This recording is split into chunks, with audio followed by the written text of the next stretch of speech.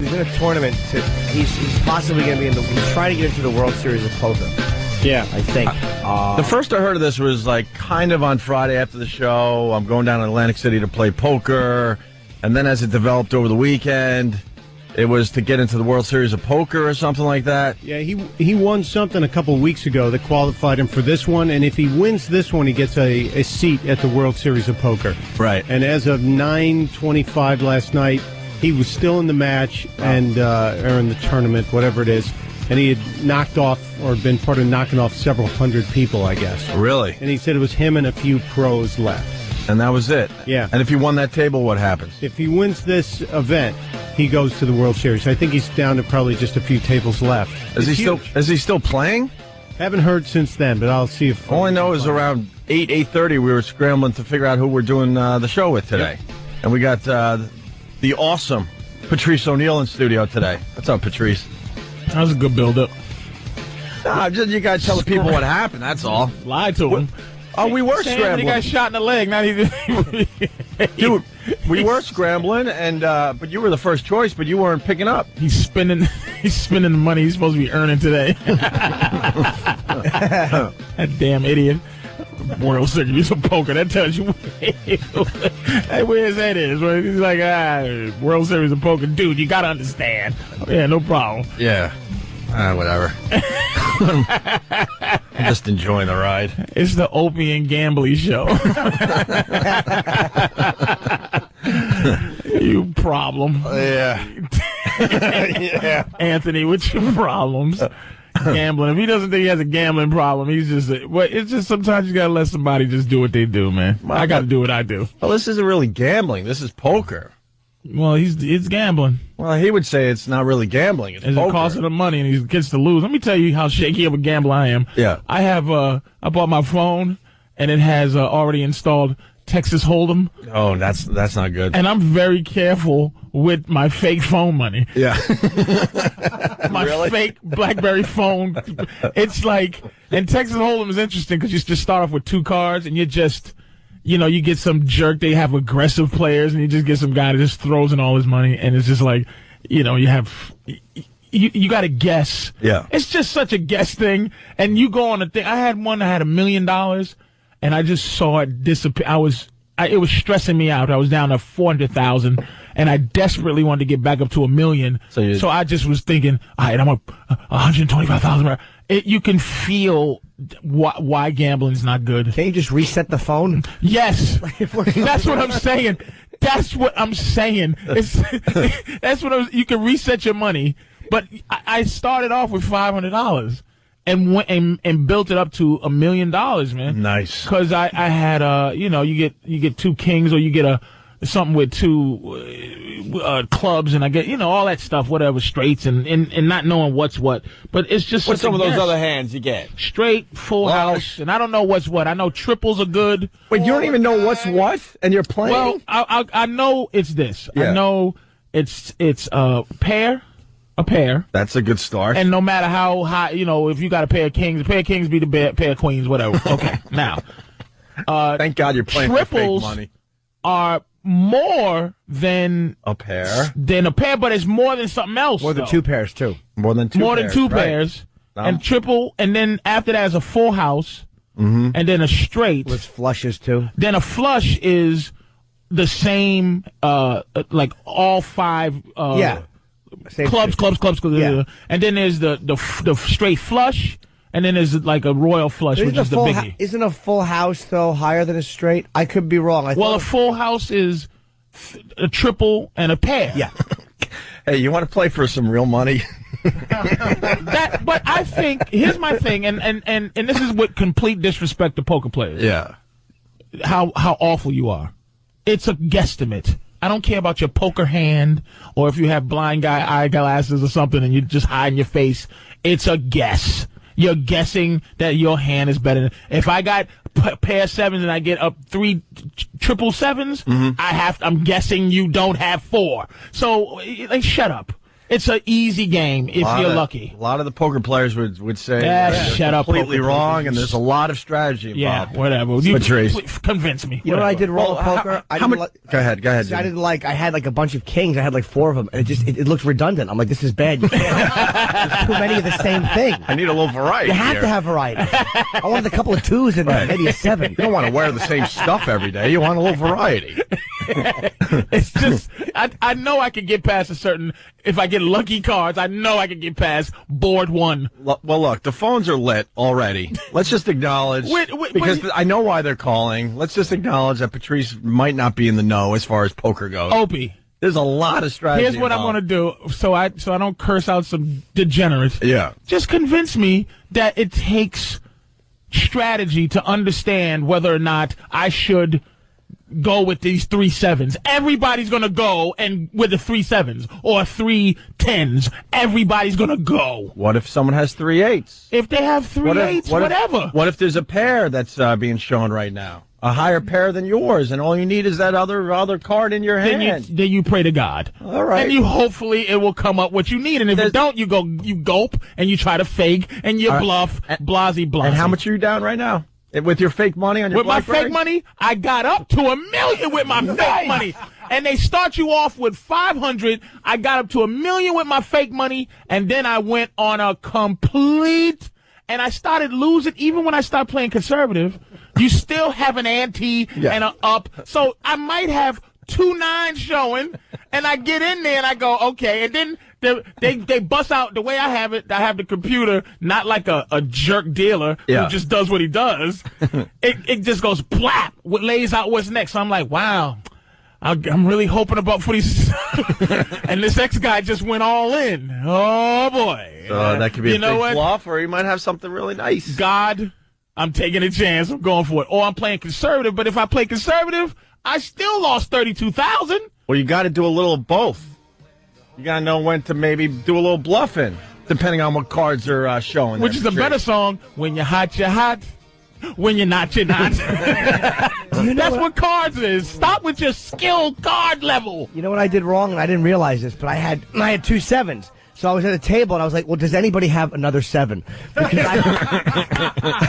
I didn't realize. Because if you don't, then I think I might have a shot at a we third trade. 7 I'll here. give you 2 for a 7 if you have it. Yeah. That's like somebody that tells you the secret of playing slots. Yeah. Shut up. Yeah, pull, watch, curse. Cross your fingers, you jerk. And if they're so great, why are they losers? Someone's better than. It's just luck. You walk through a casino and you get that person that's been to a casino a little too many times, and they go, "You got to play the end slot machine. That's the one that gets all the traffic, and they're ready to hit another jackpot." Stop, goofy guy from North Jersey. Yeah, You're not in Ocean's 13. Right. You're not Brad Pitt just fixing it and stealing from Al Pacino.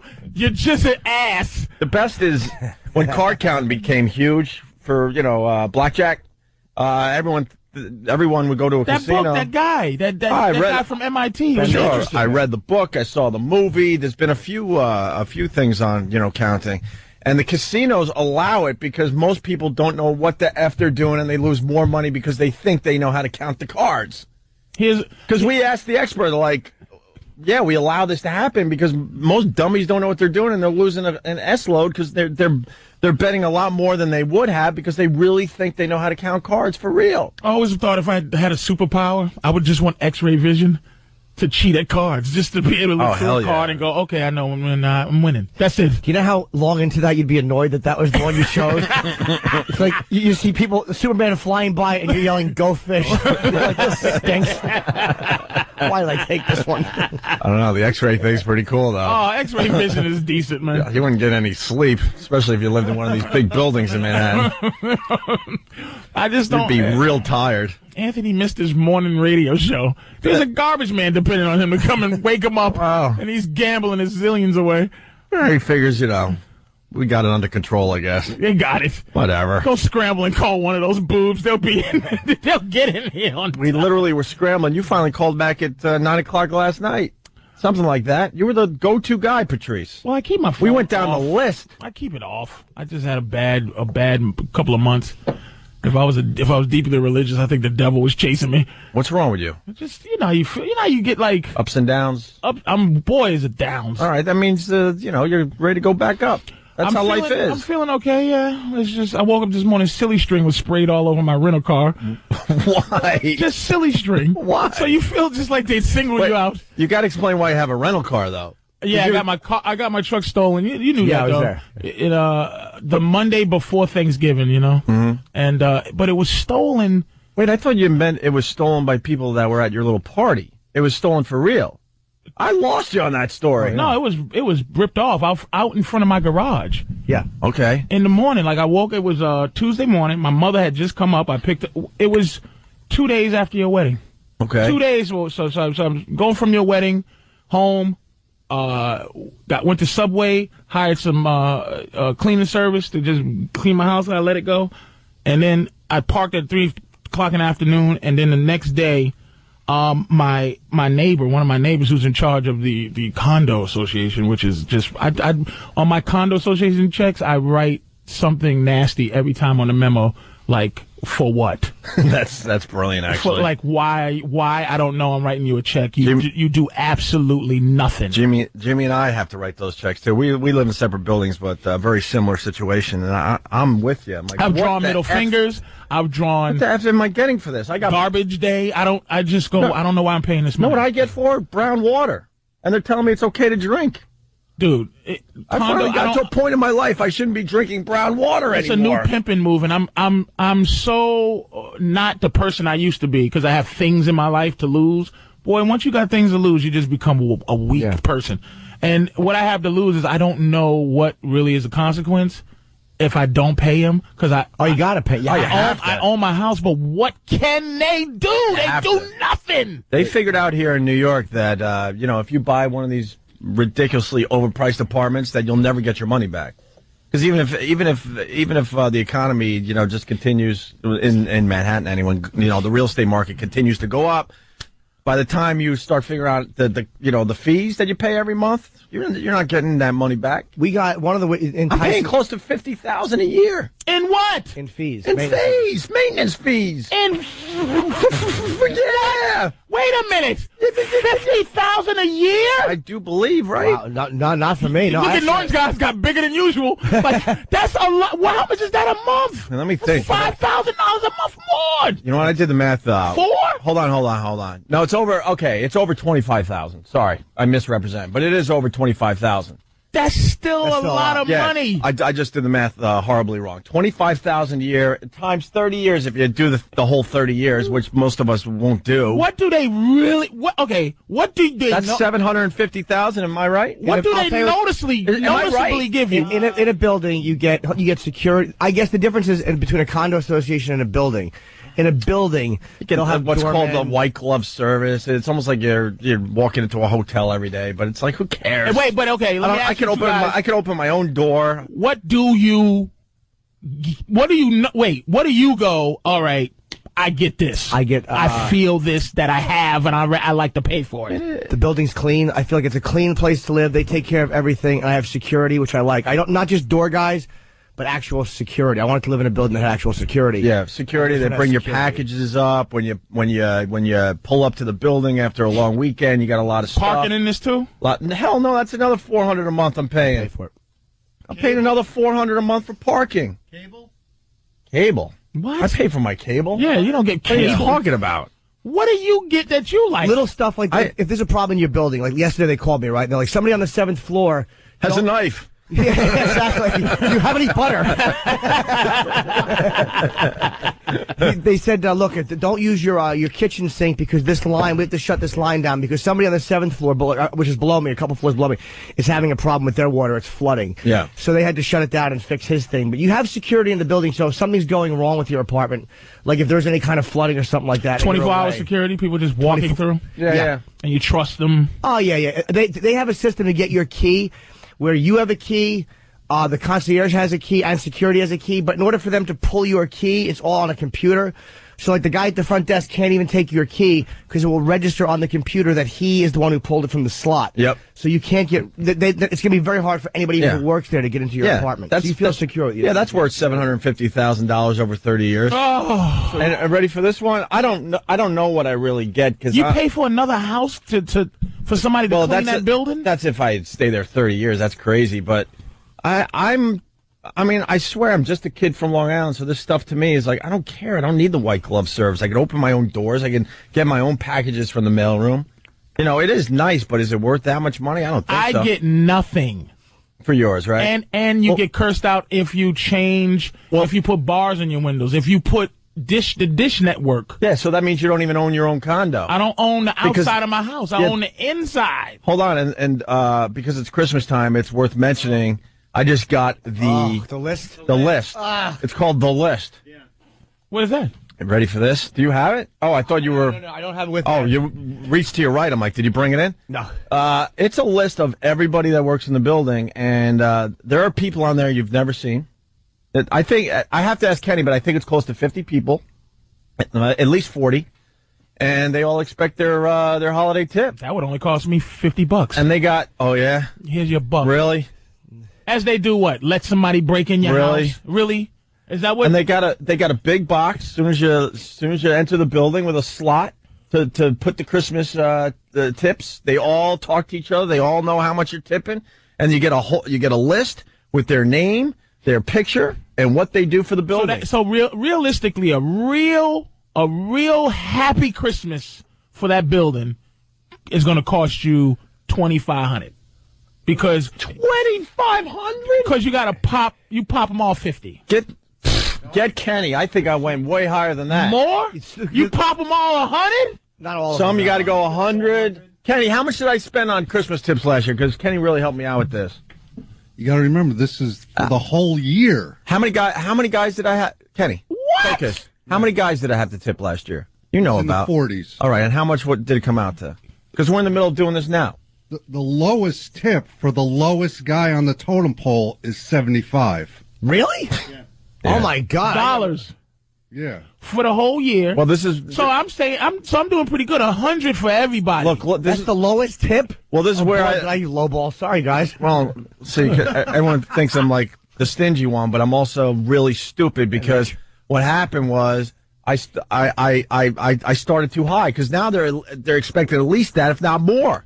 Because this is my second year in the building, second year for the holiday tips. I was thinking low. If you hit a blue collar dude with $50 in his hand, that should be good enough. Some guys it is, but then there's the guys that take you actually do when you walk in and out of the building all day. You really do get to know these guys. If you want cabs, they'll get. It's not major stuff they do. Yeah, I like a bunch of them. But you do get to know them. They're nice dudes. You feel like you got new friends and stuff. It's an expense that if you want to, it's an expense like it comes with living there. I'm like not a cheap dude, man, but dude, you just don't get your money back if you buy in Manhattan. I don't care what people say. Well, how much did I pay last year, Kenny? Do you know about? It's in the thousands. Stop more than this? More than 4,000? More than this? How much? Five? 3 something, yeah. 3 something. Yeah, I guess that. I get 3 something. 3 G's. 3 G's every year. That's how much you dropping? No, because I have. I think I tip less than he does. Yeah, I think I tip less, and I have my apartment's probably 20% of the size, so they get 20% of the tip. Well, they also go ahead, run around my apartment, then go run around his. Well, the problem is too they know how big your apartment is. And they expect more. It's a whole status thing. I hate. I don't think. So they're leaving. How many people in your building? Oh, gee, we gotta take a break.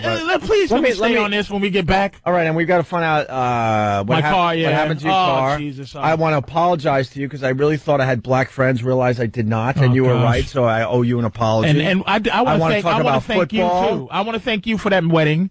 Because I found out how sad white God is. I didn't realize that. Oh, please. I did that for the older generation. Trust me. Sometimes you got white God is sad. Y'all should be happy as hell. You got to pick your shots. That one, I was like, all right, I'll do this for the older crowd because that's not my thing. And I did get a lot of exercise, by the way. All right, we'll talk about it. We'll talk about the wedding. We'll talk about sports. We'll talk about Bush getting a shoe thrown at his head.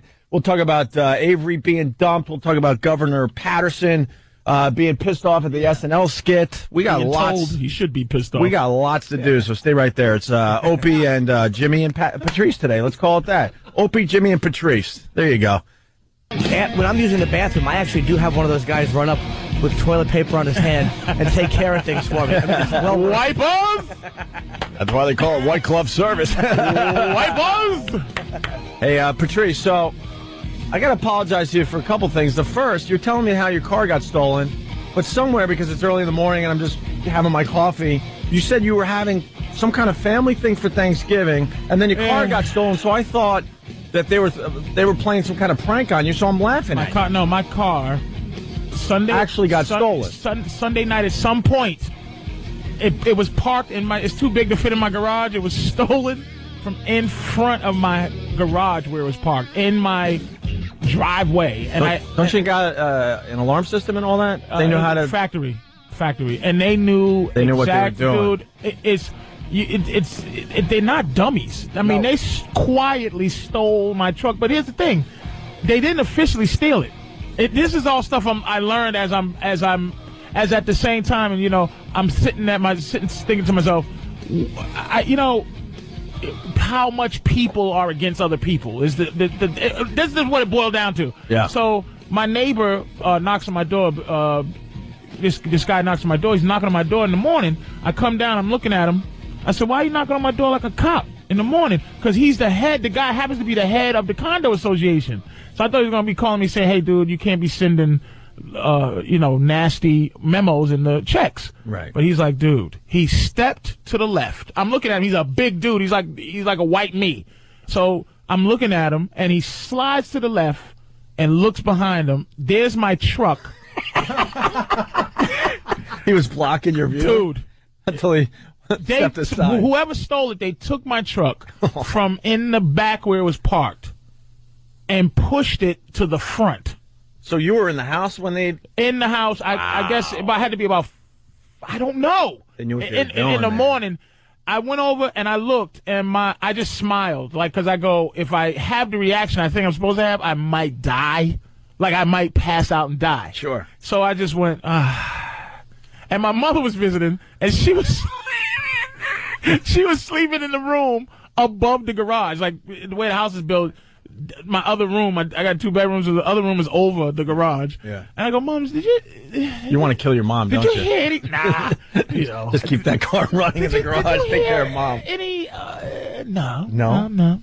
Slept like a baby? I saw you and your friends pushing the truck. I was going to say something. My mother... So I'm like... I'm just... Okay. I tell my girl, and my girl flips out because she's already very paranoid. She just is paranoid, and she believes in the secret. So this is all. See, the other day we was talking about evil frisbees, and look what happened. Like, shut up. But so what did they do to your car? Get to the point. I'm getting to it. All right. Sorry. So anyway, I'm talking to her, but it is a secret. So I'm trying to keep it from being magical. But that started off thinking the devil was after me. Right. So I try to keep it from being magical. So I walk over, I put my coat on, I stroll over. First thing I did was call 911. Ready, everybody? Don't call 911 if something like that happens to you. No, they don't. They're not happy to hear. She cursed me out for 15 minutes to tell me don't waste their time calling 911. Call the non-emergency number. I said, who needs a cop without an emergency? I almost cursed her out to send a cop. Like, I wanted to call her dumb whatever, right, to send a cop. But ultimately, I knew a cop, and I called him. I go, here's what I shouldn't have did. It wasn't stolen.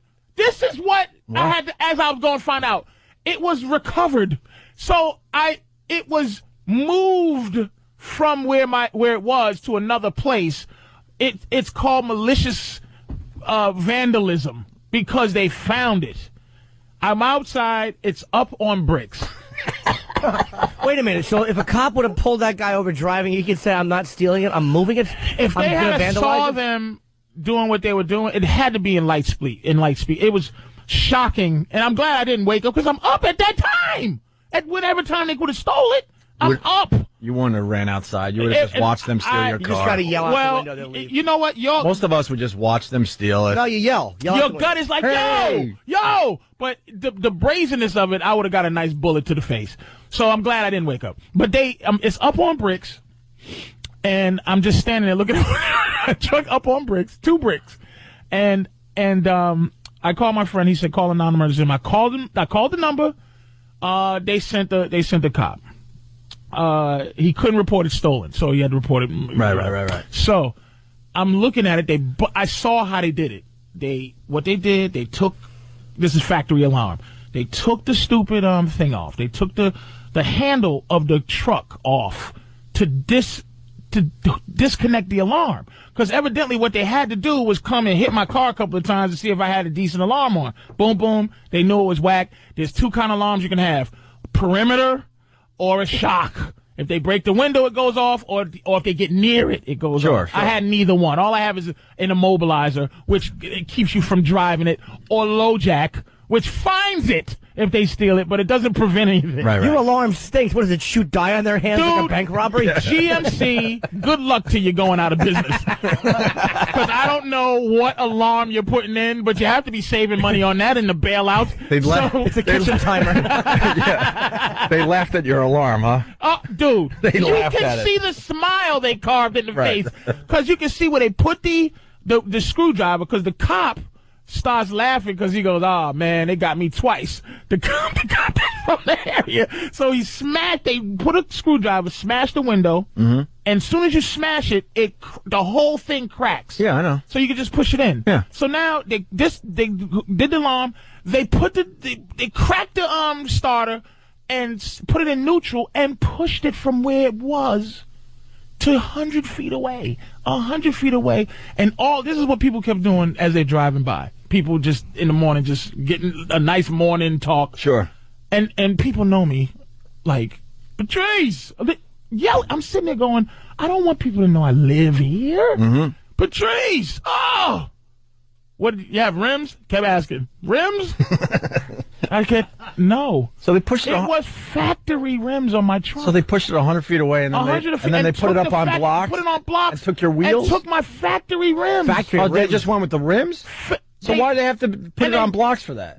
They took the wheel. They took everything. Okay, that's what I asked. That's what I'm saying. Okay, they took all They 4 obviously wheels. thought you were a white guy. They had no idea. They probably couldn't. When they saw those tapes, they're like, he had factory rims. Who is this guy? They're sitting there with my tapes too. They know it's me. They know who it is. I'm sleeping with a box cutter in my bed. Right. You know. But ultimately, so I'm sitting there, and the tow truck comes. They don't have any recourse but to pull it on the tow truck with no wheels. Right. So I'm watching fire shoot from the bottom of my truck of that pulling my wheelless carcass of a truck up on a flatbed. Like a snake skin. After the snake leaves it. And I'm sitting there going, and the cop was a cool dude. He's like, there go your rotors. I'm like, what? He just say to me? He goes, man, they got me. I put 2 boots into this. Yeah. So ultimately, the thing that you got to think they have a better way to do that, but they don't want to be bothered. Dude, Get 4 crap tires and just roll it on. They could have did that, but that wasn't going to happen, of course. Right, sure. Now, this happened the Monday before Thanksgiving, mind you. I still don't have my truck. They had to find out because I called Geico. And this is what I mean about, just what people are going to do. Mm-hmm. If you ever get insurance, if you buy a new car, one thing you better do is buy Gap insurance. I didn't know what Gap insurance is. It's the money the between what you owe on your truck and what your truck is worth on the market. Sure. So if you owe 30, your truck could be worth 15. Right. So even if it's totaled or whatever, you owe 15,000. Okay. So when I called Geico, they said, okay, they looked through the thing first before they said, oh, Patrice, this is terrible. They go, do you have comprehensive insurance? I go, I'm sorry, what is that? Yeah, I don't know. That is, if you get your car stolen, there's a special insurance you have to have. There's collision and then there's comprehensive. I happen to have it, but I asked the lady because I was starting to become a crusader. If I didn't have it, what would happen? What would happen? We wouldn't give you no money. I go, that's your job to say that? Yeah. That's your job to tell me that I was just tough luck? And most people don't know that. They're just like, yeah. Nobody knows that. Nah. You just want to get your car insurance thing over with. So you get the guy on the phone like, yes, I guess, yeah, okay, how much a month? So for 2 weeks, I've been trying to prove that I didn't steal my own truck. Seriously? Yeah, I had to get a police report. I had to give a 15-minute interview. They asked me what my and I had to stop him then. What was your motive? Wait, how much you get for it, stupid? Yeah, how much did you get for it? How much did you owe? Yeah. Are you late with any bills? Yeah. Are you late with your mortgage? How much is your mortgage? How much is your life? What do you spend a month? What do you get out of here? You think I'm lying? I don't think you're lying. I just said they get asked, out of here. exactly, and that's what I end up saying. Like, look, I'm not telling you what I pay a month. I hope but they had to prove for about a week and a half, 2 weeks, that I didn't steal it. Then they sent an adjuster out to tell me that they, down to the penny, that, it's going to cost, something thousand and two cents, and I'm not going to get a penny more. And I said, can you at least give me enough to get an alarm? Can you throw in a couple tires at least? Something? Can you do something? Throw in a better alarm system? Ultimately, I guess I ended up proving I didn't steal it, and now it's getting worked on. I still don't have a truck. So it was all before they did anything. Because I got a call. Before they did anything. When I got there, I think it was Patrice or his girl said that our truck got stolen. Or his truck got stolen. But I had my Bose headphones. And because Patrice. They didn't steal. Patrice and his girl drove me home from Opie's wedding. And by the way, I know one thing they didn't steal out of his truck: Easy Pass. I will never ride with that bum again. I thought I was the last guy to get Easy Pass. No. What are you doing with all the driving you do? For all the comedy clubs on the East Coast. I just wait. I read listen. I know why. A guy got divorced, and it's not. We did the story. You did that, so we it did is the what story. it is. That tells you something. They used his Easy Pass to help out the divorce. Sure. And they also send you tickets if you go. If you. Nah, they don't. Never happens. They haven't done that yet. Never happens. It's evil. Never happens. It is kind of evil, but man, is it convenient. If they really wanted to, they could just take a picture. They don't do that. I've never got a ticket. But it was kind of fun driving again in 1988. Yeah. Him and his chick coming back up. We're fighting traffic. You've never seen the Easy Pass lanes. Yeah. It looked like the third runway at Newark Airport. There was nobody on there. There was guys having a catch with a Nerf football. It was so irritating. Wasn't it fun? Didn't it take you back? Hell no. It was awful. And some of those roads from Philly to New York, you don't even have to go through an actual toll booth. You just continue on the highway. And I'll tell you at 70 miles an hour. I'll tell you this treating Kenny bad piece of garbage over here. There was a couple of pauses when I dropped him in front of his home. Right. I drove past my house to get to this piece of garbage house, and it was a beat where he waited to see me help him with his bags. Almost spit right on his dumb suitcase. It's not that. It's just almost like I want to give him the full story. Like, I got to drop Jim off. Sure. And I figured you wanted to help me with the bags. Why not? Exactly. Friend, big man. Piece of guy almost kicked him. Luckily funny. it was cold and his worm was. You got to get the Easy Pass, Patrice. I refuse. You got to get the. There was 4 thugs in a car ahead of us, and this fat girl got out, and I guess they bumped her car. And she got out to yell, and then saw that there were like 4 gangbangers. That they beat fat black girls up for a living, and she got right back in there. She got right back in and kept. It was just kind of fun to watch. Wasn't it fun though? Come on, Jim. To watch, yeah. As I was zipping by the Easy Pass, it would have been wonderful. But to be there, I literally couldn't have felt worse if we were like in a stagecoach with a horse pulling me. There was no reason. It's a comfortable truck though, right? It's a great truck. Yeah, you was happy? Yeah, I don't know how it is, but like 2.5 feet tire length lower. I only got the Easy Pass maybe like 2 years ago, and when I finally got it, I'm like, why didn't I get this earlier? It's a trick, and ultimately, I know it's gonna. Here's what the toll people are gonna do: get fired, like because they automate and everything. Yeah, get fired, and then all the Easy Pass lanes. It's not like you can go at 60 miles an hour through it. Something's gonna break down. No, some of them you can. That's what I'm saying. They're building them now where it's way above the highway, and you just keep on zipping. Yeah, you don't stop at a toll. It's 2 lanes. It's also a way for them to raise tolls without you complaining because you don't see it coming off. It comes with your credit card. Yeah. But Atlantic City has the actual highway, like you said, is above. Yeah, that's the what I'm saying. That they're making more and more of those to make it even more convenient. But they didn't steal my Bose headphones. I had my Bose headphones and my iPod in the truck with Patrice, and I got it. And his girl had put everything like in a big garbage bag. And I went to Patrice's for Thanksgiving. How lucky is he? And my headphones and my iPod were still there. Did you enjoy yourself? I did actually. The food it was great food, And I know Patrice's mother, and I met his. I've never met family. your mom. I think it was too many middles there for Jim. Too many what? He has the worst comedian friends. Oh, really? Yeah, Oh, middles. it's awful. As comedian. Nobody you'd ever Interact. recognize from television. Ever. Jim was the biggest star there, sitting uncomfortable. Oh, it was texting people on Thanksgiving. Do you know?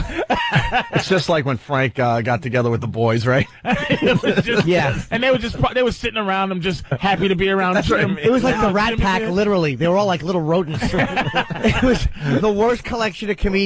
Like if And you Keith was supposed to come, but he didn't no, he went to come. Wanda's house. You got better I don't think deal. he went to Wanda's. Did he say he went to I Wanda's? think he stopped off there. You got better piece deal. of garbage. You got better deal for Wanda. Oh, wow, there you go. And then I went and saw stupid Bob and his chick on the way back into. Right. I gotta apologize to Patrice. I invited Patrice to my wedding, and you've been on the show a million times. We do the black white thing, and blah blah blah. You guys don't have black friends. I'm like, I got black friends, and I was insulted when you said you don't have black friends. And then when I'm at the wedding, and I stood up to look around the room and realized I don't have black friends. You were the only black couple that I invited to the wedding. Well, it's an interesting wedding. I mean, there's some personal things we said about it. I'll share it with you. One is when you said black tie optional. Yeah. We didn't know it was an option to wear a sweatsuit. Hey, you look sharp though. You and your lady looked all right. My girl planned her look. She was Since the wedding. She's like, I don't want to embarrass anybody. She looked in front of ridiculous. us was a guy with those satin Philadelphia Eagles jackets. I said, what is this? Somebody that won tickets from the Opie and Anthony show? It was awful. Some of the people. I was like, I can't believe. I said, sweetie, no problem. We had everything from sweats to people dressed to the nines to tuxes and everything in between. Unbelievable. Yeah. And then, but really fast, because I mean the listeners understand this because you've been listening long enough. But the seating chart for the wedding, we did it the last minute. Most people do that 2 or 3 weeks, before the wedding. Mm-hmm. So we're scrambling before the party started to still figure out who's sitting with who. Mm-hmm. And then we got into the big room and we stood up to look around like, all right, did we do a good job? And I looked behind me and it was the comedians table. It was you, it was Jimmy, it was Rich Voss. Who else was there? Tyson Walter. And then there was this couple there. The big football player. Yeah. I think he's retiring, unfortunately. He might be, yeah, he got an injury. Good friend of ours. And then there was this couple that's really good friends with my girl's parents. Mm-hmm. Sitting there, scared out of their minds. Looking straight ahead like, what did we do to deserve this table? They were out of their minds scared. They look like it made us laugh so freaking hard. They look like like they would have been friends with Robert Duvall and his wife and the Great Santini. Oh. Yeah. Like that's who they looked like older middle class people, maybe a retired military guy. Just nice people. Sitting with the comedians, and Patrice was telling me before the show, you guys are talking about threesomes and swinging and this and that. My girl and Bonnie was just comparing whose boyfriend was better and worse.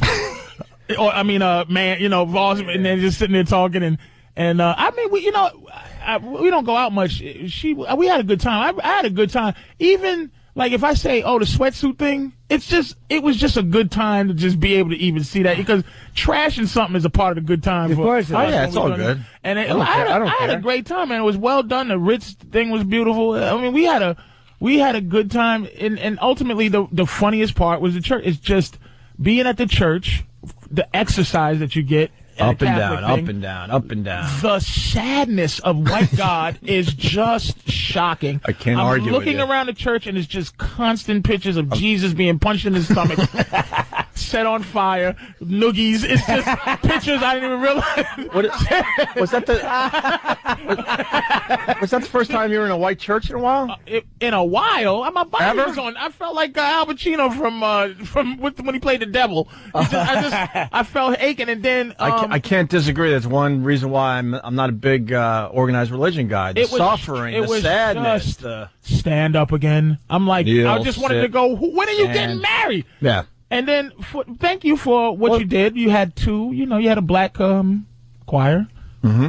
And a white choir. You know how much that cost to get that done? Dude, whatever it did, know what I learned? Appreciate it was for us. Well, know what I learned? Like, that was my girl's touch. She's like, we're going to liven this thing up. So she got a gospel choir. Why is Black God so happy? It was like Whoopi Goldberg in Sister Act. Dude, the black choir is just like, Lord Jesus in the world, and it's boo that do. Yeah. And the white choir, you had to have it, and don't think I wasn't watching. As I'm looking at the black choir, go diddly do.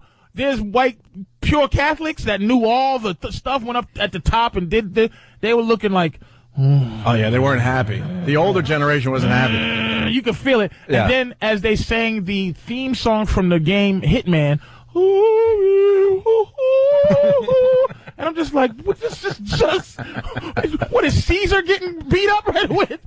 What's going on? Let me jump in for a second though. I mean, we suggested that we wanted this like gospel choir, and we wanted the black ladies singing their what's off, and the guy who runs the church, he's like, hell no, without saying hell, he's like, no, that ain't happening. And then we started with the negotiations. Well, would it happen for this much? Would it happen for this much? And you realize God has a price. You realize that you could get anything done in a Catholic church if you have the money to do it. God has a price. So I mean, when people were walking into the church, there was a concert going on. It was like, wah, wah, wah, wah, happy days are here, and it was all like New Orleans type stuff going on, right? Like a scene from Live or Let Die, right? It's just like that, and I'm looking up there, and you can see, and they had it was a Philly choir, because all the dudes had the big giant Philly beards. Oh yeah, we had Philly beards, the big Philly beards. They all look like Meldrick Taylor now. It was big fat black girls. It was a black choir, and it was nice touch. And then the white choir does it, and I just was like the sadness. But I mean, let me tell you, we had a great time, man. The food was good. The before reception food, unbelievable, sushi and everything. Yeah. The reception food was good. The idea, I got a new appreciation for everything, money, and the fact that there was, if you hire a wedding band, that they have to perform all night, and it's very choreographed, and it's a hard. I have a new respect, even though everyone's raving. New respect for a wedding band. Everyone's raving about that band. They were unbelievable. They had the part, and then while people are doing nice stuff like quiet stuff, there's a guy up there just going, the Lord lift us up where we belong. Just quiet in the back, knowing what they're doing. It was. I mean, I'm getting married at the, at the Elvis Chapel or the James Brown Chapel in Vegas. It's a fact. I looked at money or not, but it costs a lot. I looked at someone, I go, wow, this is a great wedding. And someone goes, it's your wedding, idiot. I got lost in the fact. I'm like, oh yeah, it's my wedding. And you didn't pay for it, right? Her dad paid for everything, right? Yeah, we did a little something. But that's, wow. That's how it's supposed to be, though, right? Her father? They definitely paid more than their share. Let's just put it that way. Yeah. All right. At one point, I'm hearing, and I'm not a big Cyndi Lauper fan, but I'm hearing Time After Time. Is that the name of the song? Yeah. Yeah. And we're eating our purple potatoes and the Peruvian potatoes or something. I don't know. The staff, by the way, had the people who served the food had the personality of his insurance adjuster. Oh, really? Oh, and terrible. Excuse me, can I have some milk, sir? And shut up. And I'm a big fan of the remake. I like when someone else tries to do a very popular song. And I'm hearing Time After Time, and I'm thinking to myself, I'm not a big Cyndi Lauper fan, but this dude is doing a really good job with this song. Meaning this dude on a CD. I figured the band put a CD on so we could eat dinner. Was just standing up so I'm like, wow, I got to go up to the band and find out who does this so I can maybe, get it for my iPod or something, right? I look up, and it's the black dude singing Time After Time. I'm like, you got to be effing kidding me. It was so CD well quality. Choreographed. Whatever music you needed, somebody would be singing the music you needed for the time that you needed it. The big everybody dance music, the toast music. It was. Well, I'll tell you this much. I mean, for the people getting married out there, just spend all your money on a band, a real effing band. Yep. It makes the whole wedding. Go to Vegas, and then I'm just saying, if you're gonna have one of these traditional weddings, that wedding, make sure you get a real effing band that knows what they're doing. One actual price from you. I get one price. How much to rent the hall at the hotel? Just the hall. There's your answer. More than $1,000? Perhaps more than that. And how long do you get it? From what to what? What do you mean? Well, we went with an after-hours wedding party thing, which I don't think the Ritz has ever done before. So the wedding ended, and then we went into after-hours mode, where they brought out the cheesesteaks. Were you there for the cheesesteaks? No. Oh, you missed the cheesesteaks. And then we break it down. The band leaves, and then now it's a DJ. Like you're in what time did like one of these to, crazy clubs. What time to go to? I don't know, like 1? I couldn't have cheesesteak. I literally ate until I had to sit on the toilet and eat and make room at the same time. I could not shove anher bite of food in my fat face. I did not stop eating for hours. There was plenty of food, man. They went. They brought out the cheesesteaks. Yeah. I wish I could have said I snuck out, but it was like, wait a minute. All the black people. Where did black people go? But I was black people. But that's where this started. I realized that I don't have black friends. You were it. You were it. I really thought I had more black friends. You thought you did? I really did. What does that even mean? Yeah. I don't know. What does that even mean? When you go, you don't have black friends. I'm like, yeah, I do. Yeah. And now I finally have officially realized I did not. Black friends, right? If you thought you had black friends, yeah. What do you do? Well, because they were just blending with my friends. What kind of friend are you where you're not sure? Because I know. You just found out you had black friends. How about this? I don't know how many Jewish friends I have. You're just friends. Your friends. Stop using that term loosely. Call them just some folks. Some folks? I don't have any black folks in my life. Black folks just hanging around? I don't know. Friends are friends. I don't know which ones are black, which ones are Jewish. Every night. Who do you say hi to? White people. White people. We got to take a break. He's all right. Quick thing. I'll be at the Borgata in Atlantic City, January 16th, 17th. One night is sold out. One night has some tickets left, so figure it out yourself, theborgata.com. And I guess we'll be back. We haven't done any new stuff yet. Yeah, we're going to do, we're definitely going to talk football when we get back a little bit. We're going to talk Sean Avery. Going to talk some baseball. How I could have went to Dallas and went to that. All that stuff, all right. And sat in a box, but I didn't decide to be here. And then we got Bush getting shoes thrown at him. He's got good reflexes, though. He certainly does. I'm very impressed by his reflexes. You could have went to the Dallas game. I could have went to that and the Monday Night Philly game. All right. Opie and Anthony sans Anthony today. Good morning. How are you? Let's talk a little football. I'm not feeling good about my Jets, I got to tell you. I know they have a big win over the Bills yesterday, but Brett Favre isn't impressing me, and this is where he's got to step up, but I don't think he's got it. He's 40 years old. I understand that. I'm getting a little nervous here. Everyone is excited today because big win over the Bills, but the Bills suck. A 40-year-old Brett is better than they haven't had a good quarterback there since Joe Namath. Well, you got the Chad Pennington thing. He's winning games for Miami. Who, rub arm? Yeah, he doesn't have much of an arm. Chad stinks. But he's getting the job done down there in Miami. He's not getting the job done. That defense and those trick plays and all that stuff, they're doing okay. Yeah, they play a little old school football down there in Miami. They're just trying to win. That's what Miami's trying to do. Trying to win. And it sucks. Sean Ellis had the fumble recovery and ran in. Ran in the 11 yards. I'm amazed he made that play. And look what he gets on the sports page today. Pot luck because he was busted for pot November 29th. So they still played him out, huh? Huh? They still played him out. Yeah, there you go. Oh, that's why the media, no one wants to talk pot to him. Luck. Ellis' return helps Jets smoke Bills. See that? Pot luck in a country where it's almost completely legal. Yeah, exactly. Thanks. Who gives a crap about people smoking the pot at this point? But thank you for the fairness paper. I asked you just before we went live if you saw the end of the Jet game because I did not. And he scrambled. No, I saw the big play. You see him knock over the ref? No. Face planting down to the turf? Oh, man. Did that look delicious? Can I see it? Oh, my God. You got to check out the video. I hope it was an old 60-year-old one, too. Just I don't know. His hip. I don't know the defenseman that was trying to make the play and pushed him. It looked like he pushed him out of bounds just at the last second, but Ellis was able to tiptoe into the end zone. But the guy that knocked him at the last second knocked over the ref to try to get on the play because the ref was in the way. So he said, "Screw this! I'll take my chances with the league." And just knocks him from behind. He should have been able to do that, though. I think you should be able to. I'm sure Roger Goodell will find a reason to end his whole career. Yeah, he sickens me. Yeah, especially if you're making, this is the game-winning play. You're in the way. You're in the way, so you should be able to do whatever the hell you want. I'm with you. But they're saying there might be a big fine or a suspension for the guy. And the ref, don't know his name either. I didn't do my research, whatever. Some white dude. He's bleeding like crazy because he face planted onto the turf. If he's a man's man, he would have gone, "Hey, dude, this is football." If he was a football guy, he would go. He seemed pretty cool with it, but Football. the announcers were basically saying, I don't know what the league's going to think about this one. It was the Bills center, Duke Triplett. Who Duke, knocked the right, ref right, down, okay. And he actually went into the locker room after the game and apologized to the ref, and the ref made a point of coming out and telling everybody this was a class move. Okay. He's a good guy. Yeah, it wasn't malicious. The guy just wanted Just to in get the to the way. play. Like, move, you idiots. Move out of the way. Yeah. This is not your game. This is my game. So, but I made a rookie mistake with the DVR. It was a really nice day in New York, and we still haven't gotten a Christmas tree. So I'm like, you know what? This is what I'm going to do. Jets-Bills game, really good game. I'm going to push record. I'm going to go get my damn tree. I'm going to walk around a little bit. I'm going to come home. No one's going to tell me who won the game, and I'm going to make believe it's still live.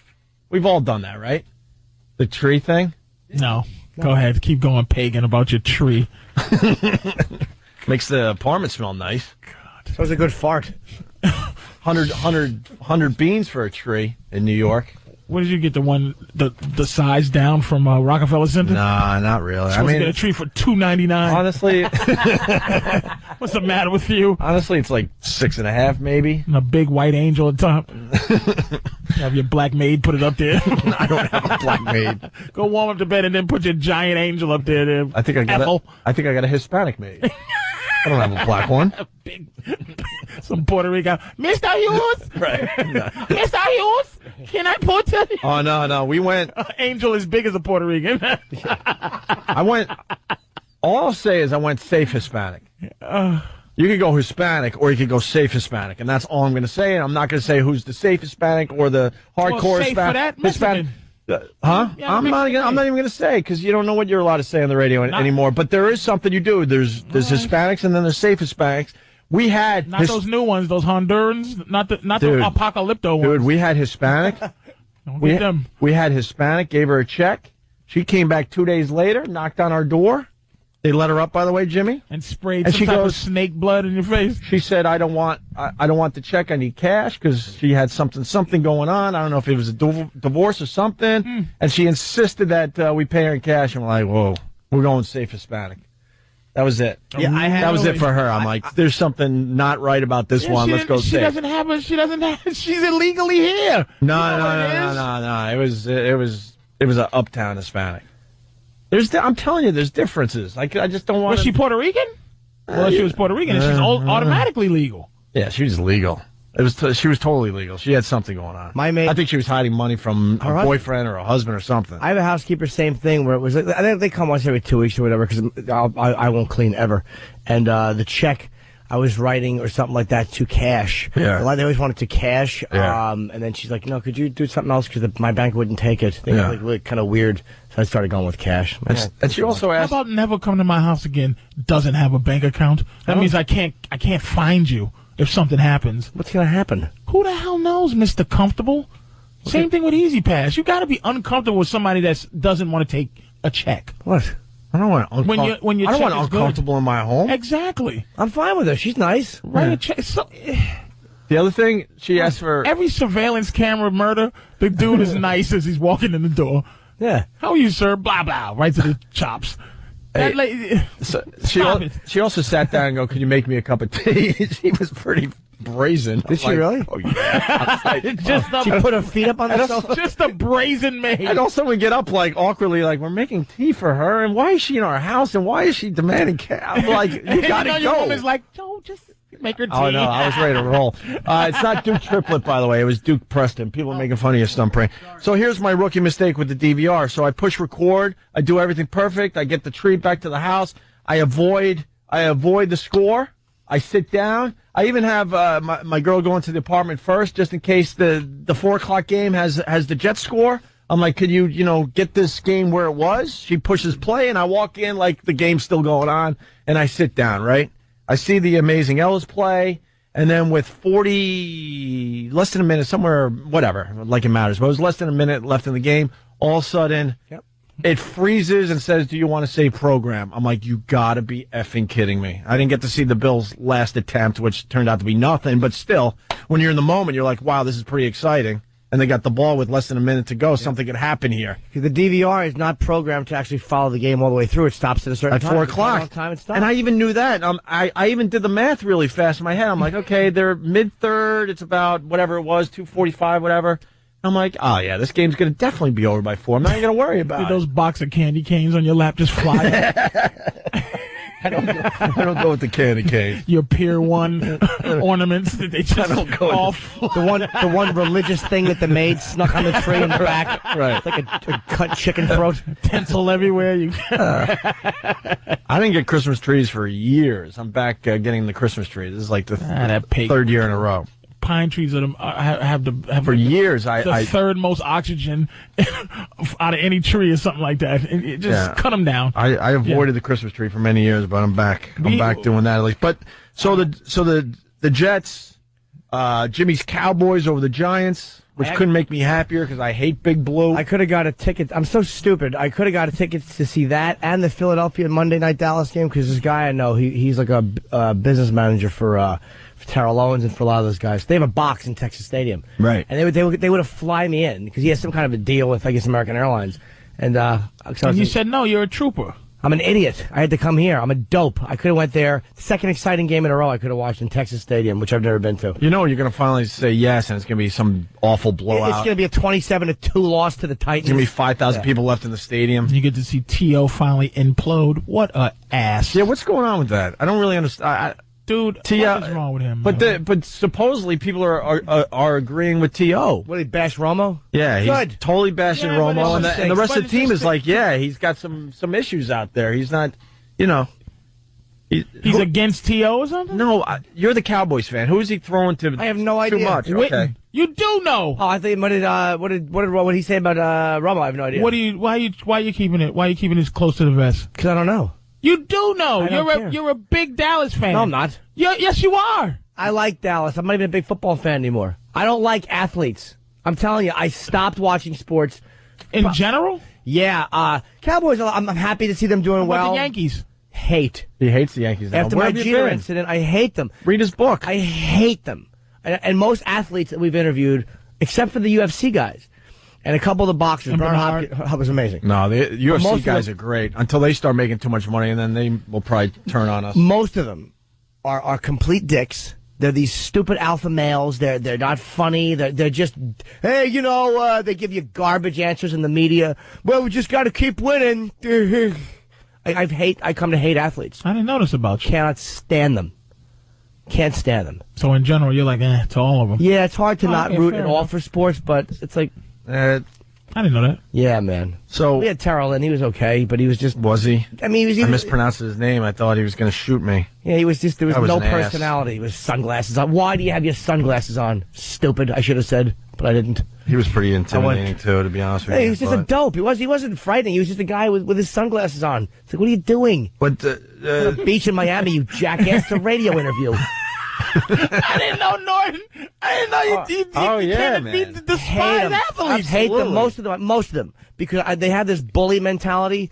They're not fun. They're the type of guys that want to grab the back of your neck and go, "Ugh."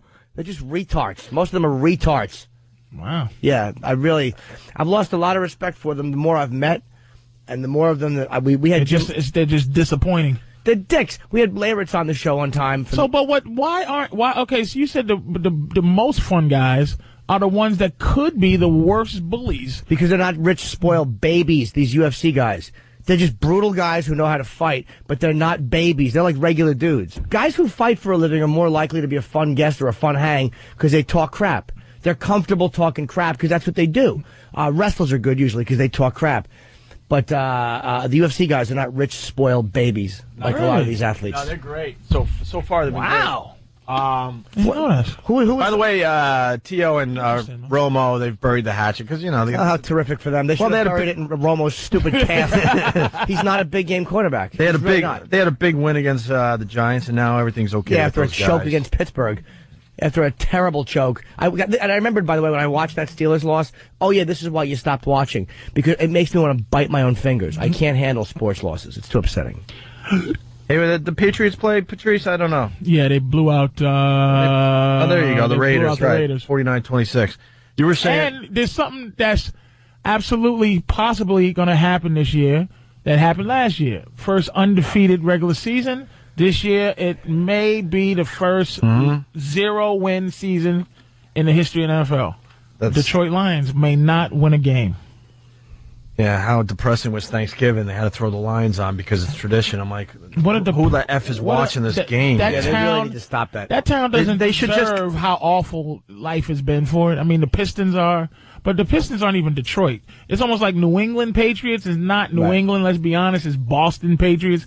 But they just call it New England with the other teams. They need something, other parts of New England. They want to get some fans from Rhode Island. Detroit doesn't even play in Detroit. How far? Auburn Hills, right? Auburn Hills, which is the suburbs. They're really not the Detroit Pistons. Oh, really? I didn't know that. Yeah. I always heard Auburn Hills, but how far is that from the city? I don't even know. I think it's an hour or something crazy. Oh, really? Something outside the... Detroit is miserable, man. They need something going on. There's nothing but sadness happening in Detroit. 0-14, they got 2 to go. Oh, dude, and they're gonna lose. And they said the only real chance who do they got left? Minnesota, and Minnesota beat them. Or who they lose to? No. Who just beat them? I don't know. I don't know. I don't care. Whoever beat them last week, that was who was Minnesota. That was who they said had the biggest chance was a division playoff, a division team, right? Who was going to have a letdown against them, and they think that they don't have a chance. Well, they say the Pistons too. They're like the playoff hopes got dashed by that loss too, like because they had a shot. Nothing. Had some potential. All right. Hey, you were saying you hate both New York teams. You hate the Jets and the Giants. If you don't have that cable, football package, you're forced to watch what you have to watch. And the New York football teams. By the way, people calling you an idiot. The Buccaneers went 0-14 when it was a 14-game season in the 70s. I did not know that either. How about the fact that I didn't do the investigation? Whoever's calling me an idiot, waiting to hear idiotic things. But officially, maybe an 0-16, maybe maybe they've been playing 16 games forever. They're going 0-16. It would be a first. The first, but people are saying it's the first 0 loss in what? Shut up. Anyway, what was he saying about the Giants? The Giants and the Jets. You hate them. And I'm not kidding. Are the 2 most boring football teams I can think of to watch. I'd rather watch San Diego be 4 and whatever than to watch the Giants win. They bore me. I never got into the Giants. They bore me, and the Jets are no better. It's something about their uniforms that make them look slow. They just don't look like every other team. Like, Chicago just looks like a football team. Hold on. I got to slow you down because that's a really good observation. They just uniforms that make you look slow because some of these teams really have the logo in such a way it has like kind of a swoosh. Do you notice how fun watching Oakland Raiders play and they never win, but it's something about them there's some excitement to what they look like. What logo makes them look slow? I'm trying to think of football teams now. How about a blue helmet with nothing on it but Giants? The Jets did change their logo, so it kind of looks a little like with their sleeker and a little like wind resistant. Bill Parcells should just run football. He should be asked for his advice about everything. He should just be the commissioner. When he came into the Patriots, they had that loser man in the huddle. Patriots the worst. Position. He changed it into something that looks fast and good. Right. He changed the culture. I don't like the Patriots' stupid new one either. It's like the guy's head with the half of stuff coming off it. It's like it's speeding by you. It's terrible. Did you hear the word you used? Yeah. Speeding by. It doesn't matter. Not just the awful guy crouched down and taking a dump position. Yeah. And the Jets, the Giants and the Jets. I'm sorry. I know they're winning and the thing about sports fans, because I was in Texas, I don't like uber crazy sports fans that get over this, man. I was in Texas being very careful about how I was discussing the Oklahoma-Texas game. There's people that is religious, and I don't want to get people angry with me. I'm just saying the Giants bore me to tears. And the second team that bores me more is the Jets. And I have to watch them. If the Jets are playing, Fox can't show. If the Jets are playing on channel whatever, the worst. The Fox can't show a game against the Jets in New York. And the same thing with the Giants. I can't watch anybody but them. I'm on my hands and knees praying and thanking God when the Giants are not on, ruining my football experience. That's so you buy the football package. Yeah. That's why. That's so you buy it. Oh, Don't you think the league would get more fans if they just gave you a few choices every Sunday? well, it's the biggest market, I guess. It's just New York. I understand. I don't know. When I used to live in Buffalo, if they didn't sell out the stadium, they wouldn't show the game locally. I'm like, there's nothing else to do in Buffalo. And radio stations would start just buying up the tickets so everyone else could see the freaking game on Sundays. Like, sometimes it's like, well, there's still 100 tickets left. I don't know if the game's going to be shown on Sunday. Are you kidding me? Buffalo might be the third worst. New York. Yeah, Buffalo is like shouldn't be watched. Yeah. New Orleans doesn't win, right? They lose most of the time, but it's something about the way that team is. You could just watch them not win. Mm-hmm. It's just. You know who should have had a better throwing arm? That reporter that lobbed 2 shoes at Bush's face. Oh, Jimmy! I like the seg. We're going to be talking about the Bush thing. You don't think the media is biased?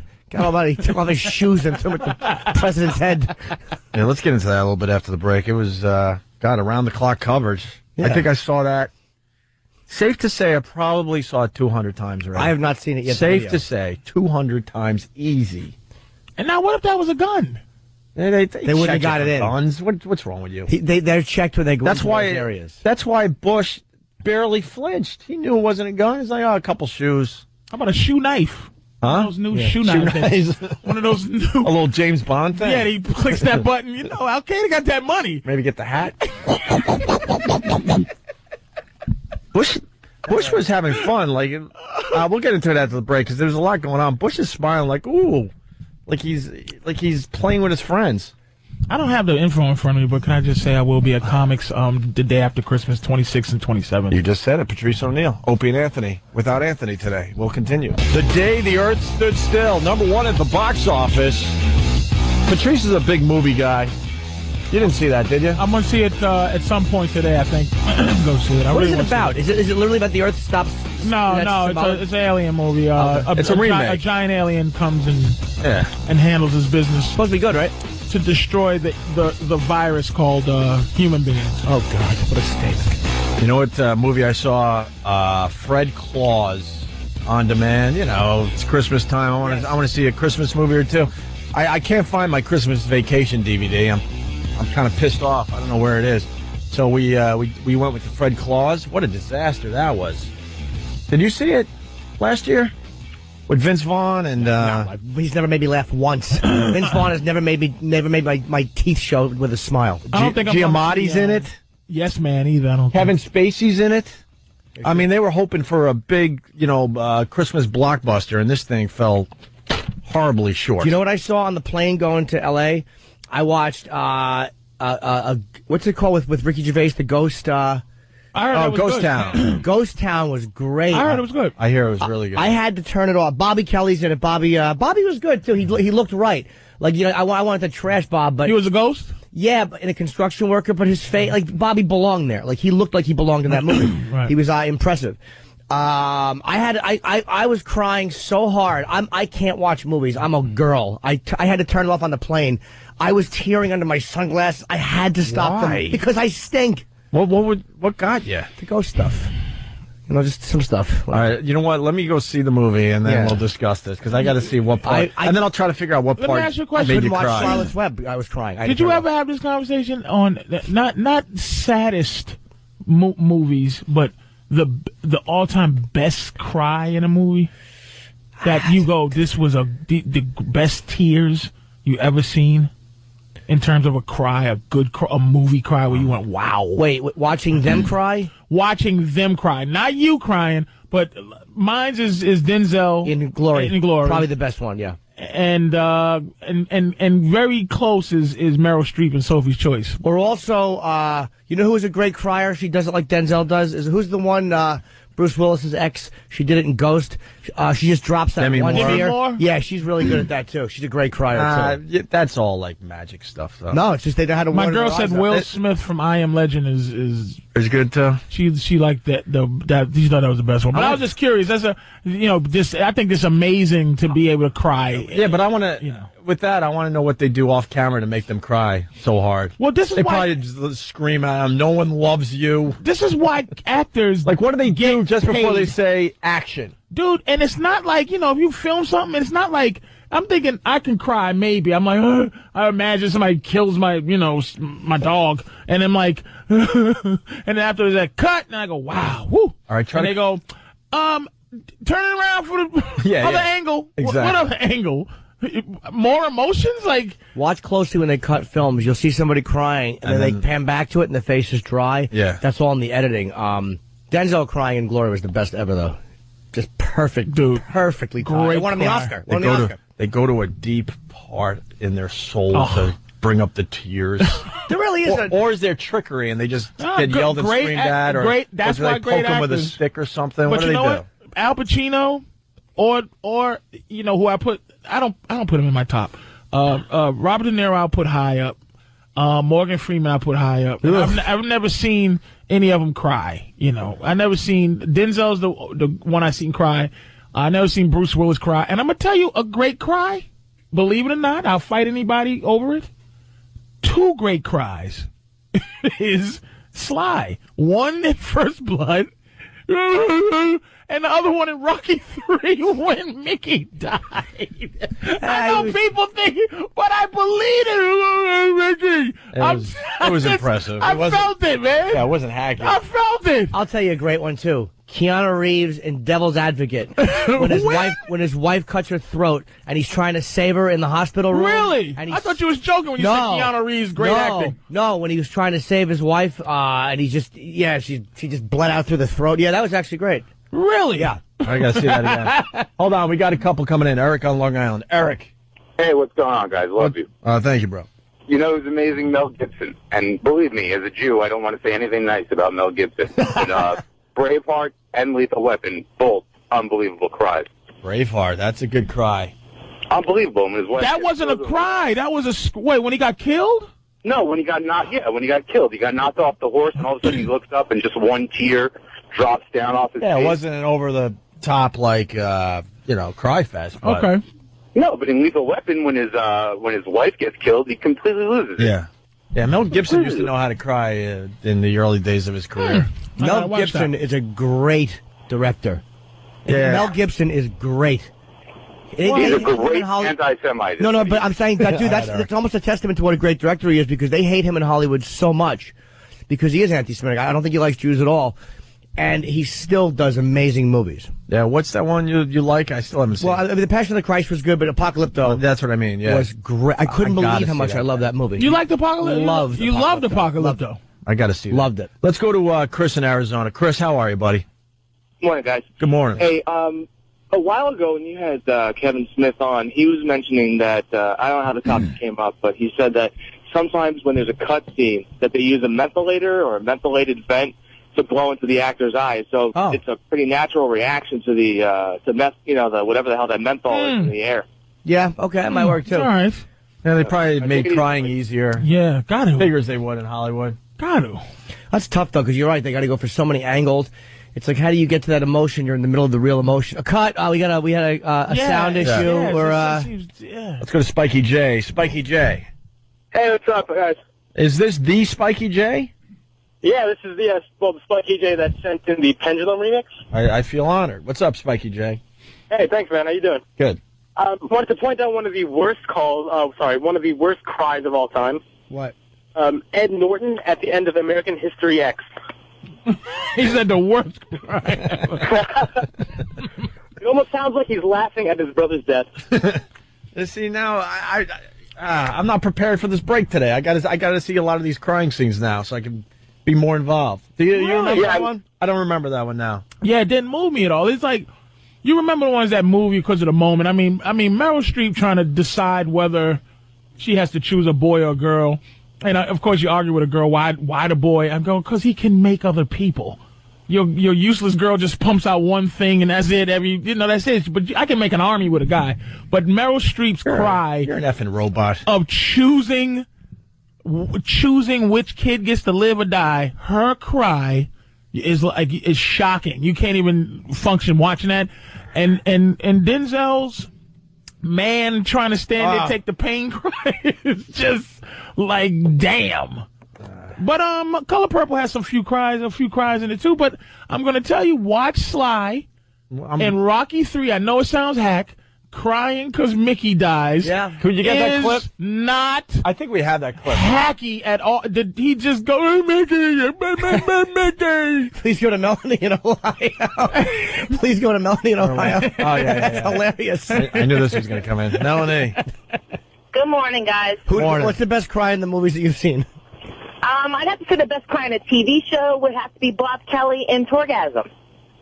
Should have kept it at movies. Did you not understand what made that so beautiful? Is that what we're saying? There was a orgasm. It's still good. It's still funny. Let's go to Space Trucker. Space. Good morning. What are you hauling today, Space? I got 10 pieces of paper, 45,000 pounds. Jeez. All right. Hey, somebody's got to read a newspaper. I hear you. Okay, this is old school, but a very young Glenn Close in The Big Chill. I didn't see that, and I didn't see Terms of Endearment either. I don't know how sad that stuff is. Well, the Glenn Close thing, was that the rape shower? No, it's her friend has died, but she's had an affair with him before he died. That's a really good movie with a lot of actors just getting started. No, but didn't she cry in the shower? Yes. Okay, all right. Yeah, that was a good one. Here's a weird one for anyone that saw it. It's one of my favorite movies, too. It's a New Zealand movie called Once Were Warriors. It actually did very well here. Wow. Rena Owen, the mother, when crying the kid, in that. Yeah. After the kid hung us. The mother crying. Great cry, but it's one of those things where it's just that's too boutique to actually put in there because it's so no one's seen it. Well, people saw it, but I know what you're saying. Yeah. That cry with seeing her daughter, because she had a real trying to catch her breath cry. That was a good cry. Good cry. Yes. Horrendous. Yeah, man. Yeah, I'd say, man, I can't, man, First Blood. The first blood, as he's sitting there talking about being a Vietnam vet. I bet you he did Vietnam guys proud in that movie. Hell yeah. Even though he's become almost a character, but that whole came on, that he was like Sly. Am I crazy? Is it gay to ask now, like, the best cries? Is it gay to ask now, like, is it too radio bitish? Like the best cry you've had in a movie? Because I can't stop crying during movies. I'm turning into my aunt. You're actually crying? You're letting go? Dude, I've always cried at movies. But I cry at any type of a sad movie now. I'm finished. With people? Anything. I couldn't watch Charlotte's Web recently. I had to turn Charlotte's Web off. Dude, I turned... Are you taking estrogen? No. You drink soy milk? No. Are you drinking soy milk? He loves Wait a minute. soy. You drinking soy milk? He loves the soy. Stop drinking soy milk. No, I have like one... Listen to me. No. Estrogen is in soy. Men should not drink soy milk. You're becoming a girl. No. I'm not. I'm telling you. Look, he's ready to cry now, Patrice. Yeah, I'm telling you. No, I'm just becoming a human. I'm telling you. I need you start to smell fishy. we should have a crying contest right now. See who could cry. I can't cry. I won't even. Anyone here could cry on cue? I don't think I could. I don't think anyone could do that. That's a special talent. Hey, there's some mothers coming in. Any of these you want to go to? Heath Ledger and A Knight's Tale. He doesn't cry on that. Oh, I thought in a Dark Night. Okay. All right, we'll blow that. John Turturro and Miller's Crossing. What? I don't remember. He begs. He doesn't cry. Hey, I know what Chris. you're talking about. He begs. Is he begging or crying, Chris? He's not. He's begging and he's sobbing. You got to put it. He's begging for his life, but you can't. Because there's snot and spit flying out of his nose. He's crying though too. Dude, that's a great scene. Find it in your heart not to kill me. He's very good, but to say that's a begging for your life cry, please. Yeah, you got me. Wait, Jimmy's trying to cry. Jimmy's trying to cry. You're getting close. Look at your eyes. No, that's just mucus. No, he's getting. Jimmy's wet. Do it. Yeah, not good. Jimmy is almost crying. It's not. I stopped it, but yeah, it is. No, you got to get a tear from Jim. How do you cry at these? What? So okay, give me something sad. Did you watch I Am Legend? My eyes burning now. I did, but I don't remember. I think I cried during. Are you an animal guy? Yes, but the dog scene didn't do it for me. The dog scene didn't. Nah. Have you seen Old Yeller? I've never seen Old Yeller. I have, yeah, but I don't remember it. Obviously, that was a sad movie.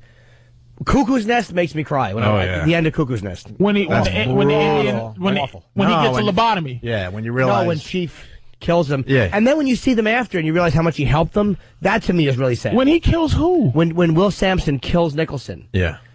Oh, you cried at that when he over with the pillow. Oh, my God, yeah. It's awful. with his feet like It's awful. shaking and oh yeah, Awful. Jimmy's got let it be known because it's radio. Jimmy's got a lot of moisture in his eyes. Yeah, I could have. He's ready to roll a tear down. I can go pretty quick with that, but I actually stopped it just because Why, man? You might might have Hollywood directors out there. Oh, soy milk Norton. Dude, but it was so bad watching this movie that I could feel it coming too. Which movie? The Ricky Gervais movie. Ghost Town. I can cry like now is easy for me because I actually slept last night, but when I don't sleep and I'm like on no sleep and I'm emotional and I'm a mess because your head's all over the place, so I can't like do anything sad. In the Mood morning. swings, like you're on your period or something. No, not that. My body is changing. I feel fat. Keep going there, bloated. Go ahead, finish your story. Menopause. No, I am. I just like on a plane. I'll fly first thing in the morning, whatever, and I won't sleep a lot of times. So I had to stop it. My tears were so uncontrollable. I had to stop it, and then I watched again on the way home. I fast forwarded through the monitor to just get the last part, and I still cried again. And the old lady next to me. I could see her watching and doing the I'm on the plane eye dab, right? Like where you brush the side of your cheeks because we're all wearing sunglasses on the plane. You brush the cheeks. It's awful. Which sometimes is confused with the tired, watery eye thing. Yeah, so I've actually done that with. Passion of Christ made me emotional.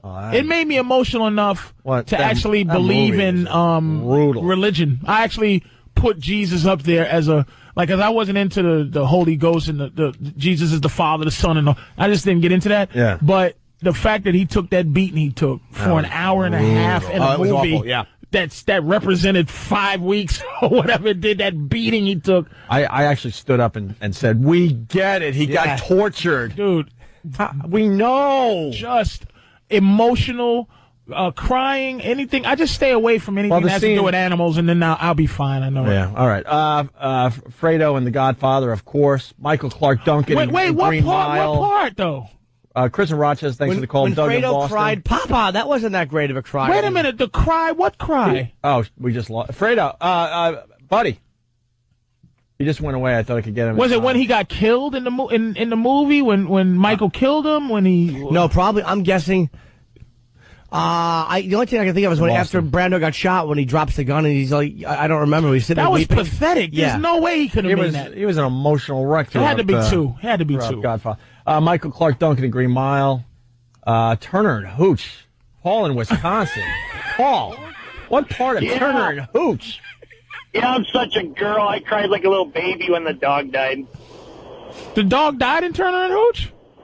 Yeah, right at the end, and then it had like puppies with that other. Oh, so you're an animal guy. How about Benji? You cried at Benji? It just shows you. Oh, I cried everything. Okay. He's just a crier. More soy milk. Just stay away. Stop drinking soy milk, I'm learning we got to stay away from the soy milk today. See, you learn something every day in the show. Funniest cry, Will Ferrell and Anchorman. I never laugh at cries. Not because they bother me that they're making fun of it. It's just to me they're always so corny. Fake cries never make me laugh once. Sean Penn and Mystic River. Mystic River was a much better book, by the way. Has to be said. I don't remember Sean Penn. How about the Sam movie where he played the retarded kid? I've never seen it. I didn't see that one. I didn't want to deal with that crap. How about Philadelphia?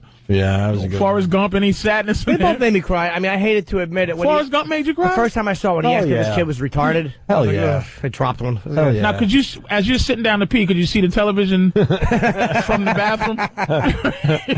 Jesus, Jim. I'm telling you, it's where my emotions have always come out in such weird places. Like, in movies have always. And it's not a sex ploy. It's not something you learn to do. I do it alone. My first big cry in the theater, I was ashamed of it, too, is when I was a kid, I went and saw The Champ in the theater with Ricky Schroeder. I saw that recently. Was that Schroeder or Ricky Schroeder? Okay, yeah, it was. Jack Warden. That was a rough one. John Voight, and who was the woman? That was a rough Dunaway? one. I cried recently when I saw that, too. You know, because I knew The Champ was about to kick the bucket. Oh, that was awful. a rough one. Okay, Weddy, let me ask you this, all it did was anger me, is, Baby, with Hilary Swank. something baby? Million Dollar Baby. I hated that. Did that make you cry? Not at all. That just angered me. Yeah, I don't absolutely. think so. Boys Don't Cry made me cry a little bit. But Do you know what I'm talking about? Yes, Million Dollar Baby with her patheticness from the last hour of the movie. They were trying way too hard to get you, all right, good. get you to feel something. No, I'm with you on that one. I hated hated that movie. I really hated that movie. Hey, Patrice, this is the Stallone thing from Rocky III. Dude, it's because it's Stallone that you gotta laugh when you. But his crying when Mickey dies is up there in an all-time cry scene. All right, we're gonna take a break. We can continue with this because the phone's just lit. Mel Gibson and Ransom, Adam Sandler and Reign Over Me, Russell Crowe and Gladiator. Ransom. Ransom was a good movie, man. And Russell Crowe and his kids and his wife is burned up. That crap. Yeah, that bothered me. Sean Penn and I Am Sam coming in again. Tippy Tom crying at Sophie's Choice. We might have to squeeze that bit in today sometime. That is hilarious. You know Tippy Tom. When I was doing Sophie's Choice on Google, I saw Tippy Tom cries at Sophie's Choice. I didn't click it because I didn't know what it was. Go home and it is hilarious. Can we link that today? Our homeless friend watching Sophie's Choice crying his eye. We were just egging him on too. We were egging him on. I'm like, Tom, what do they do? We just kept. Do yourself a favor if you're in front of a computer. I don't know how you find it. Maybe Sophie's Choice / Tippy Tom or something like that. You'll get to it. You're savvy enough, but it's worth a peek, man. It's funny. And it's sad and funny at the same time. Yes, Jimmy. So we're going to break now? Yeah. All right, just real quick for Patrice. I forgot to do this before. Comics Comedy Club. Patrice will be there. It's on 14th Street, December 26th and 27th. Nice. 8 and 10:30 shows. Holiday week. Everybody is off. So 212-524-2500. That's Comics here in New York City. I saw Patrice at Comics last time you were there. And, man, did you own that place. I love Comics. You own that place. Big fan of Comics. It's actually a nice club. It's like it seats more people than you think it does because very intimate. It's got like almost like a half of almost like a half of a circle seating. It feels like it's really great. You were like a pimp. You own. I can't even. I'm trying to give you accolades here. It's like you own that joint. You were like I don't know what to say. You were a rock star. White people can't say pimp without it sounding like the devil. I know. I mean that in a loving way. I know you do. I mean that in a loving way. I know you do. These people were freaking out that you were there. They all waited around to get their pictures with you. You look like a pimp. How you dressing now? Well, thank you. It's just own that joint. By the way.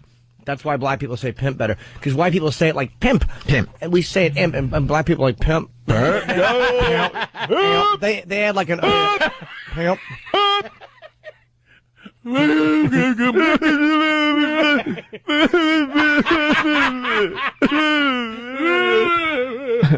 That's also how Stallone sounds when he's doing Shakespeare. Retard.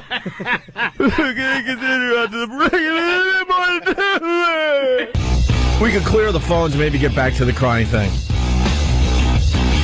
But you got Bush getting a shoe thrown at him. We haven't talked about that yet. That was pretty cool. He looked like he was enjoying himself. I've seen the video easily 100 times. Watch it again, and you kind of see the smile on Bush's face like, hey, this is kind of fun. He's a crazy dude, man. You think he's crazy? I bet he does. I bet you he fist fight somebody. And they had that was breaking news over the weekend. Breaking effing news that someone threw a shoe at him, and that's like the ultimate insult in the Middle East or something? Whatever. That or maybe talking to your wife is an equal. Who knows what they do over there. It's just nonsense. Scumbag reporter. I'm like, it's just a shoe. He goes, and someone goes, no, you don't understand. This is the ultimate insult you could do to a person is throw your shoes at him. Remember when the Hussein statue went down and all those guys were lining up to that's right. They were. Their shoes. That's right. I forgot about that. Huge insult. They all lost their shoes. That's smart. I want to open a shoe store in Iraq. There's a certain kind of logic you have to have in life before people respect you. You have to.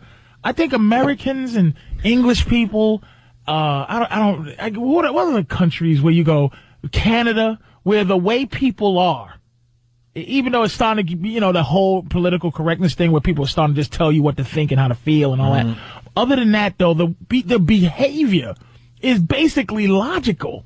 If somebody threw a shoe at you, you'll be angry only because he threw a shoe. Right. But over there, it's a statement of horror. It means a lot more than that. Your daughter is a goat. Yeah, really?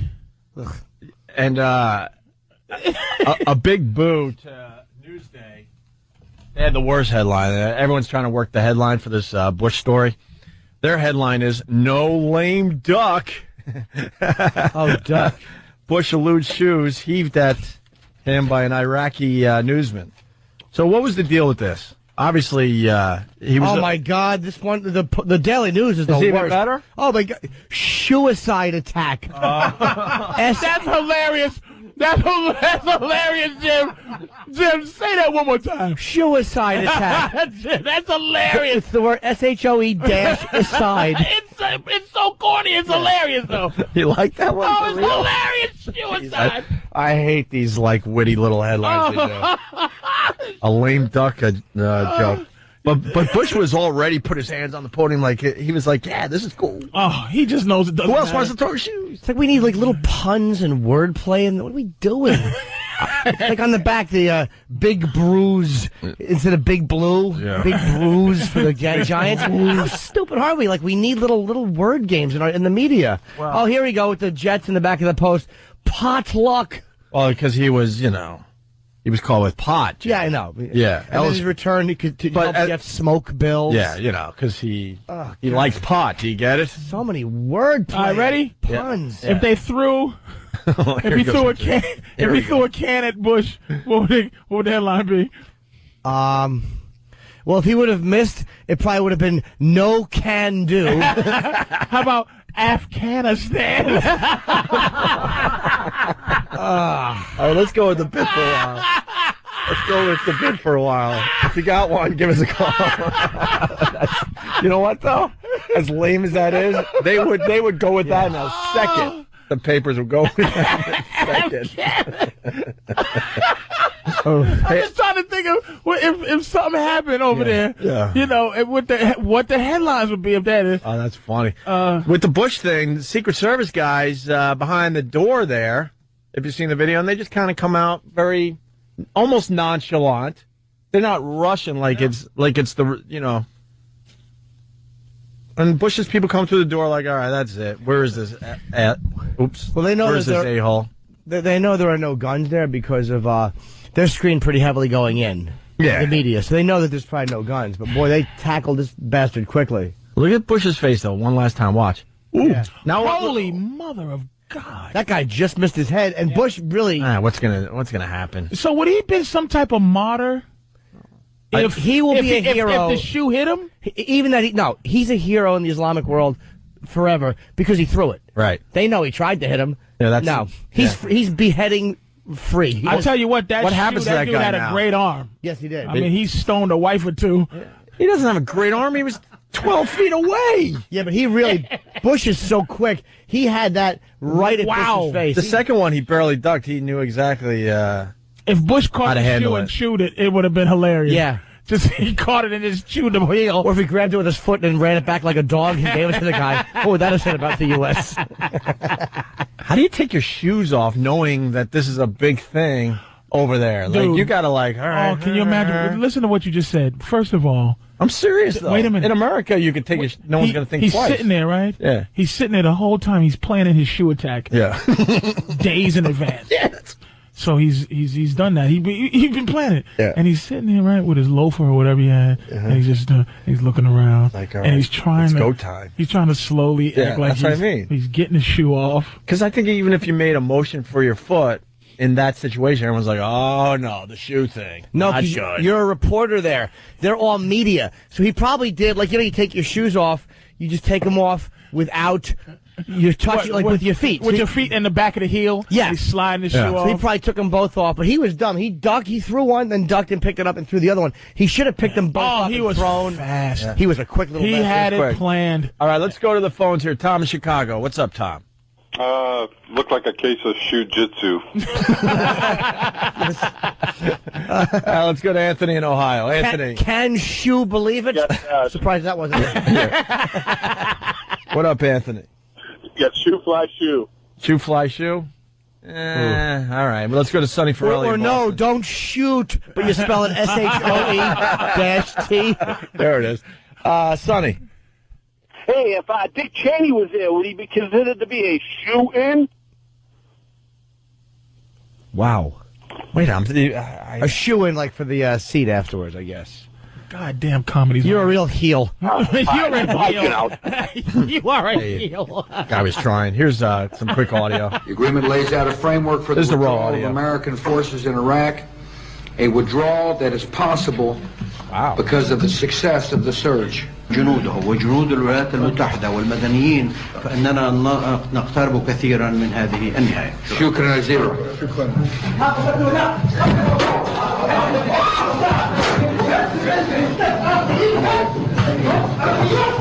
Wow, you know what?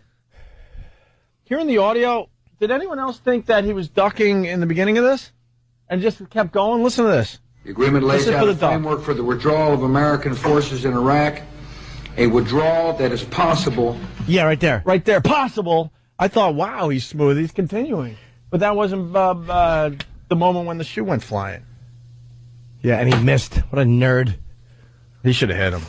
Not because I want the president. He didn't. I don't want them. No. Not that's that. Amazing, man. Hold on, because I could probably get a visit today. What I'm trying to say is the guy was 10 to 12 feet away. He probably should have hit him. Oh yeah. I don't want to see the president, hit by a shoe by one of these savages. Dude, that is amazing video right there. Yeah, it's really violent. Yeah, like that dude was violent. But how unflappable does Bush look? Anyone that thinks that Bush is wow, he just ducks. He's and he doesn't bat an eye. Let's go to Chris in Jersey. Chris. Wow. Hey, it was a sneaker attack. It was a sneaker attack. Damn it! I wish I had thought of that one. That's a good one. It was a sneaker attack. Let's go to Fletch in Jersey. Fletch.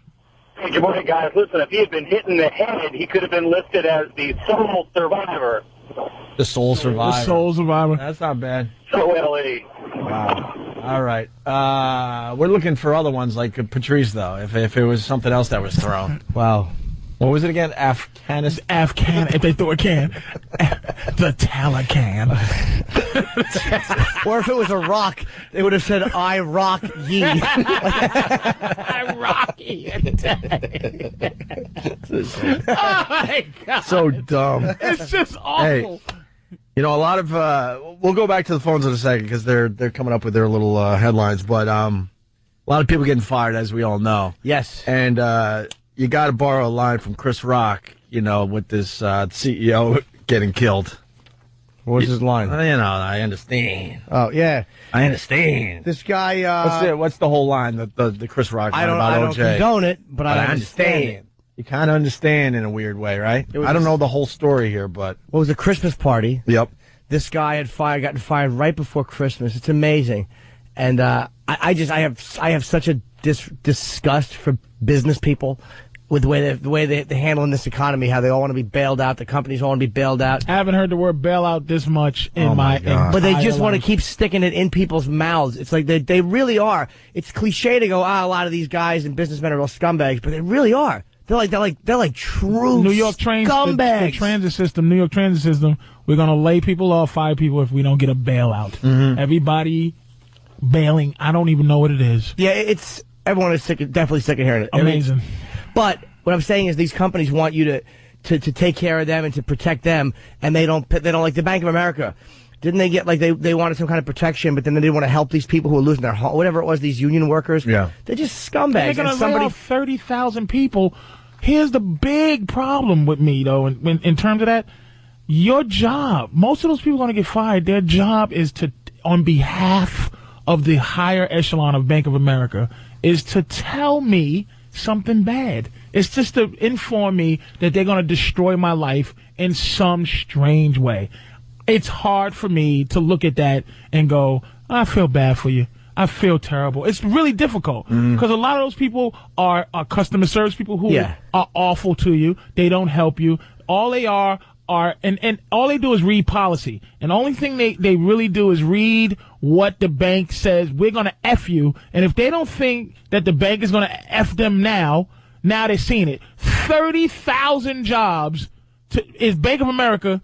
30,000 people are going to be losing their jobs. 30,000. But the people every week we get a number like that from another company. The people who have made the mess, a lot of these businessmen, these guys, like these higher upper echelon bosses who are responsible for it, very rarely will fire themselves. And this guy, I'm surprised it has happened more. This one guy, he shot the CEO at a Christmas party and killed him. It was and you hate to think about the family of this guy, but in terms of, like I said, it's just like the whole cop thing. You meet a cop, you go, wow. You meet cops, you know them as people. But ultimately, when you hear a cop gets killed, you don't feel bad because of the whole moniker of being a cop. So the idea of a dirty, rotten CEO is almost, some kind of justice, but the dude is a person with a family and all that. But the idea of what a CEO is, the image of it, that's what you're like, oh, God, it should happen every, kill a GMC dude. You know what I'm saying? A Vancouver man who was fired just a day before a shooting at a company Christmas party has now been charged with first-degree murder. The victim has also been identified as the suspect's former boss. I got to tell you, man, I mean, wow, a day before the Christmas party, like... That's what I don't understand about these corporate guys. It's like, and he's 61, this guy. How about you let the guy get through Christmas and do it on the 28th? Or January. If you need to do it, they would argue that they need to do it before the New Year. Can you imagine? The day before the Christmas party, everyone's, all happy around the office, like, And that guy was a statistic, this guy who did the killing, a statistic. And ultimately, if you talk about the death of the CEO with anything except for a little bit of compassion, thinking about his wife and kids, how can you do that when he made this guy a statistic, a person, he just made him a not person?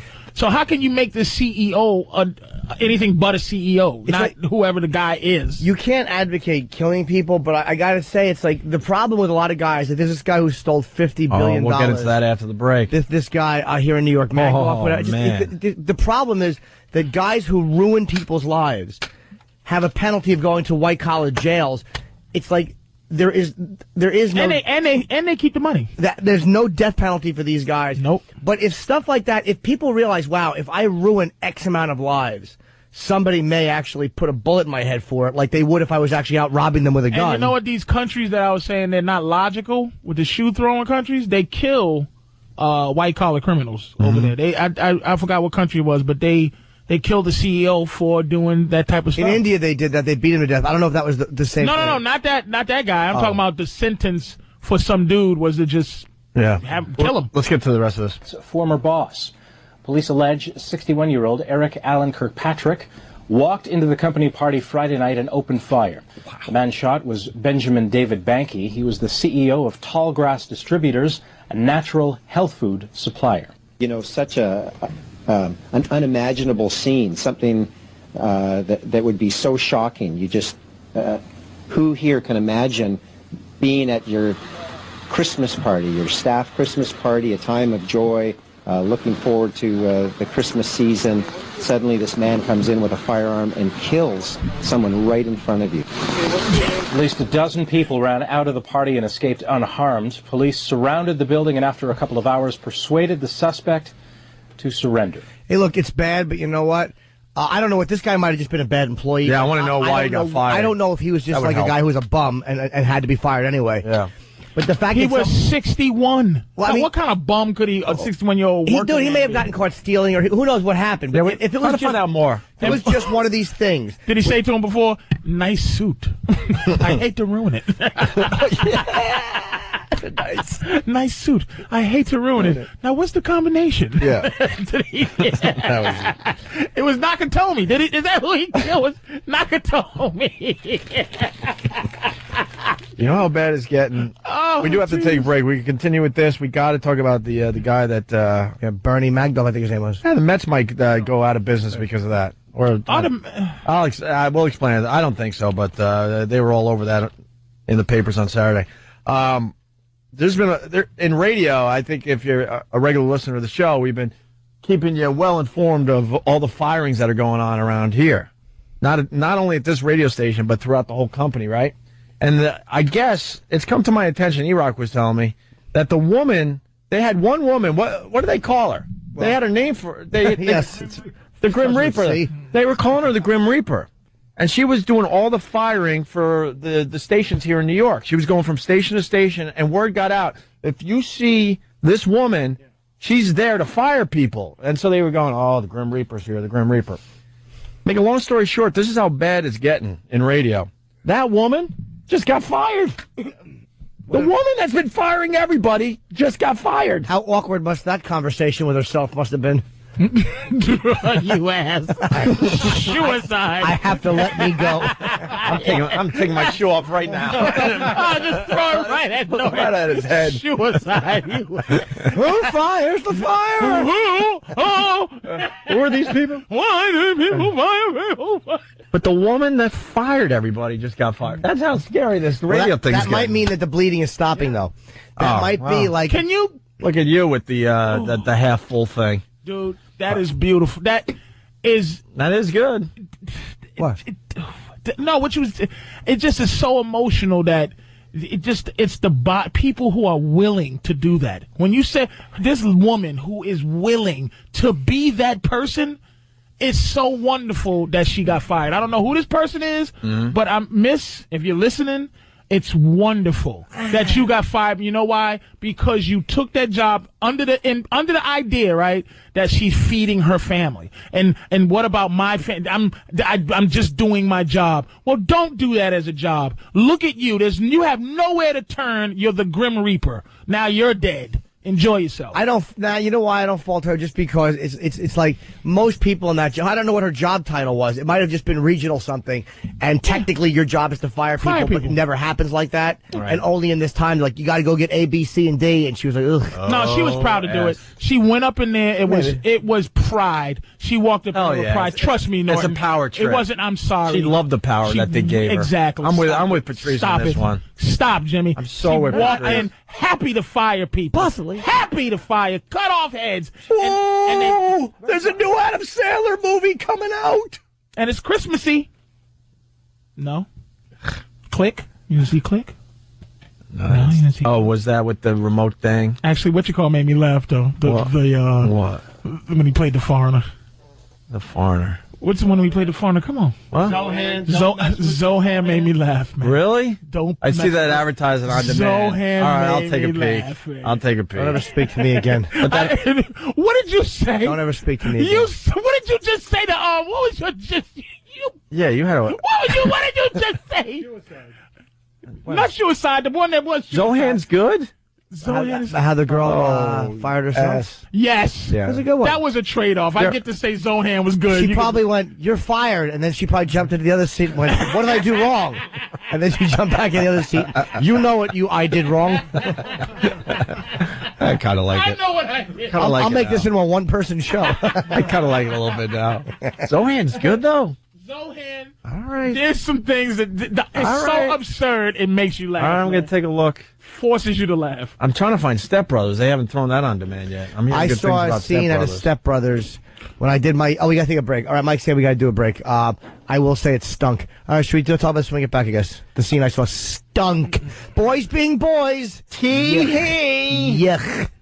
Enough with corny white guys. Enough. Thank you. Every day it's a different lineup on this radio show. Today it's Opie, it's Jim Norton, and it's Patrice O'Neill.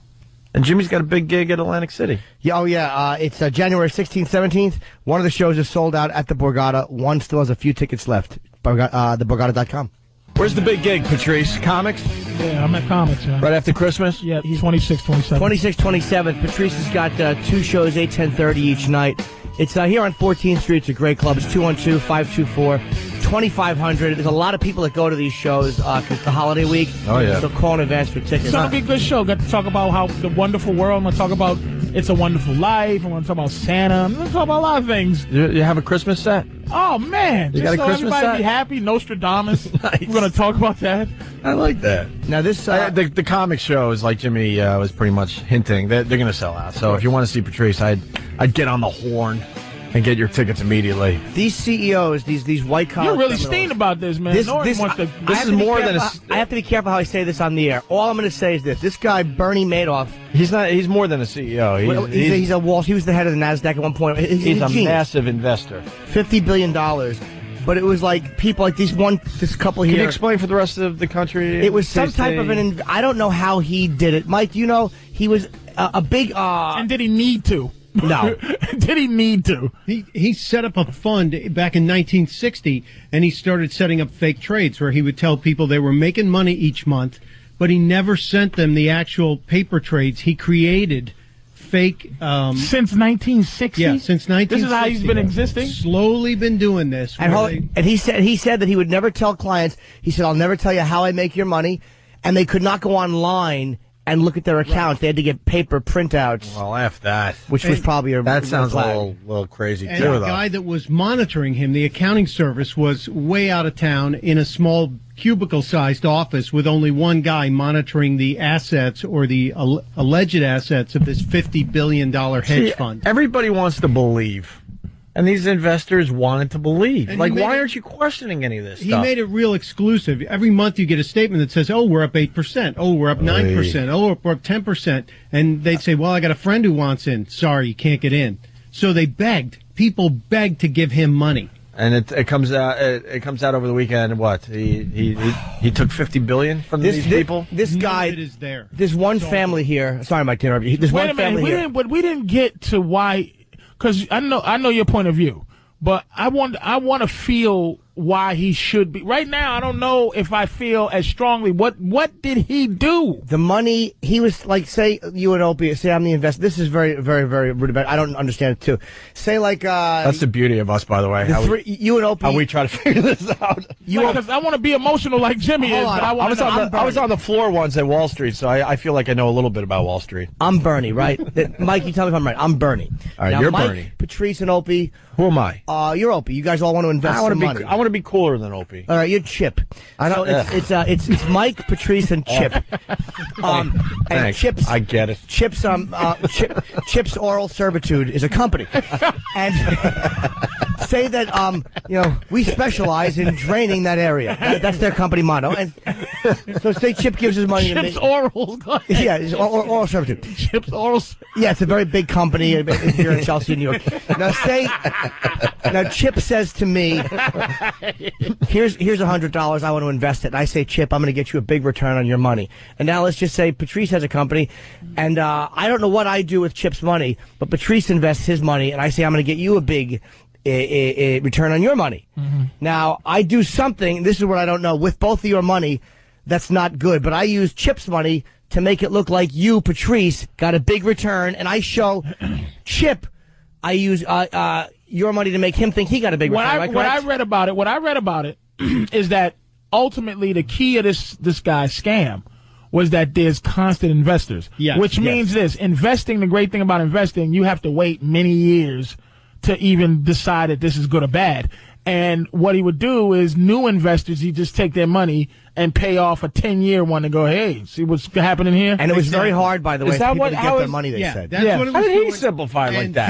People were not requesting their money because they figured, oh, it's still growing. And their parents, And he probably had a way of going, no, look, you want to hold this for at least another 5 years. Well, you got a 401k as an investment, really. And that's something that you don't have to deal with for 30, 40 years until you're 65. But you can also look at it online and see the actual legitimate trades. This guy was sending out paper statements with falsified paper receipts for trades, and he was paying some people off. But this fall, when the market started really crumbling, people started demanding their money and reclaiming. Which tells you rich people aren't any smarter of course than Joe Blow. They don't even have to say that. Dummies too. Wait. I just want to say, it sounds like he had an elaborate pyramid scheme, basically. That's what it's called. It's a pyramid scheme. Wow. Guys like this, because they hurt the economy because they kill regular people too. It's like really easy to go, who cares? He's ripping off a bunch of rich people.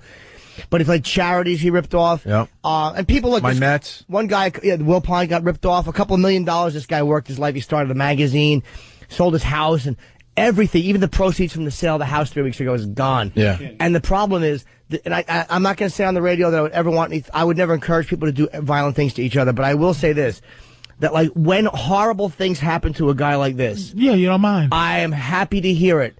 I'm happy to hear it. And I think the problem is a lot of these guys don't suffer the consequences that they're just, like if I was running around with a gun and I was robbing people, and somebody grabbed me by my shirt and put a gun in my mouth and blew the back of my head out, I would have it coming because I'm a thief with a gun.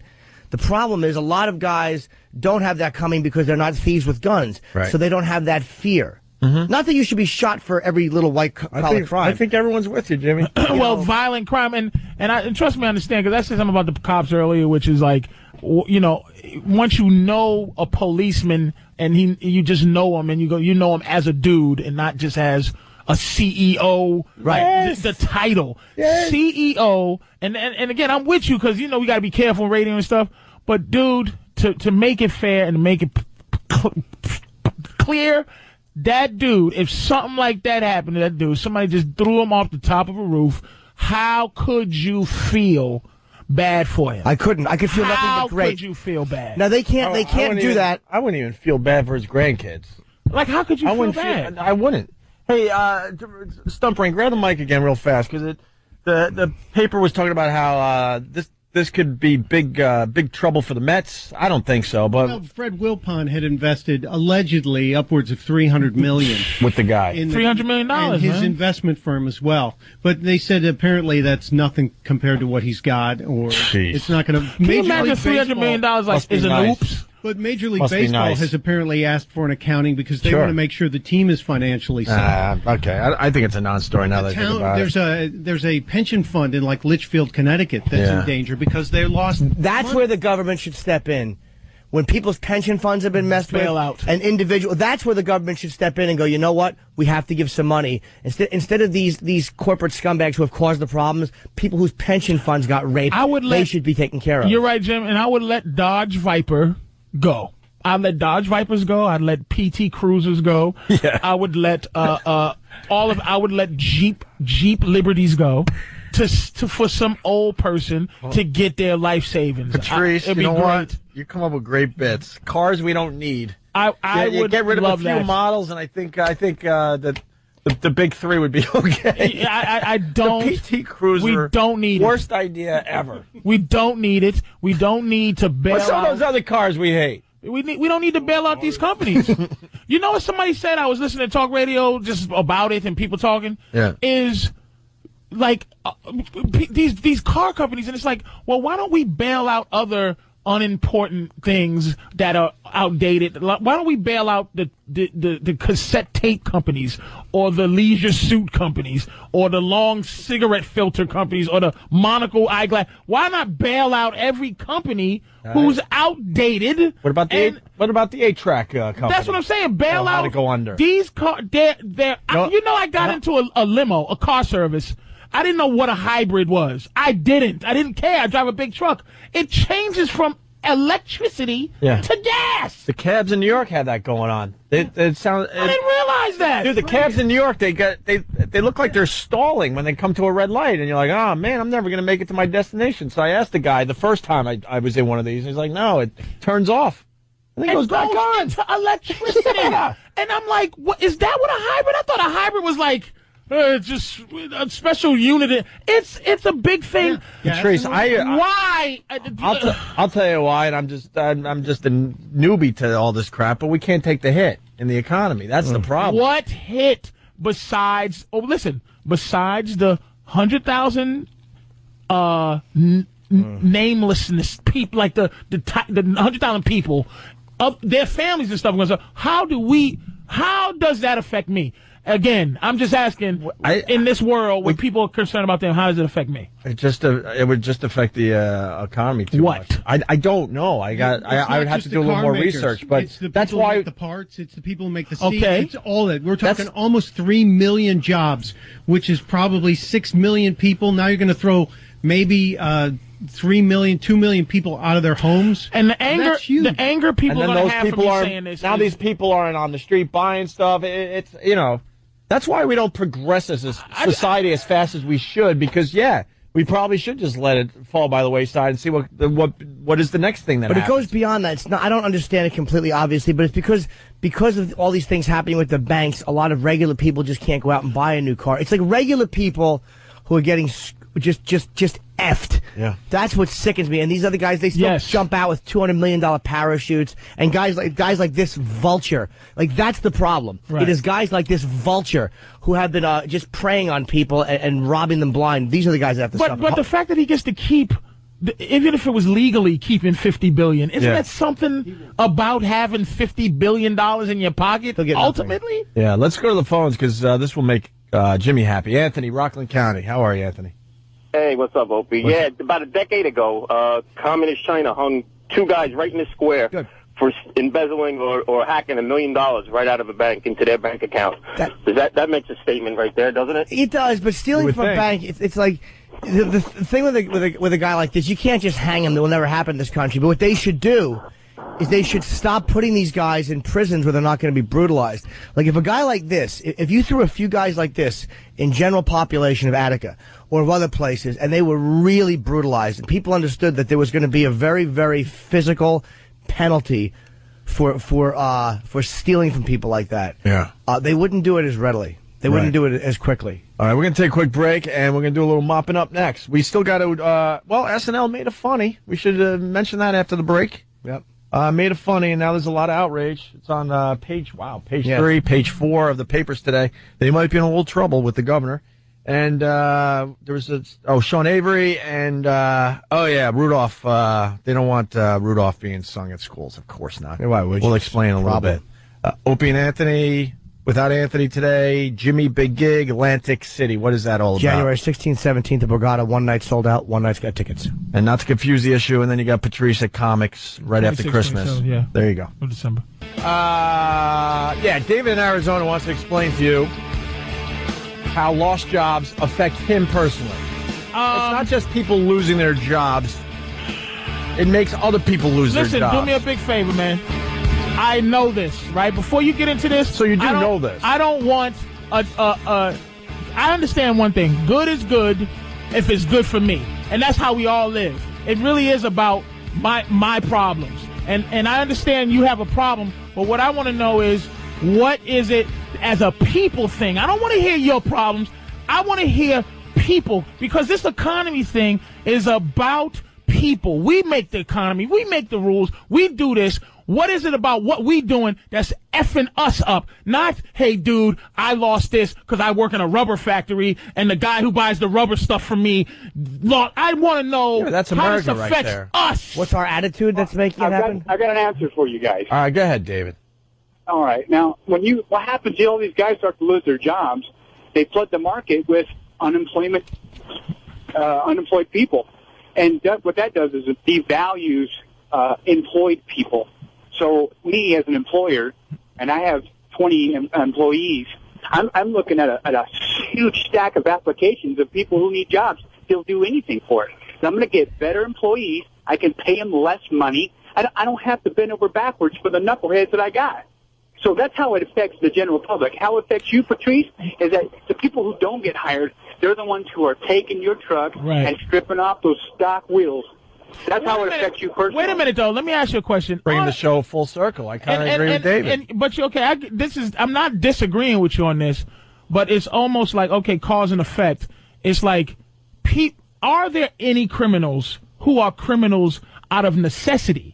Or are they just criminals? They would be criminals if the economy was good, if the economy was bad. But how many people to be a criminal? I would say out of necessity. We've been joking recently that because of the bad economy, you got some of these fast food workers, let's say, I just threw that out there, losing their jobs. Now, those same people that would have been, serving your burger, they're now hitting you over the head with something and taking your wallet. I think most criminals... I completely believe that. Most criminals. I agree with Opie, and everybody agrees with Opie. As soon as those people lose a job, they're coming after you. Now, the only thing that people really want to know, Patrice, is that we have 2 books of Jimmy's. When's yours coming out? Yeah, I told you. Are you writing your book? What am I doing? Well, let's go. I had to slow down. I had to take care of my stolen truck and my sarcastic stock wheel friend thing. I heard him. His attitude towards me, you small business jerk. I can't even feel it. And his story was, I'm fine. This is Mr. Pain and Suffering. Ooh, basically, he disguises emotion. He said, ooey, I get to fire the guys who work for me to hire a cheaper, better product. It affects him in a good way. Yeah. But that's what he was saying. It's pain and suffering. But I think it's safe to say that it affects a lot of people in a bad way. But every tragedy affects some people out there in a positive way. But don't we run this thing? How we run it? We made it up. Make up so we can be better. That's why we're retarded. No, but we made it up. Yeah, well, the people that made it up have now screwed us. So what do you want from us? Most people don't. Here's the thing: a lot of lack of knowledge about what happens with the money. Like, I don't know. I lost a piece of money. I'm very disgusted with it, but I stopped the bleeding. Could have been worse. I Jimmy. did not. Oh, it could have been a lot worse. I probably could have lost. Worse. I could have lost over half of what I had invested, but I didn't. I lost like 25%, but I stopped it. Like, a lot of people don't follow what their money is doing. They don't understand how it works. And anybody like Anthony in Atlantic City. He had no idea what he's doing. Stop the bleeding, Anthony. He'd actually be better off investing with this guy Bernie, who just got caught. But like, anybody can get caught in that one, because even people that don't. And can I say to people, don't get me wrong, man. I don't have a dime.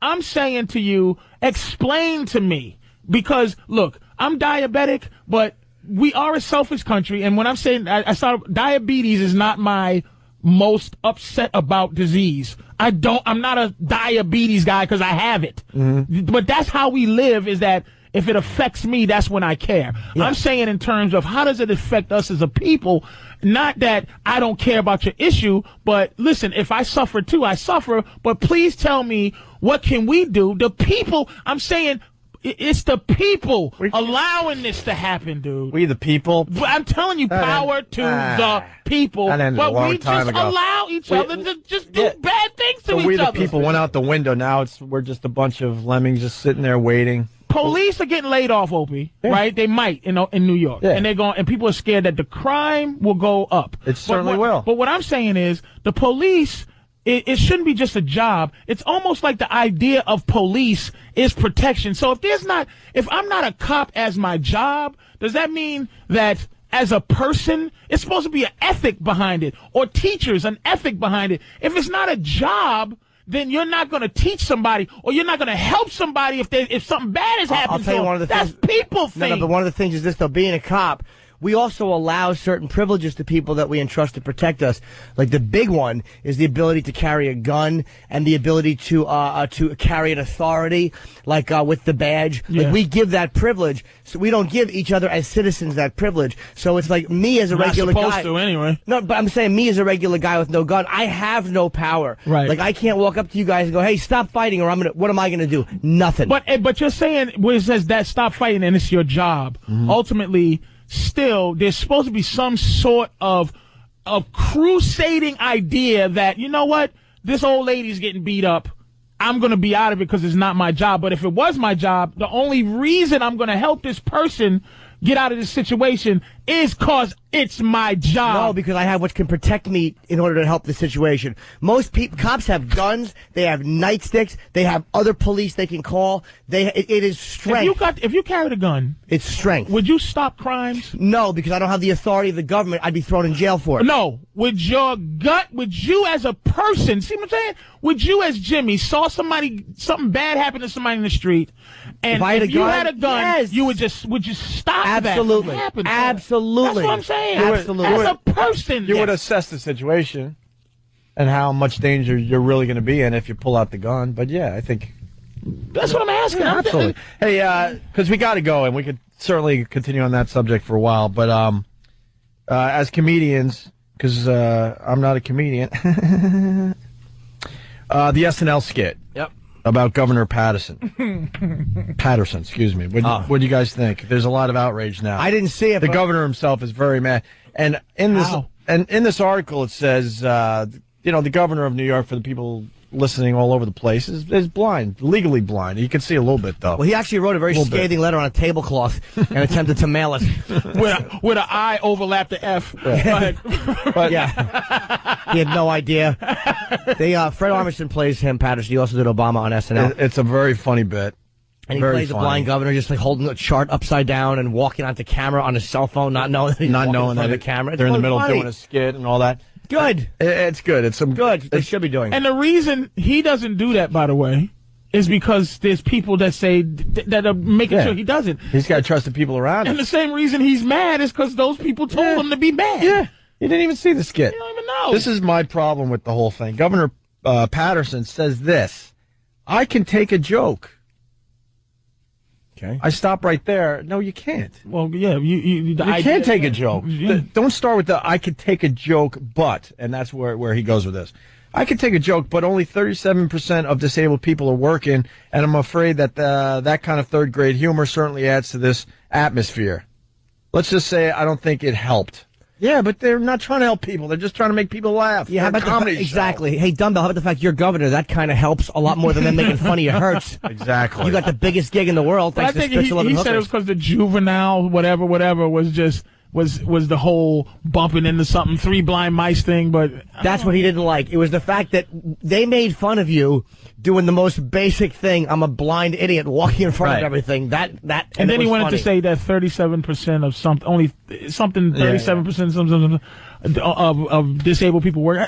Well, that's not bad, actually. Almost half cripples work. That's honestly not bad. Not bad. What percentage of them drive, though? Or throw baseballs for a living? Very small, I imagine. Or proofread. Come on, man. But as comedians, we just gotta stop. As comedians, it's ridiculous, right? I that's what I'm saying. All of that, it's just everything is. There's some things that bother me personally, but everything is on limits. I know where you're going. I completely agree. Man. There's things that we joke about on this show that affect me personally. I'm not going to be, now we've gone too far. You just let it go. Yeah, you stop being selfish. Just let it go. Everybody's selfish. This is the thing we have to do as a people real quick is this. Admit that all you're concerned about is you. Yeah. Stop acting like this is about everybody and this. You're selfish, and all you care about is what affects you. That's when we'll go to the next level. Stop lying. We've taken hundreds of calls from people that love this show until it affects them personally. Yes. Stop call up. lying. It's like, dude, that segment, not for you. Go somewhere else. Yes. Stop your moral fiber and stop trying to make deals with God on my expense. This story will have legs, and SNL will not be doing it. It won't have eyes, though. And SNL will not be doing it. Suicide! I love it, man. And, SNL will not be doing any more blind humor. You watch. Just kind of like how this company folded and we can't do Asian humor. Because, Asians don't have a sense of humor, I guess. That's what I learned about We got to head over to the other place. We got to head over. Yeah, We're running late here. All right, here's the deal. In New York, it's spin the format, I believe. What format are they trying now there, Stunt Brain? Oh, we got some rock. It's rock and roll. What kind of rock? Are they a little bit? The last I looked, it was alternative rock. Now where are we at? It's a little more classic. Cool. Now we're trying classic rock? Yeah, and it's 92 minutes of music right after us. Actually, not right after us, like right now. They're gonna play a sweeper right into some song you've heard a million times. So check that out. We'll see you guys tomorrow. All right. Patrice O'Neill and Jim Norton today. And back tomorrow, I do believe. I think. Did we get an update from him? I just know he was trying to get into the World Series of Poker or something like that. No update. All right. And we got a Penthouse Pet of the Year coming in, so we're a bit distracted because we're looking at all the fun. And me and Patrice have the same pictures. I didn't know Patrice loved big pussy lips as much as I do, because that's my fetish, and she has nice big pussy lips. She's a very sexy girl. Yeah, we're going to get her naked. Why not? Let's go old school. Penthouse girls have been troopers. Let's have her put stuff in her vagina and stuff. What? Yeah, let's go red eye today. Red eye, Jimmy, what? Do you really tonight? Oh, I thought you were doing that as a bit, like you want me to push red eye. No. Oh, you're just confused. Get Sam while Jimmy figures it out. You on red eye tonight? You on red eye tonight? No. What's happening? What happened? I don't know. What happened? All right, Jimmy, you figure that out. Hey, Steve. Sorry to interrupt you, because it was supposed to be Gutfeld coming in. When is Gutfeld coming in? Wednesday. When is my red eye? Thursday. Are you sure? That's what they told me. Who told you that? His main guy. Could I see that paper? Absolutely. All right, good, because we want to get him in to talk about red eye a little bit. A show Jimmy does a lot on Fox News. You're pretty regular on that, right? Every week? Nah, they have me on at least once every 2 weeks. But they've been. I like Greg. I think he's funny, and they've treated me great. Yeah. I mean, he laughs a lot. He's silly. Would they add another regular? You think? No. I mean, they have him. They got Bill Schultz, and they usually use like a Fox anchor, someone who works for Fox. But I mean, they're pretty edgy as far as content's concerned. It's not very late. Yeah. All right, listen. Well, you figure that out. We got Sam in studio. Friday show, I was the only one here Friday. Every day it's a different lineup with the radio show. You was what? I was the only one here. Jimmy was gone. You weren't here. I'm just saying. No one called me, but Anthony was here, right? Yeah, but he's not here now. I'm talking about the people in the room. So I'm going to explain what happened on Friday's show. Holy mother. The lineup of the Opie and Anthony show Friday was myself, Anthony, Bob Kelly, D.L. Hughley. Okay. We did a little something with intern David. And D.L. Hughley felt so bad for the kid. He goes, he said, here, you need to get laid. Yeah. I'm trying to, not blow up anyone's spot, so we got to kind of be careful with how it went down Friday. The regular listeners know. But we got an update. Yeah. Bob Kelly was bragging about a Yankee Cranky shop, Jimmy, that he loves. He loves. He went into graphic detail about why he loves this place and blah, blah, blah. Then it turns out that he likes another Yankee Cranky shop even better, but he didn't want to mention that one because he doesn't want to blow up that spot. Right. He was willing to talk about this one place just in case it does get busted. He's got another place that he likes even better. Got it? So we sent David down to a Yankee Cranky shop. For real. And David went through with this. Yes, 100%. We got in the cab, and he went through with it. He asked a bunch of questions and everything, but he was completely ready, willing, and able. And there's nothing wrong. We call them Yankee Cranky shops, but technically what they really are is massage places. And there's nothing wrong with sending a guy to get a legal massage. It's like there are times where the girls might do things, they might not, but you're not really privy to that beforehand. But make no mistake about it, it's a real massage place where people get massages. Occasionally the girls might do shit. I don't know. Right. There you go. And we had a whole discussion about that on Friday. So we sent Sam down with David to go to this massage parlor there, Jimmy. Okay. And we got some audio. You taped the ride and everything? Yeah, I got as much as I could. I ended up with an hour and 15 minutes of audio to go through with this kid. Right. But yeah, we started in the cab, or right when we got out of the cab. And he was excited at this point because we were in front of the place. Right. We had taken the cab over, and he knew he was really going to do it. And, yeah, that's where the audio starts. All right. I think the Penthouse magazines are distracting everyone today. Yeah, big pussy hooks. And it's not like we have one. We have about 10 copies. 1, 2, 3, 4, 5, 6. We lost Patrice. 7. No. 8. There's one over there. We got 8 copies of this magazine. No, we didn't lose Patrice. Right, I'm good. just looking through. That's all. But I'm with you. Oh, by the way, who was telling the Patrice story on Friday? Was it Bob Kelly?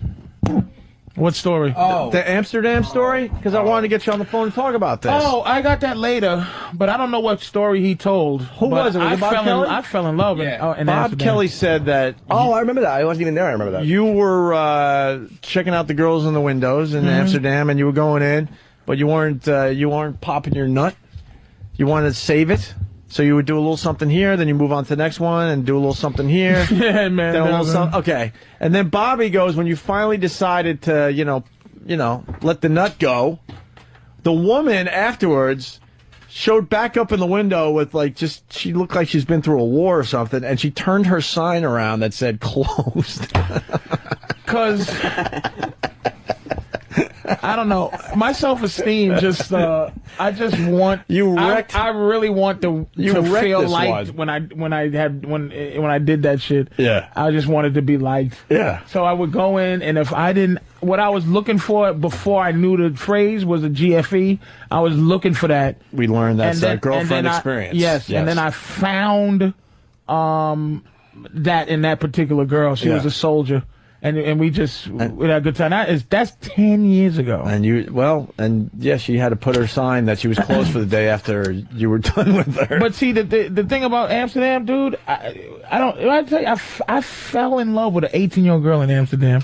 It was unbelievable, and I fell in love because she came over. She was the most beautiful girl at the time that I had seen in my life that was close to me, next to my body. And ultimately why I fell in love is because she said something so dirty. We was on the phone having phone sex. She had been hanging with me. She wouldn't give me pussy. I didn't understand how to get pussy then. And that fucking girl said to me, she talk like these. I won't say no, but she talk like these. And she was like, why did you do that and you did not fuck me? I said, you was playing games though. I said, did you want to fuck? She said, yes. I said, was your pussy getting wet? She said, yeah, my panties were wet, right? And she goes, let me ask you, how old are you? I go, what? I'm 28, she's 18. She goes, how old are you? I go, 28. Why? She goes, I knew you were young. And I go, what? I knew you were young. She said, you don't always ask a woman for what she wants. You should have took it, little boy. An 18-year-old girl said that to me. Yeah, that would fill me up. I had a tear in my eye, and I was leaving Amsterdam that next morning. Yeah. And I swear to you. You were looking up flights online. Dude. Let me change my That's the first time I ever got long distance put on my phone. Yeah. Like, international plan. I paid that extra $5 just to hope to call her. Didn't she come here?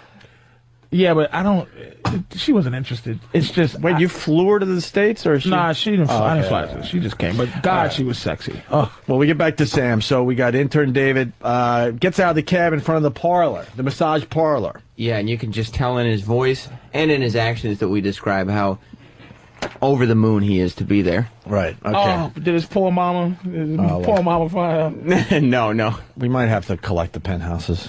We might have to collect them. All right, here we go. You just hear it, right? Oh, yeah. Get him out of here. You can hear the whole energy has just left this radio show. You're right, too. Oh, my God. You are fucking... Look, I would love to look through that magazine right now. Trust me. You are being you're being very correct with the discipline that you're laying out right now. I'm dying myself. I am just looking at titties. Yeah, like, really? Go ahead, Dan. What? Massage parlors? Go get him, Tiger. Yeah, a little distraction. All right, here we go. David, we just got out of the cab. How much money did you give the driver? I gave the driver $10. How much was the bill? $9.30. Why didn't you give him more than 70 cents tip? I don't know, because he gave me 2 5s and I didn't want to give that much, so I didn't give him anything. I wasn't thinking. I was too busy thinking about the massage parlor to think about a tip. Just had your mind in your balls, huh? Yes, that's correct, Sam. Intern David is out of his mind. He can't wait to get into the massage parlor. When he's out of his mind. I got out of the cab. Yeah. And I realized he was giving him $10, and I was like, "Are you really giving him $10?" And Dave said, with the door open, sitting with the cab driver sitting right there, he goes, "Yeah, do you think I should tip him?" And I just started laughing and walked away. Well, let's be honest, though. Little Dave is what he is. Well, he's not exactly fighting stereotypes. Yeah, I mean, Little Dave is Little Dave. Yeah, well, he does have a bankroll on him, so he could have probably gave a few extra. Yeah. How much did he give him? He wasn't spending his money. He had at least. Really? Yes. Plus, you gave extra cab money. Well, yeah. Cab money. I want to make it perfectly clear. I gave him cab money. It's on the tape that I gave him cab money. Cab money. That's what we spent it on. Yes. David describes his ideal masseuse. Yes, So you did a little pre-interview before he went inside, right? Yeah, because I also wanted to know what his expectations were, and he obviously had no idea what type of a place this was. Now, where are we at with David? Like, is he a virgin before this? Yeah, he's never really. The most he had gone, the most experience he had was tongue kissing. Where's he at? Hey, we're getting him. Yeah. Okay. He's getting food or something. He'll be in here. We got enough audio to get us through until he arrives. David describes his ideal masseuse. So, David, what kind of girl are you hoping for? I'm hoping for, a nice white American, regular American girl with like a nice body, nice normal sized breasts, not too big, not too small, nice normal size. Yeah, and a nice white American girl. Yeah. Any color hair or color eye? Probably blue, maybe blue eyes and blonde hair would be nice.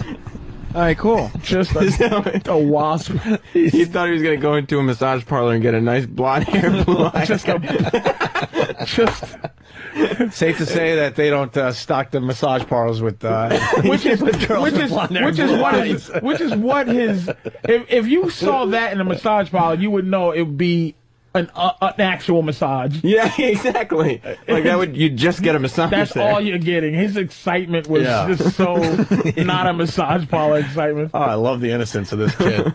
David's first words after, so now we got the interview after the massage. Right, so at this point, he went in, I re-went over everything, right? Exactly what he should ask for, what he should do, blah, blah, blah. Just go in, go with the flow, do what they tell you, and just have a good time. I wrote Sam. I go, all right, how's it going? Because I'm like, all right, an hour's got to be up by now. Yeah. Sam's like, he's still in there. How long was he in there? He spent, from the time he walked in the door to the time he came out the door, was an hour and 45 minutes. I thought I was just going to go down, get a slice of pizza on the corner, 40 minutes he'd be in done. and out, little in and out action.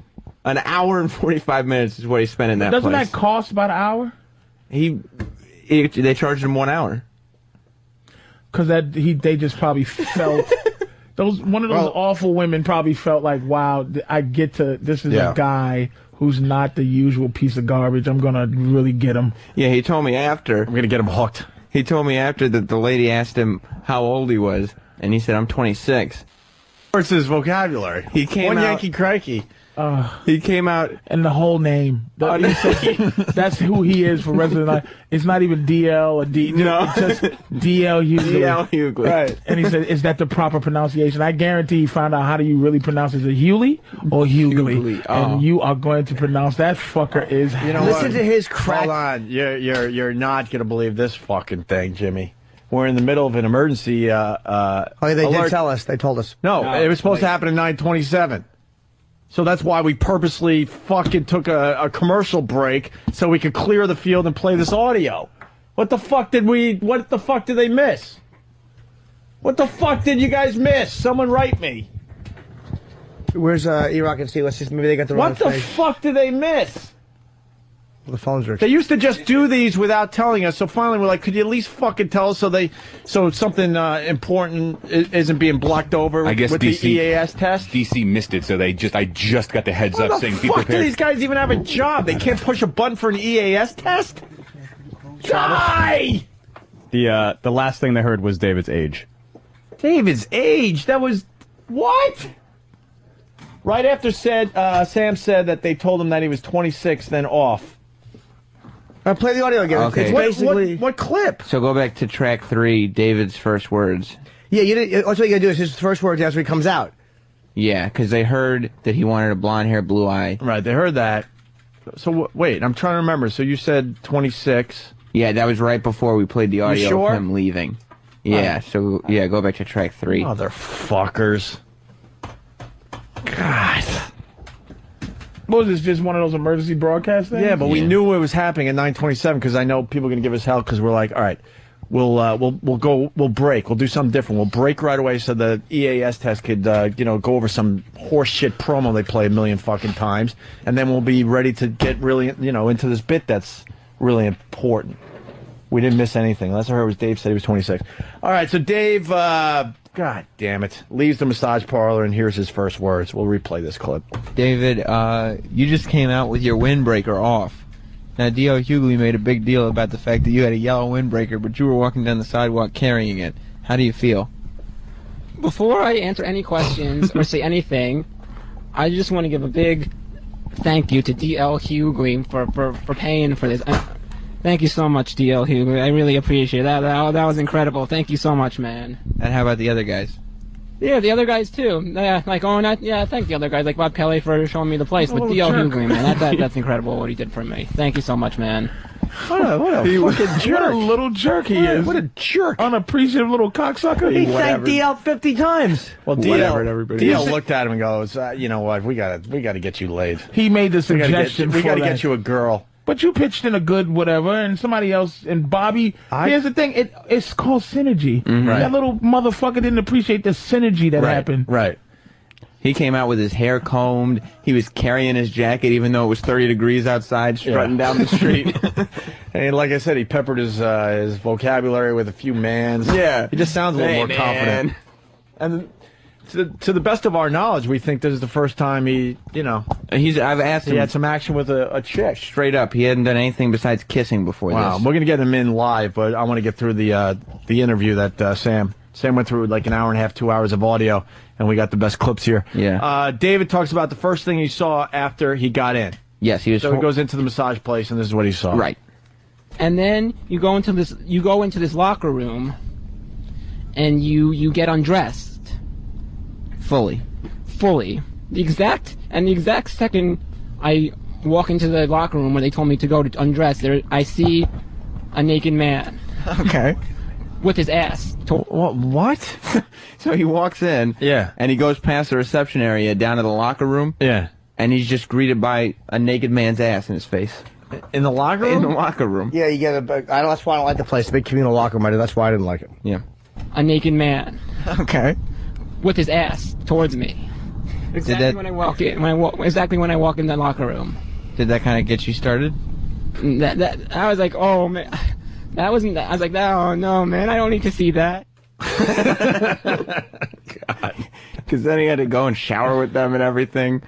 So yeah, I hated that place. Separate showers. But you know the place that David went to? I fucking hated that place. Yeah. Bob told me about it. It was like, fuck, it's all a bunch of... I like privacy, man. I don't want to shower with a bunch of dudes and wait in a fucking line like it's an auto assembly plant. Right. I just want to sneak in, face down, finger in the ass, jerk off, take care. Godspeed. Wow. All right. David describes the table shower as recommended by Bob Kelly. Right, because you remember on Friday, Bob said, you got to ask for a table shower. Table shower is the best thing you'll ever experience. Table shower is wonderful. You got to get a table shower. So I told him to get a table shower. All right. So I lie on the table, and I'm like, okay, this is okay, and I guess the massage is starting. No. What was it? The massage, it's the table shower. Oh, the table shower, the one recommended to you by Bob Kelly. Yes. How was that? Awful. Awful. Bob Kelly made a big deal about the table shower being this great, wonderful thing. The table shower was nothing. What was wrong with it? What was it? The woman, I was undressed, took a towel off. She took a huge tub of water, poured it on me, then told me to turn around, poured more water on me, then told me to stand up, poured more water all over me. And did you have a towel on at this point? No. And then that was it. That was it. And then the table shower was over. So she just came and poured a bucket of water on you? Came and poured 3 buckets of water on me, naked, and that was it. That's the whole table shower, yes. That's it. So at this point, he's sitting there and saying, they convinced me that this was this great thing, and all I have is a locker room full of naked men, a public shower, and some woman dumping water on me. And you know, David's Jewish. He was thinking this must have been how it was in Auschwitz or something. And I mean, the great thing, when Bobby would tell me about massage parlors, Bobby's really into the massage. Like, you know, when I listen to it, I'm such a thing. Like, I'm not going there. I want to know about the whole happy endings. But Bobby's into. So when he tells you, dude, you got to get the back rub, I'm thinking, okay, that's a code word for, you know, sucking your balls. But it ain't. It's just Bobby likes to go to massage parlors to get a massage. So you go and ask for the back rub, and then they just rub your back. Ultimately, he's thinking, like, DL should have sent fucking this kid to someplace where it's like, you know, a dick-sucking parlor. Not actual innuendo, but, like, fucking, because he's Slow getting... down. Slow down. We'll do that next month. Like, you know what I mean? Build up to that. Like just, but you can hear him, the innuendo that happens at these massage parlors. You really don't know. He got like a table bath, which is just, it's some Caligula shit without the Caligula. It's some fucking Roman horse shit. Well, it didn't sound like much of a table shower, just dumping 3 buckets of water all over him. Some fucking Vietnamese girl just pouring some fucking New York City tap water on his little dirty chest. All right, now we go back to the post-interview. David's massage starts. He talks about the conversation he had with the masseuse and demonstrates his quick thinking. Here we go. What's your job? She said, what's your job? What'd you tell her? I said, I work at a radio station. I'm an administrative assistant at a radio station. Administrative assistant? Jesus. What an ass. Woody Allen's Embryo. Wouldn't that make her paranoid? Like, this is the fucking media in my joint? We've always told What him. are they doing, an expose or something? Never mention names. Yeah. So before he went in there, he said, I'm not going to say anything about Opie and Anthony show. No way, no way. Right. So came down to crunch time, and he's an administrative assistant. All right, here we go. A radio station. Very good, because you didn't want to give her too much information. I said, I work at a radio station. I'm an administrative assistant. She said, oh, how is that? How is that? I said, oh, it's a good job. I like it. It's a very good job. I said, okay, that's good. She didn't give a And that was fuck. pretty much most of the conversation. That was like all the conversation. He could have said, I throw shoes at President Bush, and she would have had the same reaction. She didn't listen to a word that idiot said. I sound like a good job. And he's having a real conversation with her. Oh. What do you do, man? It's just, he probably gave her a card and here's my I'm card. an administrative assistant. And she said to everything. What the fuck is an administrative assistant? At a radio station. That's like the worst job on earth. Different inflections of Right. I have this much money. I'm running like out. The worst job. All right, here we go. David talks about how the massage was. Yeah, he also enjoyed the massage. Like Bob And Kelly this is does. like a real professional massage. Right. She's putting all the lotions, all the creams. She's moving her hands up and down my body, up my back, on my ass. Yeah. She's moving on my legs, on my feet. She's moving her fingers on in each individual toe, each individual finger. Where on the ass did she massage? She massaged on the up and down the butt cheeks, and all up and down the legs in the crevices of the crotch. Did she go in the balloon knot? She got there. Her fingers grazed that area. That's what Bob Kelly said would happen. Yeah. That if you're lucky, she'll graze your asshole. That little taint, that little area. And he seemed so new. Yeah. That she probably was like, wow, nice new man's asshole. It was just, it was all young and delicious for her. She's just rubbing it. Her fingers grazed that area. The asshole.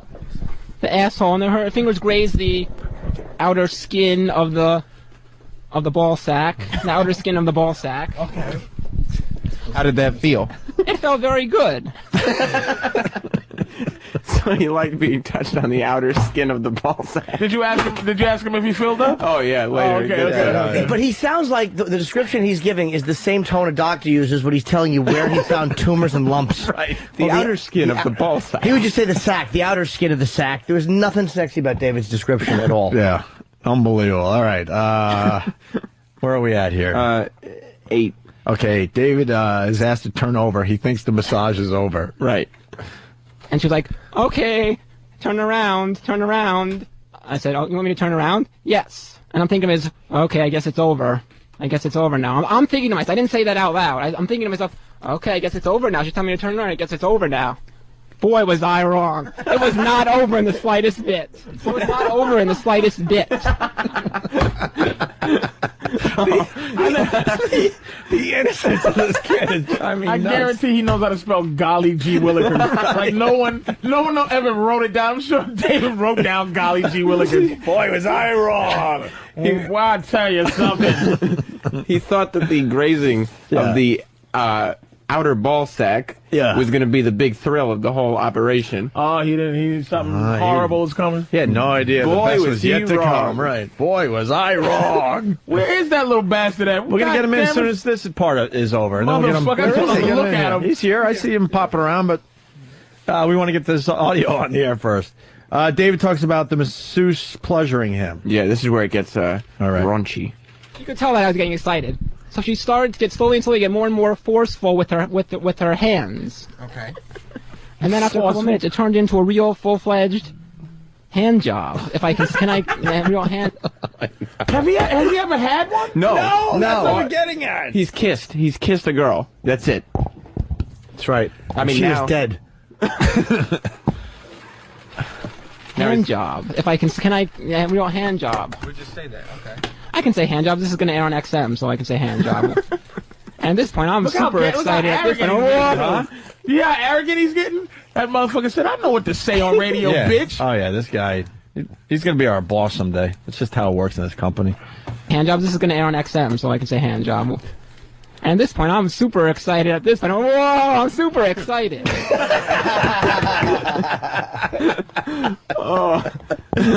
Super Jew! He was so excited after all this was happening. Yeah. The post-interview, just the post-interview, took 45 minutes. I understand. Like, he was sitting there talking every detail. Like, the stuff that's not on this tape is him going, and then they asked for my ID. So I gave them my ID. And then they looked at it, and I said, all right. Let's get to the good stuff. But you gotta love every second of his experience in this. It's vivid. Yeah, that's why I want to play this before we get him in live, because this is like right after the experience. Yeah. David explains he started to get frisky. Yes, he did. Did he use the word frisky? He sure did. And then I was getting a little frisky at that point. Fucking Aunt David. Wow. Isn't that what Marion Ross said before she was going to fuck Tom Bosley? And by Mr. frisky, Cunningham. by frisky, he means he grabbed her like De Niro grabbed Ileana Douglas in Cape Fear. I got you now, bitch. Well, officer, am I in trouble? Bites her face. Wow. His favorite sex scene ever. I got you now. He's tolerating her shitty jokes all night. I'm drinking sea breezes. I hope you can afford them. Darling. Tanner in Fargo writes, David is like Borat without the accent. Wah, wah, wee, wah. Whoa. David saying, wah. Super excited. Should be a sound drop. Yes, okay. He's so vivid, though. You can feel I it. love this. Wow. David talking about getting frisky here. And then I was getting a little frisky at that point. Me. Okay. I was getting frisky. What did you do? What's frisky? I proceeded to touch her. You did? Oh, I certainly did. Was it welcomed? Yes, it was welcomed. Where'd you touch her? On her back. Okay. I put my hand on her back and was rubbing her back gently. What? I'm gonna be quite honest. Yeah.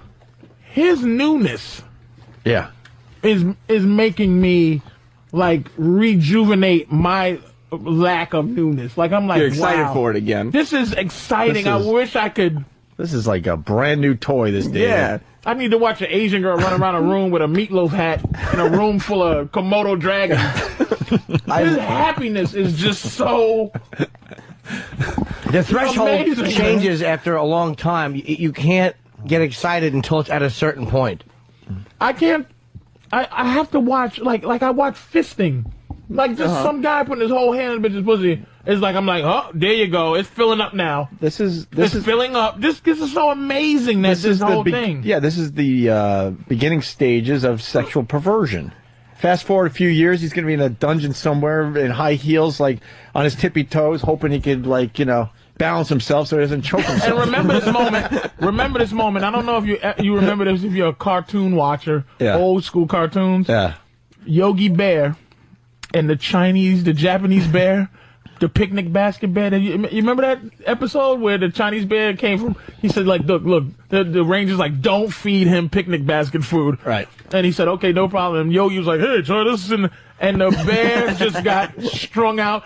Picnic basket! And he just started flipping people over chairs and beating their asses for picnic basket food. Can we find That's that this clip? kid. It's the Eli, Chinese find that picnic. clip in the back. It's great. Right. And he's him. He comes in there straight laced, and it's over now. He walked out of there, and like I was down the block, so I was meeting him. So we were meeting him before I was even close enough to hear him speak. He just stopped, smiled ear to ear, and gave me a big thumbs up. It was great. All right, let's get back to this. So Dave explains he's starting to get frisky. We're in the middle of that still. While she was giving me the hand job. Okay.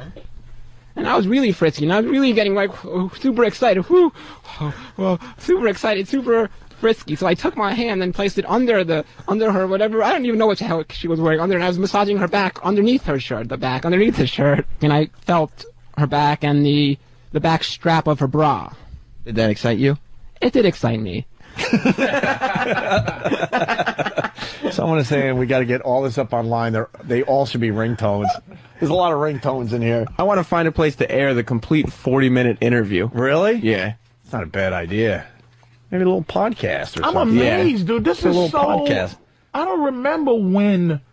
I think I got my first pussy at 13. Mm-hmm. But I still wasn't even innocent. I'm a piece of shit. I think I always been. And I mean, this kid, the joy of his first fucking piece of, it's just it's hand beautiful. job. It's hand job, Hand not job. even ass. I touched her bra. He probably just. Can I tell you an innocent moment that still gets me horny, like in terms of sexuality? Of course. But it's still creepy, but it's still innocent. Is when a girl wants to give you some pussy and just watching new panties come down to the part where the ass starts, where it's half ass meat and hips, when you just know that pussy's about to happen. That's still the thing. The regular sex thing that'll still get me is just getting ready to see new pussy, not even seeing it. Fucking great. I just realized we do have our own channel. We could play the full interview at 11. Yeah. I mean, we should warn the people. It might get a little slow, but yeah, points. But I mean, is it worth fun? it? Yeah. You think it's worth it? Yeah. All right. Can you get that? Yeah, I'll do it while All right. We'll try to play the whole interview at 11, the long form. Something a little different today. Yeah. What the hell? David continues to touch the masseuse. And I proceeded to move my hands. Where'd you move them to? To the front of her, to her front area. To her stomach? Yes. And? Her breasts. You touched her breasts? I didn't. When I say touched her breasts, I didn't actually touch her full-fledged breast. I touched her breast with the bra while the bra was on. But under the shirt. I touched her breast under the shirt with a bra on, with bra on. And it was welcomed. I was grazing. I wasn't like squeezing it and grabbing it. I was caressing it and I was slowly massaging it gently. I wasn't caressing it. I wasn't squeezing it and it was welcomed. Yes. I can't wait to talk to him live. Did you catch that? What part? I'm gonna tell you what he was doing. Yeah. He wasn't sure what to do. Mm-hmm. So this motherfucker was being a creep. It was the equivalent of looking under a girl's skirt on the train. It's like he was touching places just to see if he was going to be told not to. Right, he didn't know what was allowed. So he was just being a dirty little sneak. A dirty little sneak. I'm telling you, opened up some real bad shit right here. I think so, too. Just a fucking little piece of garbage. Yep, I think you're right. Yes, he is. A sneaky little piece of We're garbage. starting David out with a little pot, just a little bit, a little taste of pot, and man, he's going to be a meth head. Oh, his first rim job, his first full mouth on his dick. He's going to do one of those warps from the Stargate, just back to pyramid time. It's going to just take him back. He's going to end up selling his own body to get money so he can continue down this road. If you can find a picnic basket, please do. Yeah, hopefully we can find it. David talks about the size of his penis. Yes. All right, we'll skip that track. You're kidding, right? Yeah. Why? I was kidding. Oh. Not that I want to hear about his dick. Because that's what I am wondering, little Jew boy. I wonder about his little circumcised knob. Let's guess. Probably Does he say how big it is? He gives a number. You know he's going to lie. I don't think he's lying. No, actually, I'm going to go with 4 inches. I bet he's 6 to 7. All right, I bet Patrice he's not is 6 to 7. Between 5 1/4 and 5 1/2. You think so? I know. No, How do you know? How do you know? I can sense by his dumb glasses. All right. Now, God wait, just Jimmy, doesn't what do you say? God does 5 1/2 great to 6 things, 1/2? man. No, 5 1/4 to 5 1/2. What the All right. I say it's about 6, 7. I just think 6 to 7? Yeah, God just doesn't do that, man. God will not let that boy have a small dick. Fucking no. I'm going to go. God allows children to have their arms cut off at Calcutta. Good point. Very fair. Yeah, very fair. Yeah, he allows genocide, so he'll allow that asshole to have a small dick. He's got nothing. You think? I'm going nothing. Really? Nothing? My official guess is 4 inches. And he has, you know what though, you're right, because he doesn't even, because I bet you Sam's packing, because Sam has cock shortness.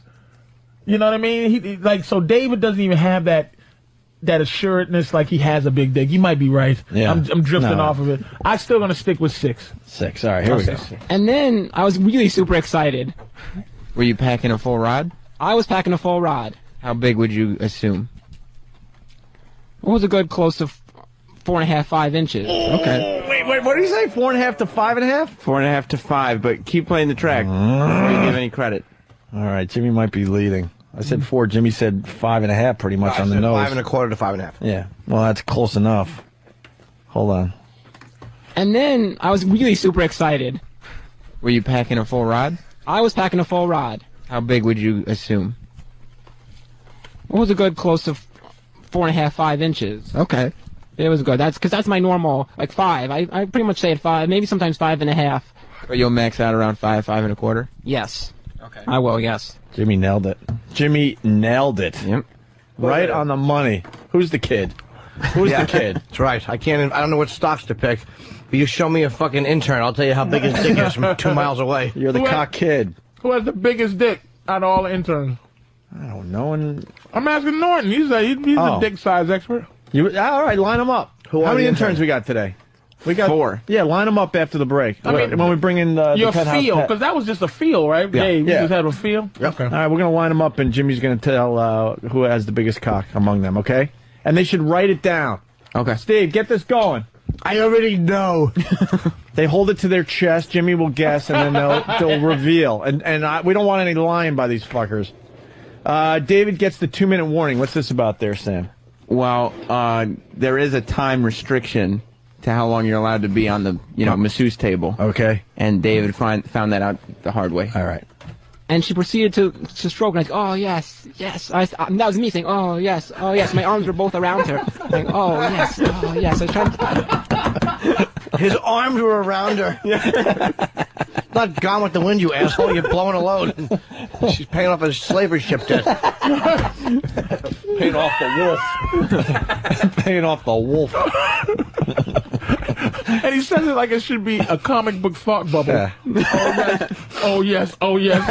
He absolutely spells it. She just wants to get the promotion to nails, and he's holding her. Oh my God, that's so fucked up. The nail promotion. I moved to feet now. Please. And I figured out the whole hierarchy. You start with the Yankee Cranky shop, then you go to nails, and then if you're really lucky, sushi waitress. Nigga, that is the queen of third worlders.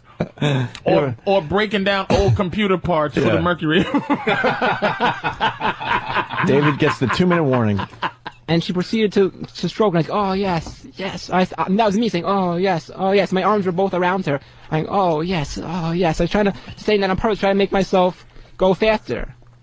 And then she proceeded to say, 2 minutes left. And then I proceeded to say, oh, no. I said, oh, no. Yeah. You said that out loud? Oh, no. Oh.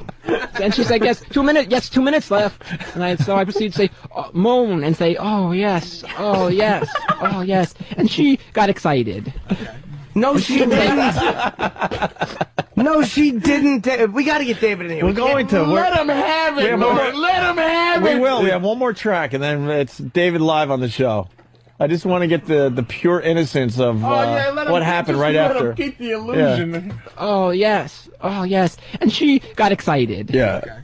And she was like, she kind of looked on her face like, oh, yes. And she was really excited. If I can say the words can I say the words that she said to me? Yes. She said, oh, come. She said that, not me. She said, oh, come.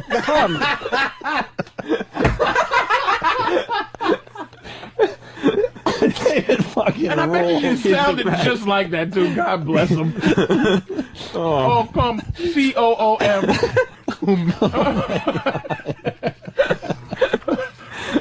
God, I love that boy. He was convinced that, by the way, that she really liked him. Yeah. So. All right, we're going to get into all that. One more track here. David talks about making cum scenes. This is it. But she's like, oh, come. Yes, come. And then did you? Eventually, yes, I did. Yes, I did, eventually. Did you make the 2-minute mark? I think it was way past 2 minutes. I think she forgot about the 2 minutes after that. She forgot about the 2 minutes. Do you think that you just got her so excited that she forgot? I think so. Did she clean you up? She proceeded to take another towel and yes, she cleaned me up. Yes, she certainly did. How far did it shoot? If I can be on... it did not shoot at all. Did it just kind of gurgle over like a volcano? Yes, it certainly did. It gurgled over like a volcano. Yes, it did. Zero. It wasn't no shooting at all. All right, listen, there's two things going on. His dick fucking vomited like Bon Scott in the car. Right. There's two things going on. He either has some kind of medical issue, or this guy jerks off so much there's just nothing going on. It's a lot of jerking. Right. It's a lot of jerking. Here's what that is. He has so much cum rushing to get out. It just bumped into each other. It got stuck at the tip. Yeah, he wanted to come so bad. His body couldn't, the muscles couldn't tighten. There was too much cum around. And subsequently, my cum just kind of poured out. His dick hemorrhaged. All right, you want to talk to David now, or you want to take a quick break? I want to piss and get a break. I want to get David. I want to get these other interns in to get, and I want to get this penthouse pet in, so at least we can fucking have a girl in here, because this is kind of fucking fruity and homoerotic. We'll get the penthouse pet in. Pet of the year? Pet of the year? Pet of the year? Thumbs up. Pet of the year, right? Thumbs up. Pet of the year. We'll get her in. We'll get intern David in. And I hope we're working on the interns. We want to have a contest. We want Jimmy to figure out but who I has also like the to get a biggest cock. chick's guess, too. I don't want to just fucking be guessing. That's why I want a girl in here. It's And they'll hold creepy. up their size, on a card in front of them, and then they'll reveal. Yes. You get how this is going to work, Steve? No. Oh, you don't. You know what we're doing right now? Do you know? I got it. Oh, okay. I started working on it, but All right, how are we going to do this then? Because I explained it twice. we're going to guess what the interns are packing. How? Right. How? By holding up a card. Okay, good. Okay. And they put the size on it. Right. And they don't reveal it until we're done with all the guesses. Right. All right, good. Okay. You did figure it out. My fault. Opie and Anthony, Patrice O'Neill, Jimmy, what are we promoting as we go to break here? Patrice is out first. He's got comics December 26th and 27th here in New York City, 8 and 10:30 shows. And I'm going to plug New Year's Eve. I just booked a New Year's Eve gig, December 31st. The greatest club name ever, Crocodile Rock in Allentown, Pennsylvania. I just booked this on Friday. Tickets are on sale now. You can go to Ticketmaster.com, or you can, that's all you can do. It's one show only, 8 o'clock, New Year's Eve, Crocodile Rock in Allentown, Pennsylvania. Are you going to ring in the New Year in Allentown? From 8 o'clock? No. Yeah. You going to rush out of there as fast as No, because a lot of people don't want to go out past 12. They'll come to the show and then go to a bar or whatever. Yeah. A lot of people don't want to be in a place for you 6 finish hours. by 11 or so. Listen, Joe Donuts from Rottenchester, Volcano. I just spit coffee all over my new laptop. And then Adam in Vegas, this is for Jimmy. Oh, please say on air that Jimmy kicked ass at the Viper Room. He needs to come back to the West Coast more often. Thank you. First time you did L.A., as far as like in that regard or whatever. Yeah, it was cool. Dice came to a show. Ron Jeremy came to a show. Everybody said it was fun, man. It was hanging out out with the big celebs out there in Hollywood. Yeah, one I know and one is just got a big cock. I was trying to pump it up a little bit. You don't think I knew? I was just trying to help you out a little. All right, intern David live on the show next. The Penthouse Pet of the Year next, and also guys. The intern penises. Yeah, we're gonna. Wow. All right, Opie. David went to his first Yankee Cranky shop. They're all developed on Friday show with Bob Kelly and D.L. Hughley, and I really didn't think we were going to get this happening, but it did happen. David was more than a trooper. Should we get the Penthouse Pet in here, too? Yes. How do you say her name? Taya. I believe Taya? Taya. Yeah. Taya Parker. Pet of the Year. Pet of the Year, walking into our studio. Can I see a book? Can I see one of those books, Dave? Oh, you guys are going to look at my naked pictures while I'm sitting here. Is that bad? No, that's kind of funny. We were looking at them when we started the show today, or this side of the show. You don't get embarrassed, right? Oh, hell no, are you kidding? Embarrassed of what? That's good. What's there left to be embarrassed about? How long have you been posing naked? Wow. I shot with Penthouse for the first time in 2005, and then I had been doing it like a couple years before that. So maybe 6 years? Nice. And the posing... Hi, by the way. Hi, That's by Patrice the way. O'Neill. Yeah. just looking. You have to say hi before you make any comments about my nakedness. No, I didn't even get Why, to you it worried yet. we're going to comment about your nakedness? I love it when I people looked at it comment. earlier, and the only the comment I do have is that you have the vagina that I enjoy looking at. Thank you. It's so funny. I used to be... has character. Thank you. Does she have character? Yeah. Yes, she Does she have character? what do you It can't call be her? a boy. Yes, she has character. Some Well, girls people don't name their vaginas like men name their penises. But you I said don't she, think. like you kind of have a It was relationship very with her. she. Yeah. But usually some have lines. A lot of Penthouse ones have just the Yeah. lines. Yours has. I have lips. Your stuff. Yours You has can stuff you to can it. be as gory as you want. I know. I've like an had area- it described to me before. I'm not weak of heart. It's like an aerial view of the U.S., and I mean that in a beautiful way. I love it's very full, and the lips are thick. I agree with it's, you. It's meaty. I know, and I said, it is. It looks like you might have too much salt in your diet. Just kind of. I have too much salt. Maybe it's possible. It swallows you. Let me ask you this. I was making a puffy joke. It's either too much salt or too much sex. One or the other. I'm not sure. Maybe a little bit of both. Now in the the naked game. I was curious about this. The naked game. The naked game. Yeah. Is how far up, down, parallel is Penthouse to Playboy in terms of prestige in the game of nakedness? Well, I guess because in the regular person game, it's hustler, Penthouse, Playboy in terms of low to high. That's for the layman who doesn't. Right. Well, and I'm glad you asked because I wouldn't bring it up, but I've worked for Penthouse and Playboy. Obviously, I'm with Penthouse now.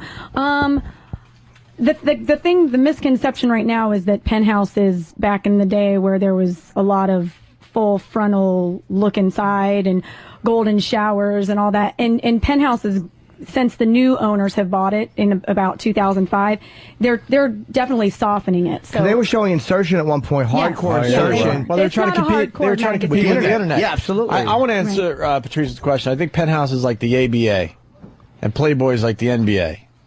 They get a little crazier in the ABA than the NBA. No, because I'm looking through this, and here's the. Well, they've changed. I mean, you could see it's looking more like Playboy. Here's what Penthouse has now. No offense. Go ahead. Penthouse would never have big pussy lips. Like that is, they would only have line pussies. You're saying Penthouse or Playboy? Penthouse, no. Playboy was all just Playboy is corny. Playboy never showed like. Yes, right.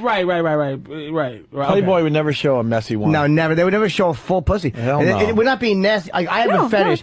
I like ferociously like a fat vagina. I think it's meaty. I think it's full. Yeah. But you're right. Playboy shows only those fucking quote unquote those stupid Pam Anderson ones, which is just like a fucking like an Asian eye. It's not fucking sexy at all. It's like you used to say a chimp's mouth. No, I like those. They're fat. Well, but still the line though, and then the big lips. Yeah. Well, see, this is the thing: is any girl will get naked for Playboy for free. They're like, ooh, Playboy, and they'll all take their clothes off. Oh shit, that's trash talk. Huh? No, it's not trash talk. It's because but this is the thing that Playboy's opened all these websites now, and so they need more content. So I think the caliber of girl has gone down. Whereas Playboy used to be like, ooh, we have all these gorgeous girls. I mean, if you've opened like any of their sub publications lately, it's kind of like, oh, those girls couldn't have been in Playboy like 5 years ago. Well, Playboy's thing is this. They're the name as far as, because they started it. I mean, let's be honest, Hefner started it, I mean, long before most of the magazines did. And yeah, but you'll with him, get it's celebrity. a lifestyle. With these guys, it's a job. I mean, if you've met the owners of the new Penthouse, they're very professional. They're very, businessmen. No, what I mean is Playboy has a reputation of getting like the celebrities. Like, well, she posed in Playboy. Like, it's just become this way of speaking, like when you're going to Xerox something. Give me a Xerox. Penthouse had Vanessa Williams.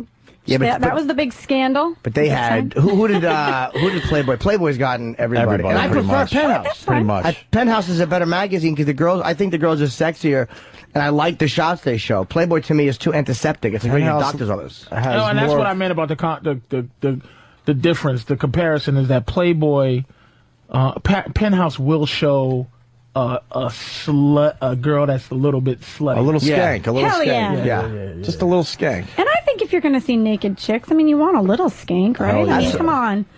You want to believe. You want to believe. You want a pimple or something in there. Yeah, you want to believe. You just want to believe. Shut up. Wait, I have a question for you too. How do you the pet of the year is obviously the high place to be. So what happens? You're a pet of a month at one point, and then they vote you in as pet of the year? Yes, I was pet of the month in January of 2008. So I just got named pet of the year. So I'll be pet of the year for all of 2009. Do you make extra money doing that?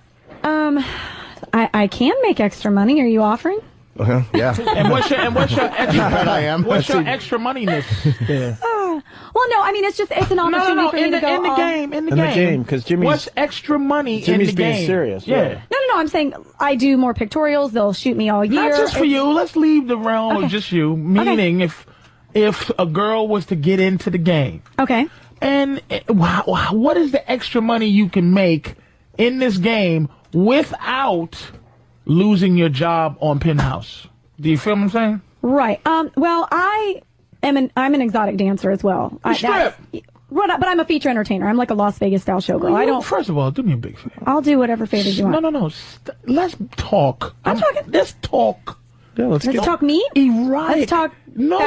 No guy says that. Like you allow. Look, you were nice enough to go big pussy lips and go whatever. So the erotic let's go strip it. Let's go to the world a little bit. Okay. That Elaine. Who might judge you? Well, when you say stripper to me, I think like the girl that goes to the club selling every pussy, night. any of that. Right, but when you say stripper to me, I think like a girl that wears like booty shorts and goes and dances on a strip pole. That's have logistics. $100,000 worth of costumes. Thank you for saying and, that, Patrice. You know, I go in and I have choreographed stage shows. It's kind of different. The like difference you're talking about is like I'm like a headliner. Like I get booked into a club like a headliner. Do you completely take all your clothes off? Yes, I get naked on stage. All right, all you're a over the stripper. place. Yeah. Well, yeah, I'm a stripper. I don't have any days. Yeah, but just fancy I love clothes. strippers. I love And strippers. this is my way of trying to I hate how people are protect you from- romanticizing this shit. Exactly. I'm trying to say, look, you've And been... there's nothing wrong with it if that's what you choose to do. There's absolutely nothing wrong with it. But I'm All saying right. I don't What's go your to a name? specific club. I go all over the country and do it in different places. But wait, hold on. There is a difference between being where this radio show is and being a college jock. Like, even though you're both technically in radio, I'm only saying that's how everybody looks at their But we're gig. not. But ultimately, you've seen Silence of the Lambs, right? Yeah. Yes, absolutely. I actually would have fucked James Gum in the dress. The part where he goes, wait. You've been courteous, attentive. You've been like up until this point. You know, you were honest about multiple MIGs. What did he say in the other room? Right. You know, hey, I want to come in your eye. But then you get into this magic of making the stripping to be noble. So we're not belittling what you're saying. But Are it's you gonna like, let me respond? Let me just say. Okay. Because it is on a different level. Because I mean, I got Entertainer of the Year. It's like the AVNs. There's awards for what I do. Whereas if you're a stripper, nobody's gonna come and say, "Ooh, you're the best stripper." And you give busting you out an award. 6 figures for your appearance? I might be. That's some dope shit. And how do you get along with Wait, Aria Patrice. and Jelena? How you get along with them bitches? Who? Aria, Jelena, The other girls in the Aria, magazine. and, She doesn't- you know, she doesn't Brio. notice the other girls in the You don't know magazine? none of these Oh, bitches. no. They're your friends. She doesn't know. Oh, they in a little world of fucking. Wait, you said her name She's wrong. like, who You this said bitch? her name wrong. There's a lot of girls. I mean, you know what? I haven't met a lot of them. I've met Justine Jolie, love her. I've met Shauna Lene. Is it a love friendly her. world in I general? do. I mean, no. Is the we're world all- friendly? Is the world? Y'all It can friendly be catty. to I mean, each other? it can be bitchy. It can be catty. I mean, it just depends on certain girls. Like, I don't let things get to me. I've been in the business a long time. A girl could come up to me and be like, "I think you're ugly. I don't think you deserve Pet of the Year. I think you suck." And I'd be like, "Okay, well, opinions are like assholes." And what could I say to you that would one. really offend you? What could you say? Meaning personally, Absolutely nothing. in this I don't world get where you offended. go, like porn stars, for some reason I learned that they like to be called Adult entertainers. That's why we said what we said. actresses, Right. And you Right. go, You're suck dick. You're a porn star. Enough. Yeah. Stop trying to romanticize everything. What? But they get offended. They get pissed off I'm, now. I'm trying to get you I to don't help get me. offended because everybody has a different, you know, like All right. I say feature entertainer, you say stripper. That's fine. So with how me. else can you make? He was asking about money in the game, meaning how else can you do it where Penthouse doesn't care if you do it? Like, all right, you can dance. You can probably do certain softcore shoots. Like, what are you allowed to do with it where they won't freak out to make extra money because you're Pet of the Year? Well, I work for Penthouse exclusively, so I mean, as far as that, I mean, I have a career as a feature entertainer, and they allow me to keep doing that, which was nice because they could have said no, but they know that was something that I'd already established before. That was actually one of their draws to me, was that I had a very good establishment in the feature entertainment industry and with clubs and club owners. So I go all over the country. And the feature met lots- entertainer, let me ask you this. Is this upgraded? At one point, I was like in the comedy game, you're a opener, bringer, they call them. Then you're a feature middle act. Then you're a headliner. Did you start off a stripper and upgraded to now what is a feature entertainer? Yes, I did. I was a stripper for a long time, for like 3 or 4 years, and I loved it. And what's I the had a difference great time. between stripping and what you do now? Because what I do now, I make my money to like if you get booked in a club to do comedy, you don't have to get all the customers to give you $1 to make money. They hire me to come in. You're still a stripper. It's okay. I understand. Because like even like stripper. an open micer and like a headliner are comedians. Our comedians, Right. Like if you're levels. playing Little League Baseball No, I'm or saying Major League Baseball, you're all baseball No, I players. understand what you're saying. He asked me what the difference was. Yes, I did. He asked But me he the got a difference. great point. What Thank he's you. saying is that you're on the highest level of Okay, stripping. Absolutely. stripper. Absolutely. all. Fair enough. Yeah. Fair Absolutely. enough. Fair You can't enough. change But what it none of the is. strippers that work at the club are going. They're just in the minor leagues, that's but all. But I this get is the free thing, food you're at the acting club. like it's interchangeable. I and get it's free not. food. I get free food at the club. but the opener has to pay for his. The middle gets 25% off. That's right. They pay for my park, and the middle has to take the bus. I couldn't do what I do if it wasn't for strippers, because I go to their club and I work at their place. I mean, I love strippers. But you don't have to. No, I absolutely acknowledge strippers. You don't have to rely on the dollars of customers. Right, I get paid to go in there, so I don't have to necessarily do private dances to make money. I go in every time I go on stage. I get paid. Here's what it'll be like. So, you're at a high level. Are you at the highest level? No, Patrice, her being called a stripper. This is how you're looking at it like this. You're looking at it like this. Someone will get that. If we walked into a club, right, and someone said, "So how's the open mic stuff going?" You would go, "I'm not a fucking open micer, motherfucker. I'm a headliner." And being called a stripper. I don't mind being called a stripper. It doesn't insult me at all. No, because you're cool. But I'm saying it's almost. That's the name you call an open micer. On the taking your clothes off game, yes, an open micer is a stripper. And if someone was saying... what's right underneath feature? A feature dancer. What's the name? When you're starting to upgrade I don't know. I think there's clubs that have like in-house girls that'll do shows. They'll be their strippers, but they'll let them do little shows and stuff when they don't have features. So I guess I never did that, but maybe that's... And lap dances, table... That shit is done with you. Like I can do it if I want. If the money's right, if somebody offers me a bunch of money, I'll do it. But I mean, it's not... I don't have to rely on that to walk out of there with money, is what I'm saying. You know what you're leaving with before you get there. Exactly. I know what my paycheck is before I walk through the door. Then tips and dances are just gravy. And do Bunny Ranch places try to get you to come and say she's here this week? No, I don't. Do they try? I mean, do they try? No, I've never had. No, most of the clubs I do high upscale gentlemen's clubs that'll book a feature. Like not all clubs book feature entertainment, so it just depends on the venue. So yeah, but if we walk, when you walk I'm Entertainer of the Year, so I'm the best feature on the circuit. So not only am I a feature, I'm the best feature. When you walk in as a comic, if I walk into a radio station, they go to me, "So, can you only get that 1 year?" I'm sorry. They say like, "Wait, why don't you do some of your sketches?" It's like, even though I know I'm a comic, I get it. I mean, that's to me is like, even though they're not trying to be fucked up, I'm like, nah, I would clarify that. And they might go, "Wow, well, you're a comic, we get it." Like, and I would go, "No, it's." And is this it? Can you get this? Can you be the 3-time reigning champ of nudity? Pet of the Year, you mean? Pet of the Year is a one-shot deal. All the girls that were a pet that year are in the running for the Pet of the Year for the next year. So I was a 2008 pet. Me and the other 11 girls were all in the running for... It is a wrap for you in terms of this what happening What happens to the Pet of the Years after their reign is over? Yeah, like what's going on? I mean, different girls do different things with it. I mean... They go back to stripping.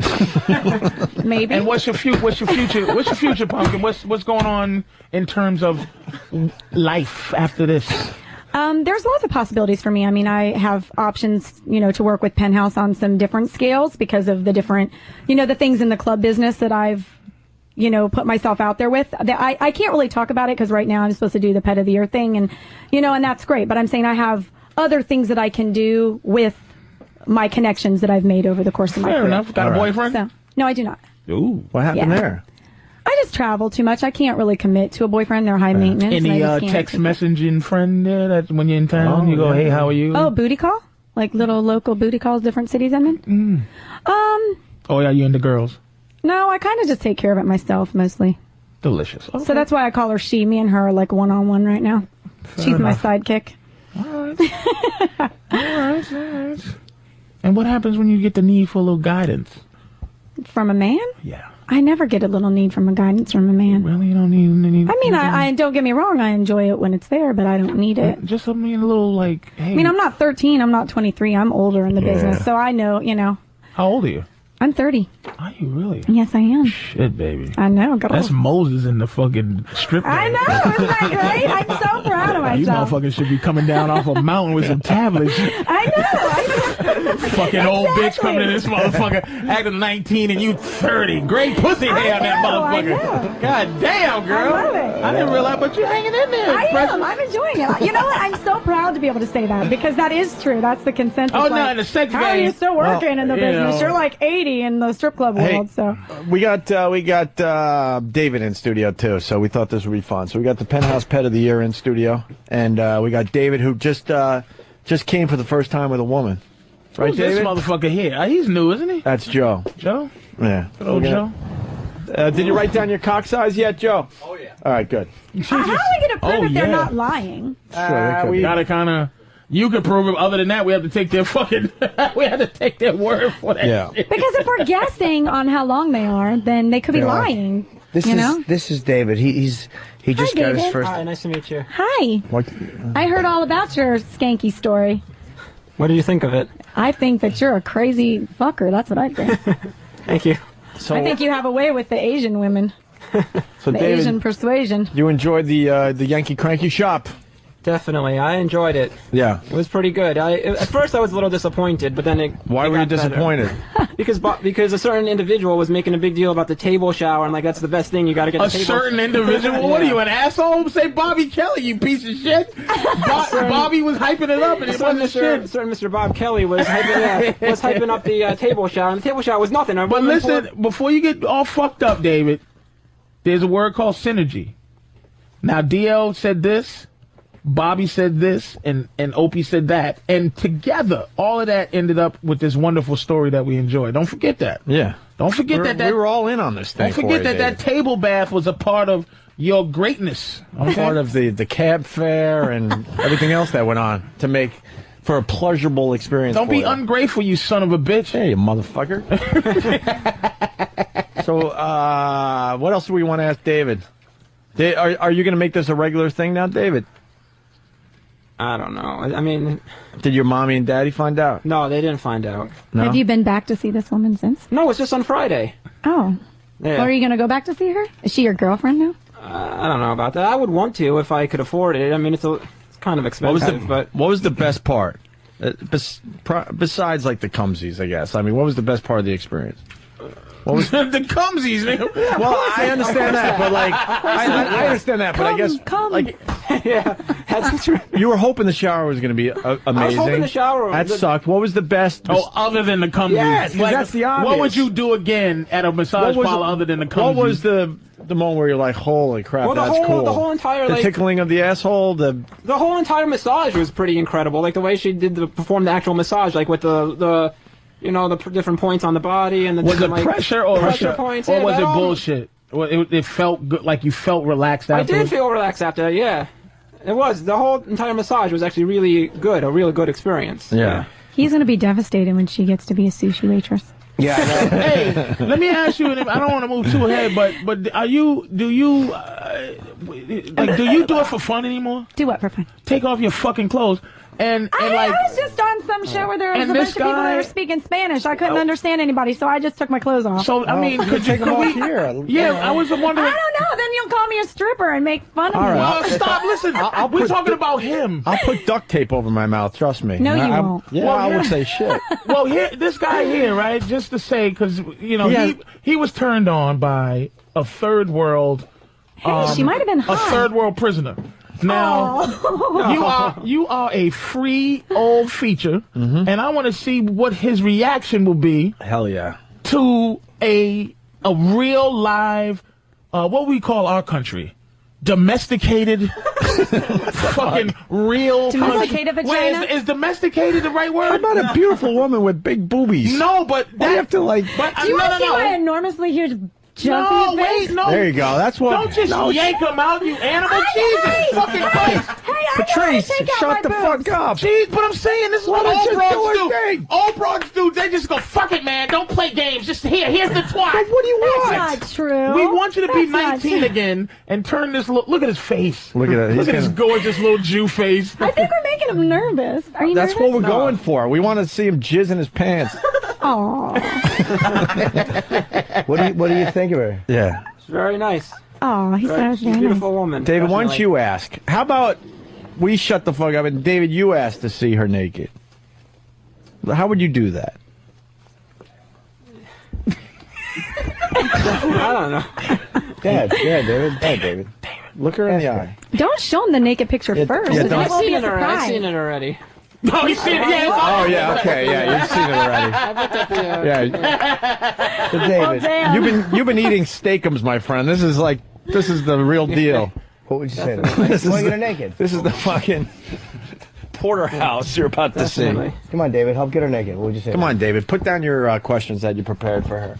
You prepared questions for me? I certainly did. Okay, no. All right, you want to ask a few questions? Yeah, let's hear a couple of questions. All right, a few questions. I want to hear this. This might get me horny. Well, I want to get more back into the touring and the erotic dancing. Okay, you go ahead. Read me some of those questions. No, I'm just more curious about, like, what exactly, like, do you have, like, a certain routine when you're on tour? Yeah. Like, do you practice and you rehearse a routine? Absolutely. I was actually a professional dancer before I ever started stripping. Yes, I was a stripper. I knew that would get to you. It doesn't get to you. I love strippers. Let's be honest. The fact that you think it gets to me is what gets to me. That hurt you a little bit. I just started doing this No, thing? it doesn't. That hurt you? No, it doesn't. A little bit. No, it doesn't. You didn't like that little feature. No. You worked hard to be called a feature dancer. I did work hard, but that doesn't. Let me put it this way: if I had never been a stripper, I would have never thought to try to be a feature. People in the real world that are outside of the adult entertainment don't understand what. Oh, you know what? What if underneath stripper the name is called Stank Polin? No, I'd be okay. Like girls who stink up the pole. Like I'm not no stink poler. Let's go back to. Then I probably wouldn't go near a pool ever again, but still. Let's go back to. to. If that had been the allure from the beginning, I probably wouldn't have gone after it. Let's go back to David. David. Yeah, go ahead. Ask me. No, so continue. I'm curious about like the touring and do you have a specific routine and like a specific? Why don't you ask her what airline she flies? Bore. Get to the better questions. Yeah, read me Jesus. some of those questions. I'm curious about. So what's on your rider? Crackers or cookies? No one gives a shit. Do you come to this radio show often? He's going to ask me what's on my iPod next. Yeah, okay, go ahead. Read me I don't some. know about like. Do you have a routine? Yeah, I have. Let me explain it to him. Let me just explain it to him so we can move on. Yeah, it's like the Marx Brothers. Okay, like I have different theme shows. Like one show I might come out like as a gangster, or another show I might come out like a burlesque, like Marilyn Monroe type of outfit. So I have different theme shows that have music that coordinate. Yes, it's all very burlesque and sexy and fun. And move on to some more. David has theme shows too. Sometimes he comes out like a boring interviewer. No, I have like general knowledge questions. Go ahead, David. Whatever you want to ask her. I've read on a couple websites that you consider yourself an actress. Is that I true? consider myself an actress? Do you consider yourself an actress? I'm acting right now. Okay. No, I don't consider I consider like myself I read on an some actress? like your website or your MySpace. I have acted before, yes. What kind of acting When I'm have you done? acting, What kind of I acting consider myself an actress. You haven't seen Alien Killers 5 on Sci-Fi? No, I've done a lot of Broadway stuff. Like I've done Broadway? yeah. Get the fuck out of here! Will you stop with your bullshit? What Broadway? I've done Damn Yankees. I'm a singer. I went to school for musical theater. Wait, what did you do? I went to college. What did you do musical for Damn theater. Yankees? Baby. Excuse me? What did you do for That's Damn why I Yankees? was curious because it said on your website you were an actress, and I didn't see any like credits. I said, On my website? Like on your website, you said I'm an actress. Or There's this, nothing or, on my website that says I'm an actress. Or somewhere I read that you consider yourself an actress. Well, you'll probably read a lot of Can something I ask you what you somewheres did about for me. Damn Yankees? IMDb. Yeah, I was Lola in Damn Yankees. Is that a big part? I really It don't is know. a big part. Evil Force 12. It was on. It was on at 5:30 in the morning. I was the girl that screamed really loud when that monster was eating my vagina. Patrice was on Sci-Fi 3. Kinky Kong on because we were talking about Cinemax 4. Like the guys were asking you beforehand, like when you're done with Pet of the Year, what would you do afterwards? Like, would you consider like going back into like full time like acting or singing? Very good question, David. Yeah, I've always sang and been an actress. I've actually you're into singing. Like I read that you once recorded a demo CD in I'm Nashville. in a band with my dad. I Right, mean, your I dad. sing I read about a lot. that. Yeah. What do you sing? Like country music or what's style of a singing? lot of I call it organic music, like Natalie Merchant, Bonnie Raitt type stuff, that kind of thing. Can you sing something for us today? Sure, if you want. How do we do that? Get music and she goes. No, I don't know if we have the music. I can just sing it. What do you sing? All right, let's David, ask her to sing her. Yeah, what do you sing something. when you're with your dad? Like, what do you and your dad sing together? Oh, I mean, I could do like a Bonnie Raitt or something if you want. Sure. Okay. And can you do it? Can you do it to him? Yeah. Do a little. Give him something to talk about, but just for him. Have a nipple slip or something. Oh, I don't mix my music with my nakedness. Hey. I'm either gonna get naked or I'm gonna sing, or I'll do them apart from each other. Oh, can you just turn on this boy? Just multitask. I can. Of course I can. Do it for it. Just turn this boy on. Let me get a good look at this. All right, here we go, Dave. Okay. She's going to sing for you. Okay. Oh, let me look at this. And we're going to see how good of an Am I actress using his she is, microphone too. or mine? I'm not acting right now. Oh, pull it off the thing, beautiful. Pull it. Use his? No, pull that. No, pull that off. That won't stretch. Use his. Oh, okay. Damn. All right, here we go, David. This is for you. She could sing. Well, I don't know. If I start singing, are you guys going to make fun of me? Because that would be hot. No, we wouldn't do that. Okay. And stop your prepared for abuse shit. Yeah. I'm always prepared for abuse. As a woman, it's just a prerequisite. We're on your side, bitch. Stop if you trying let your to have. vagina come out, you have to be Stop prepared for trying to abuse. have personality all the time. Just stop it. I have personality We're for with you, you miles. sexy motherfucker. Look at That's that. right. Oh, God. Here we go. I bet it I'm smells gonna like sing for hope. him. Go ahead. It smells like what? Hope. I bet it smells like freedom if it was He 16, can tell 19. you what it smells like here in a minute. Oh! All right, here we go. Was that an actress? No, that's good, Was that baby. good acting? I'm telling you. All right, let's Okay. do some stuff. Okay. People are talking about people. I hear them whisper. You won't believe it. They think we're lovers, kept undercover. I'll just ignore it, but they keep saying we laugh just a little too loud. Stand just a little too close. Don't look at me, you motherfucker. Look at that We deliciousness. stare just a little too long. This is going great. Maybe they're seeing something we don't, darling. Let's give them something to talk about. Rub your own nipple, Dave. Let's give them something to talk about. Look, I'm trying to be cool. Let's give them something to talk about. How about love, love, love? That's all I'm going to do. That's right. That's all right. Yeah, don't try to sit there and be cool, David Carradine face. What? I mean, not you. What's the head nerd from Revenge of the Nerds? Carradine. Something Carradine. Stop it. I like him. That was great. That was fucking great, man. That was really good. Yes. Yeah. That's a really good I'm voice. really tired. You and are I'm kind of coming down the multi-talented. Really good voice. Thank you. Very good. Yeah, you don't have to make Acting, excuses. You did singing. fine. That was a No, good one. but I'm saying I can do better if you guys give me some time or something. It was fun. But if you guys are enjoying it, then that's all that That was matters. fantastic. It was great. Thank you. See, look at him. He was over there. Damn it, I wanted to dog her out. Okay, ask me another one of those questions with the stars by it. He's got ones that have stars. Stop it. You better be nice. Leave this young lady alone. She's a beautiful young Look, lady. he's like kicked back. He doesn't like me. No, it's not. What can I do to I make do. you like me? I like you. You're such a liar. It's because you're married. You're all right. Married guys never like me. It's okay. Go ahead. Yeah, that's it. David, continue with the interview. Okay. I'm asking.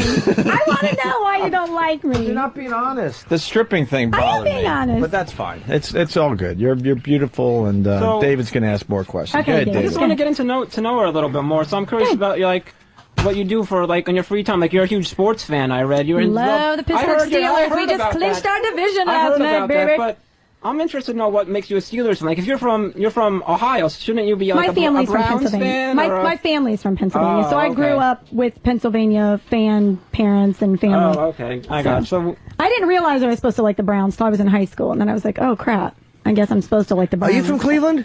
I'm from Columbus. The fucking Columbus. Ohio girls have, That's the I'm telling you, closest, yeah. the best vaginas, honest to God, are all out of that part of the country. I've never got lucky in Cleveland, that part of the country. I have a good batting average in Cleveland. It's fucking amazing. That's not I surprising. actually grew up in Is that one of Marion, your- if Ohio, you but had- nobody ever knows You where live that in is. If you had to eat. You live in Delaware, If you had to Ohio? hunt. would that be Delaware, Ohio? Ohio? Yes, we're Boston. what is Boston, it like Ohio. there in Delaware, Ohio? It's very small. There's nothing. I think we have Right, a so that's Walmart. what I'm wondering about. Like, We have a Walmart and what's your big success and all the money that you make? Why did you stay in a small little town? Why didn't you branch on to the big city? because I travel. I mean, I can. Everyone is like 5 hours away from anyone else in this country by plane. So I mean, I travel all over the place, and when I'm home, I'm away from all of. How often do you all of actually get that. to just relax at home and do whatever you want to at home? Do you ever have free time? Yeah, I have about maybe a week off a month if I'm lucky. David, how about some sex questions? Jesus. Yeah, you really are just fucking barreling. You're like It's Charlie like, Rose. I feel like I'm on a She's not first gonna- date right now. she's not gonna I'm very date yet. nervous. Just curious. I don't know. Ask her about her boobies and stuff. She's a very feisty girl, man. We tested her out. She can take it. She could take it, so go ahead. Just say, listen, when you're at home having your fucking horrible thoughts of murder, what do you want to say to a beautiful young lady like that? Like something dirty. Yeah, let's go, She's David. a soldier, Dave. Say something sexy or dirty just or something. any kind of sex question. Let's something, go. Dave. All right. I You did prepare a guys. couple of questions like Deep that. in your heart. Oh, Come on, man. All right, he prepared some. How many questions did he prepare? That's a lot. I love it. Come I on, think Dave. it's adorable. Come on, David. So if you're in this whole industry, with the sex industry, do you ever think of branching out into more sexual, porn, That's your sex pornographic question? videos? That's your fucking sex question? How dare you? She would never go into that. It's I don't know, I'm obvious. just asking. What's wrong with you? I'm just asking. How about I'd like to choke on your clit? Just say it. No. Just say it. Well, let her answer the question. Answer that question. Oh, no, you're not allowed to fudge him a question. But I still want him, now I want him to read it. What's that little post-it? Give it to me. I'll read it. I'll read the question. Jesus Christ. Way to go, E-Rock. Can you motorboat me with your tits? Way to go, E-Rock. He doesn't even know what a fucking motorboat is. Do you know what a motorboat is, David? He would be, I want you to read this to me. I want to hear him say it to me because that's hot. David, read it in a way. Read it really in your sexy voice. Like if we were having sex, I want you to read it to me in your sex voice. All right. Go ahead. Don't be scared. Taya, can you motorboat me with your tits? He looked at you when he said it. No. You have to look at me and say it again. He's scared to look at women. Oh, no he's look not. Look her in the eyes. Look me in the eyes and say it. God, there is I know there's 10 women. Can you motorboat me with your tits? Absolutely. Somebody check the Hudson River. Wait, you said absolutely? I'll get naked for him. All right, yeah, let's get her naked for. That's fucking sexy, intern man. David. Yeah. All right. See, he can. David, ask her to get naked, will you? Say, Taya, will you get naked for me? Taya. What, darling? Will you get naked for me? Yes, I will. And then, but here's the thing, though. When we get you in to really get in the pussy, here, practice shit like this. Man, just take them drawers off, you goofy bitch. Just try it. Yes. Talk to her, David. What do you want to... Just fucking be dirty for a second. Be dirty. What do you want to say? She controls any room that she goes into, right? Absolutely. She's so fed up with guys doing what she's told. Take those dirty panties off, you fucking animal. Just say it. Have you been speaking to my ex-boyfriends? There you go. I know they talk to you like you hate shit because their self-esteem's low. I'm just saying that I wouldn't talk to you like that, pumpkin. All right. Oh, baby. Wait, Patrice. Okay. I wanted to get David interacting with this. David, now talk to her. Tell her what you want to see on her. Come on.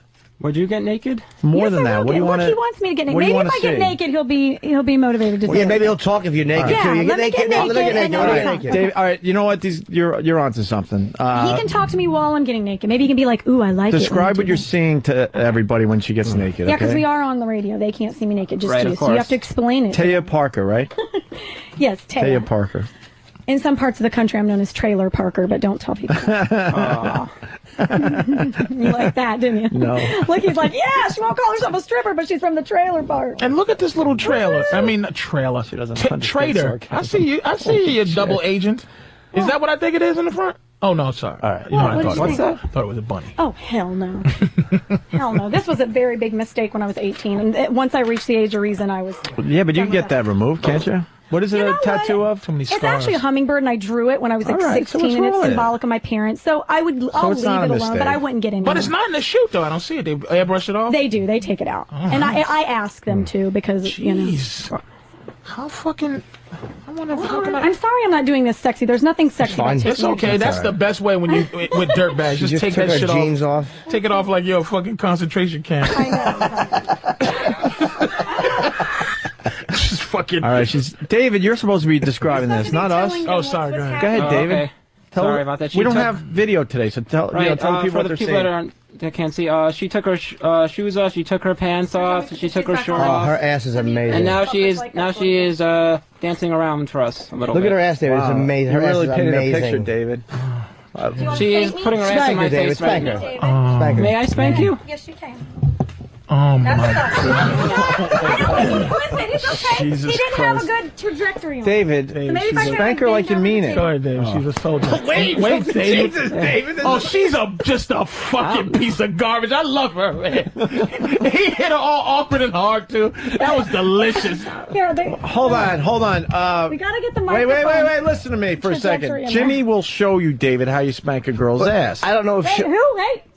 Will you let Jimmy? Jimmy knows how to spank girls properly. I thought you were talking about him, and he scares me. I don't think. Why does Patrice scare you? Because he's a big black guy? Because she knows I ain't fucking around with that fucking goofy little white ass. I'll get revenge for slavery. All the way across the room. I'll be flying into you here in a second. All right. She fucking knows the deal. You don't come here. All right. David's just going to learn from Jimmy. Again, I only spank how I like it. They may not like it. Girls like different things. You have to caress it first. You give it like a little caress like that because it feels really good. Right. And you just kind of swat it. You don't do it too hard. Not too hard. Just Can like you that. do my technique for me, Jim? What's that? Jim's is on the ass from a right to left style. Sometimes. You do the back or left to right. Mine's is a come where underneath. where the thigh and the ass and I'll come over and you can show you. All right, somebody please. She agreed to this.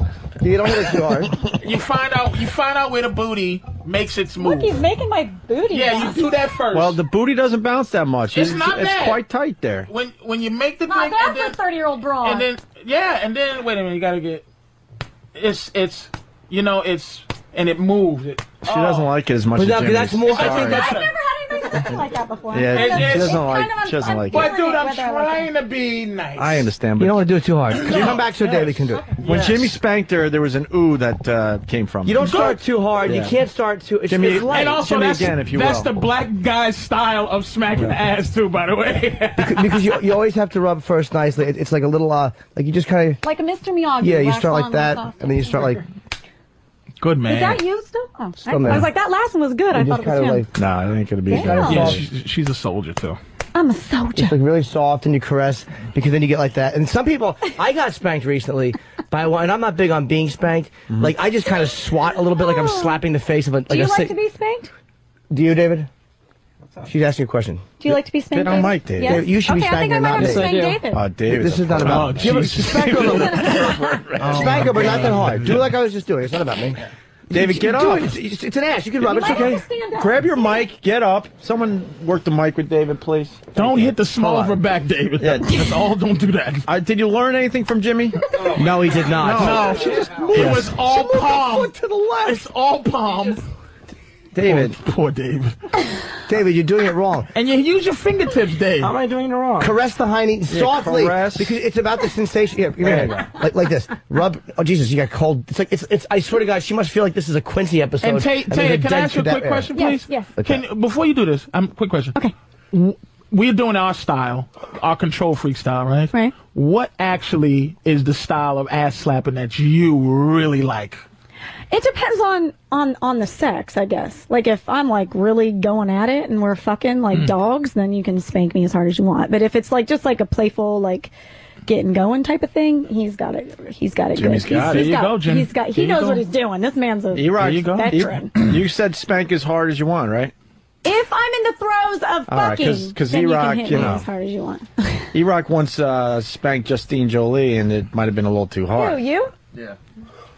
Your friend Justine Jolie. I love her. You might want to look that up online. It was. I love her. Quite Love the her. day.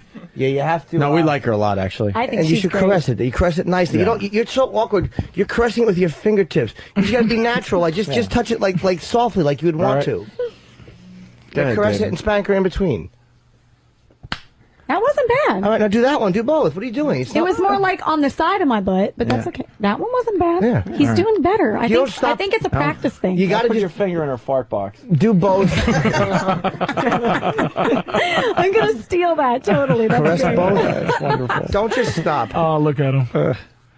Oh, look at him. Oh, I think his mule's getting there too. Get it. I think he's That getting was good. Oh, look at him. Oh, Jesus. Oh, Jesus. Is he popping it down? Jimmy, is he popping it down? I don't know. Oh, it's in his pocket. It's going to the back. It's going to the back. Is he? I don't know. I gave you popping it. David, are you Now popping you it? can pull David, my hair while you're spanking. David, are you popping a Oh, rod? Jesus Oh, Christ. you like your hair You gotta pull the hair a little bit. But Wait, no, hold on. you Everyone's gotta talking get at the same a little time. bit, Let me like, get right in control. Oh. David just admitted that he's popping a little bit. Oh, he's filling up, Yeah. dude. All right, you get to pull her hair now. Pull her hair. Don't go hard. Just pull her hair. She'll show you Yeah, how pull she the pull. hair and spank. But So you have to get both hands. You don't have at the same extensions or time. anything, right? Because Hell no. he'll pull them right out. No. Okay. She'll pull her hair. Grab hair. Norton, hair show him how to this do one. No, I want to Pull see him hair. do it first. Okay. And then He's see if gonna it's see right this or for wrong. him, and then he can correct All him. right. Okay, go ahead. Just pull do her it hair naturally. with Pull her one hair. hand. Grab the hair. No, not like. Hold on. No, he just pulled it. Serial killer. Is there are some murders that's going to happen? Nurses in retarded hospitals have been. Picnic basket. I think we are creating a monster No. here. I honestly Yeah. do. This might not be good. Grab the top of the head. You have a to little grab bit. it. Yeah. Can I do this? Go ahead. This is how I would do it. She may or may not like that. You always go close to the Skull, head, yes. like Good. that, There and you you kind of like you almost want to loop your fingers in and kind of grab it like that. There you go. So you can almost feel the top of your hands. Feel my hand. I'm not gonna feel my hand. Is touching her skull. This way you're not going to pull too much hair. And do you realize what that does? It just doesn't. It's like laying on a bed of nails. It's Yeah. like you lay on one, it's gonna hurt. So don't you pull them all together like it's her head. And don't yank it. Here, give me him. Give me him. Reach in, caress your scalp a little bit like that, and separate so you're not being clumsy and sloppy. David, part her hair. It's her hair. It's okay. It's not a cancer wig. It's not a cancer wig. He's gonna end up with clumps of hair. What happened, E-Rock? He's trying to get her hair, and then he just kind of palms her ass and goes, he just like shoves it. Oh, this poor You kid. guys are putting too much pressure No, we're on not. him. There's no pressure. He's There's no actually pressure. helping. I He's think gonna pull out. David, He's wait a gonna minute. pull out clumps of her hair. Norton, I mean, David, just enjoy the fact that this is happening. I'm enjoying. Yeah. Yeah, I'm not even making you pay me. Yeah, exactly. Most guys have to spend some cash to get this. Yeah, this costs bucks, brother. Like that? He's Let me see. massaging my Hold head. on. No, dude, you put your hand up like this. You kind of go up the back of the head like that. You can palm the head very lightly, and then you just pull away. And as you're pulling away, you grab a little bit of hair. Now, if that's what she likes, it's not too hard, but you can control her that way. Okay. Yeah, control me. Dave's like, when can I punch her in the temple? Yeah. And start to saw her Yeah, fingers do it off. more. You're doing it towards the side. Like, get up under in the middle. He's grabbing her hair like he's a subway door closing, and she's gonna be dragged to death. She's gonna crash. Look at Opie's like, Jesus, fuck, he's just awful. This is so He's real. uncomfortable in his skin, this kid. And are you a lefty or a righty? Righty. Really? So grab you her hair grab with your lefty. left hand, you fucking asshole. Well, you can smack Are lefty. you an ambidextrous ass slapper? No. Fucking Jim Abbott would be better at this. Okay, just grab. Like, put your hand up and grab. Yep. Oh, like, all right. don't do this, or you're gonna just. There you go. that you're good? kind- What's he doing wrong? Well, That's good. He's like Otto and George right now, the way he's working her hair. Oh, God damn it. Is that good? Is that good? Jesus. grab it and then spank. Don't keep with the head. Get it, grab, spank. Grab it, hold it's it, like spank. 3 motions. Wow. Grab, spank. Oh, Okay. wait, Not did you her see him hip grit? bone, Did you Jesus. see his grit There his you teeth? go, He that gritted his wasn't teeth. bad. Oh, Did that's he? right. That you grit your teeth. It has to be a little anger. I gotcha. Yeah, a little bit of anger Wait, involved that's in the that. side. You gotta get the back. You don't do that There you go. happy. Hey. Oh, no, He's his face. Did you improving. see that face? Yeah. Do it, David. I can't see his face. Jesus Christ. How about less anger in the face? Yeah, Jesus. You're creeping us all out. Oh, my God. Less anger in Yeah. the face. Oh, boy. Okay. There you go. All right, you're not holding the hair Good right. You stuff. just keep letting the hair. David, you want to see her boobies? I wouldn't. All right, then ask her. Wow, your ass is really red. Is it? She's all right, though. Taya apologize. Parker, It's Penthouse okay. Pet of the Year in studio. Look at Bianchi. I have to say her ass feels. And for me, at a really nice. At a safe court distance, I got to see that giant twat before you get out of here. Oh, Just a come on. peek. Are you gonna make fun of it? I have No. no. Are you, we said I love you, Can we look at fucking it? Now you goddamn guys it. are making me all embarrassed. No, we're not. It's Why? beautiful. Stop playing. All right, Dave, ask her. Ask Okay, her we to see the I need him to boobies. sit over here. Actually, this chair is just not stable. Come over here. All right, David, ask to see the boobies, You please. have to ask. David's balls are too heavy for him to get out the chair. By the way, I got to admit, I was wrong. She's totally proven that she's not a stripper. What? Get over it. He's so worried about the stripper thing. It's killing him. It's cracking me up. Norton, would you? I am a stripper, okay? All right, Yes, good. All right, now we can all get along. Really good. She's got a very. Would you? Oh, yes, I would. There's no wiggle to the ass whatsoever. Fucking perfect. I'm gonna do something really fast. If it feels good. But you know what? You can the haggardness is so sexy. That hair felt good to fucking grab. She's a good girl. She really turned me on. All right. The haggardness. Taya, how tall are she's you? Just, 5'3". she is 5 foot? Are you only 5 foot? 5 foot. Brunette. She's dark eyes. She's really on the cusp of retirement age in That's her why I always game. leave my Absolutely. shoes on. And she's just even when an- I'm having sex. She She's just an old school gangster. ready? Absolutely. Trailer park trash. This is so sexy. Oh, yeah, that's not a stripper move. She's right now look got at her that. pussy right up by David's face. Oh, and she's doing the Exorcist Spider-Man walk Yeah, right she- in his lap. She's doing backwards push-ups Wow. with her pussy in David's That was face. that was hot. Very 80s. Was it, David? Strip scene. Yes, it was. Yeah. Oh my goodness, she's I would going love for the to see bra. your breasts. Wow. Would you mind showing me? And she wears a 3-hook I big would- that's- titty yes. bra too. I do. I have to support those girls. Oh my God. Girls. There you go. There you go, David. What do you think? Would that be okay with And you? where, hey Taya, where'd it go in at? The nipple or underneath? Where at? Underarms?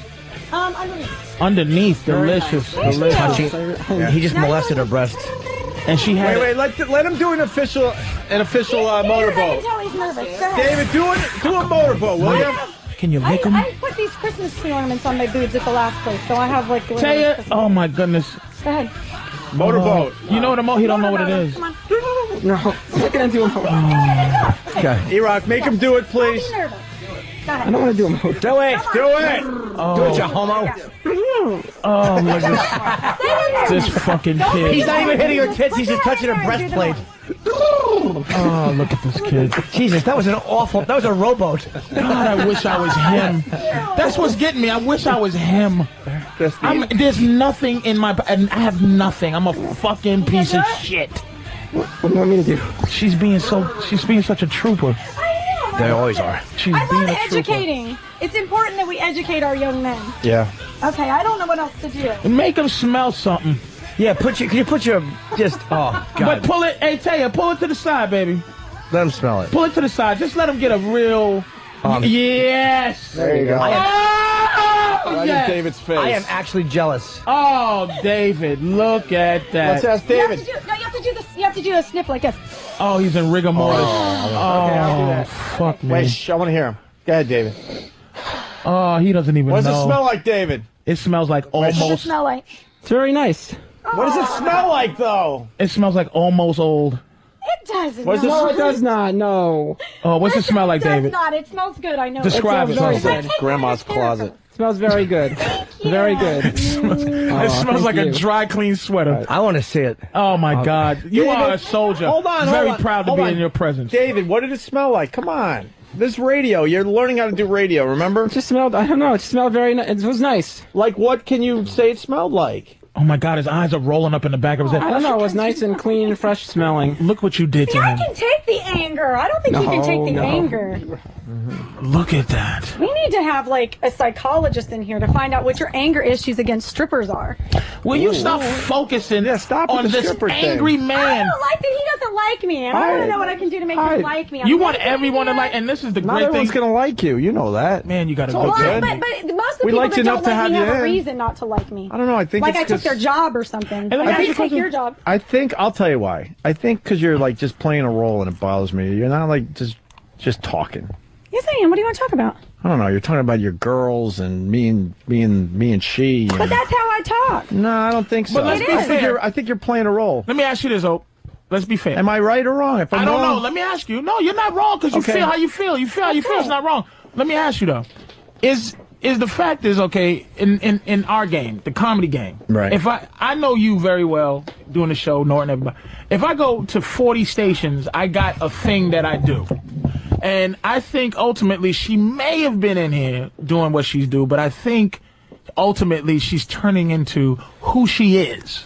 But she came in with the thing that she has to do because she's on the road. She's the pet of the year. She's going to be here. Not everybody's like Well, the you thing, on the you want to radio. know what I think it is? I Real. think that he's asked me a lot of questions that I've been asked before, so maybe my answers just seem like they're rehearsed. Oh, shit. Because I ask the same questions as the radio guys. No, not the radio guys. I get All a right, lot you of want the the real same questions? No, I'm saying I get a lot of the same questions like, what does pet of the year mean? What do you do? What else do you do? I mean, those are very typical do you think introductory that, type questions. that people, because everybody not, right. might have your attitude. All right, I'll ask that you. she's just asking these kind of absolutely. questions. How about this? Have you ever hooked, or would you Never. hook in the future? No, I would not. What if someone was going to offer you ridiculous money? I've been offered Because we ridiculous know a money. lot of I just girls. won't. We've had a lot of girls come in here and they do that on the side. We Some of say them. this. You don't do privates. Like No, I don't. There you go. And I'll Would tell you consider that though? No, I wouldn't. And I'll tell you why. Why? And Where's this your- is- She's 5 more years from retirement, though. Ask her in 5 more years when. No, I won't. When life is it's over. the same reason why I've never crossed over into porn. I mean, the thing Is that you that guys your have to line? understand. No, I just don't. I mean, the thing you guys have to understand about me. I mean, my parents have been married for like 38 years. See, you're talking more real now, by the way. Right, but I'm saying I come from a family that's not typical for girls that do what I do. Like, I love being naked. I have no problem taking naked pictures. I'm very confident in myself and in my body, but there are a lot of things I will not do because of the way I was raised. You know what I mean? Like, And I let's don't be honest. mind. Let's be honest too. I don't mind that I've given my dad 200 heart attacks. I just don't want to kill him. Does that make sense? Let's be honest too. And the things you're trying to protect. You used that line You was before. growing up a little. You was growing up a little racist. When you tell the truth. Grown up what? Little racist. Absolutely not. Be No, honest. I swear. Never No, I been haven't. with a black guy. I haven't, but that's not. Black guys come on now. That's not racist. She's just a good Christian girl. Let's be honest. Honestly, even though I'm not saying you didn't grow up saying nigga or nothing, but I bet you grew up with your father to some degree. You broke his heart, but to some degree to hold on to a little bit of daddy like loves me shit. You ain't fucking with no nigga. Tell the truth. No black man's ever tried to have sex with me. You lying bitch. I would love to stick my thumb in your booty hole. But you would never let me, I've never had a black man approach me in a sexual way. Never, not even once. Because you know what? He doesn't believe it. And I have a little butt, and I just don't think black guys are attracted to me. Come on, stop. I swear to God. Stop I what you're saying. I swear to God. There's got to be some black guys out there that like just a small ass. But I'm saying, I don't know. So ultimately, if that never happened, here's what you should have been doing. Here's what you should have been doing. What? Even though these hands should have been on those tiny butt cheeks just for you to know what it felt like. But you fucking... I can tell. I'm not calling you racist. I'm joking with you. But you don't fuck with niggas. I know that. I've never had one Patrice, ask me. I swear and you to God. said that you've I've never had one ask me you've out. heard all the questions, and we were asking the same questions. So the listeners, you know, they're coming up with their own questions. There's Stephen S. from Bayshore. You'll answer anything, right? He writes, after all the anal you've had, when you fart, is there a lot of corn spatter? Jesus. I've actually never had anal sex. All right, Never. there you go. Why not? I guess I've just never been with a guy that I wanted to have anal sex with. Penthouse doesn't show penetration. It doesn't show the asshole. Yeah, they do. I don't think they do. Oh, really? Yeah. I don't think so. I've never You had don't anybody have any try to take asshole a pictures. picture. You of my don't asshole. have no asshole pictures. No. Like no complete. Oh, okay. You know. Why not anal sex? I just never Scared have. of it? No, I'm not scared of it. I just never have. It's just never been something that I've done. Finger. Oh, I think I've probably had a finger or something in there. Two? No, one maybe. And even that I don't even really remember. It's been a while. Oh, you haven't had like sex in a while. No, I haven't. Why? What's that about? Because I usually am in relationships when I have sex. I don't just I'm a good girl. I'm sorry. And you ever mess with a girl? I don't try to be something I'm not. I'm not. You ever mess with a girl? Yeah, you ever mess with a girl? I've made out with a couple girls, but I've never had sex with a girl. And do you have kids? No, I don't. No, I have kids. So you like being spanked, you like your hair pulled a little bit. Is there anything really dirty you like, or are you pretty traditional, just kind of, that you're like your thing about being hardcore, just be kind of getting spanked and having your hair pulled and being dominated a little bit? She does some things. I do. I mean, in my private, personal life. Oh, I mean, she's a piece of garbage. I love her. I like to, yeah. Oh, what do you like that's really I like it fucking rough. piece of filth? I love her. I do. You can feel it in her energy. She is small town girl made good. I'm telling you, she is a fucking soldier, dude. She's a fucking soldier, and she likes to be fucking manhandled because you can tell she comes in. There's a bunch of dudes in here, and she comes in here and she challenges owning the room. Not a lot of dudes do that. So ultimately, she's like a lawyer or a doctor. She loves somebody to tell her to shut her big fucking mouth, stop talking, and she does take it in the ass if you give it to her. But everybody goes, "Can I please fuck you in the ass, Penthouse?" Shut up, you dirty. Never had a guy ask me. Here's what somebody should do. Here's what I would do to you. Okay, go ahead. Tell me what you do. I would roll up this Penthouse magazine. Okay. With face showing. I might want to be careful. Your face? Then as your face showing, I would pull your hair. Okay. And as I'm fucking you from the back with my anger, because my dick is not as big as it should be, I'll smack you in the head with this magazine. In the head? Yes, like I don't know that I'd and like then go that. like that. It doesn't matter what you like. Okay. And then I would go. Fair enough. I would go, "You fucking piece of garbage." And it would just you. Shut up. And then take it and put the roll-up magazine in your mouth. You'll feel horrible afterwards. But afterwards, after I bust a nice nut and you bust a nice nut, I'll tell you that was fucking as long fantastic. as I get mine, I don't care what the Yes, fuck you you will, give me. nigga. You will get yours, motherfucker. Yes. And you wonder why she hasn't been with a black guy before. Because she knows the hard. Wow, you just Jesus sealed the deal Christ. for me. Yeah, no Yeah. shit. But no, trust me, at the end of the day, I'll love you with all my heart. All right, David, you got any other questions? Great. You got it. By the way, do you like when a guy talks dirty to you? I love when guys talk to me. Except for big niggas. See what I'm saying? All right, well, let's let Well, David... you weren't saying Columbus, things that she Ohio. likes. Let's let David talk dirty to her. Say something sexy. She likes being talked dirty to David. Oh, yeah? Yeah. What would you say? You're not allowed to tell him what to say. Exactly. You're passing him post-it notes like, here, say this. This is what I would say. David, just say you want this big Jew dick. Wait, Say David's laughing at a post-it. That is what it is. I want to know what the post-it says now. All right, what's the post-it say? Tell me what the post-it says. Read it. Have you ever tasted a Jewish cock before?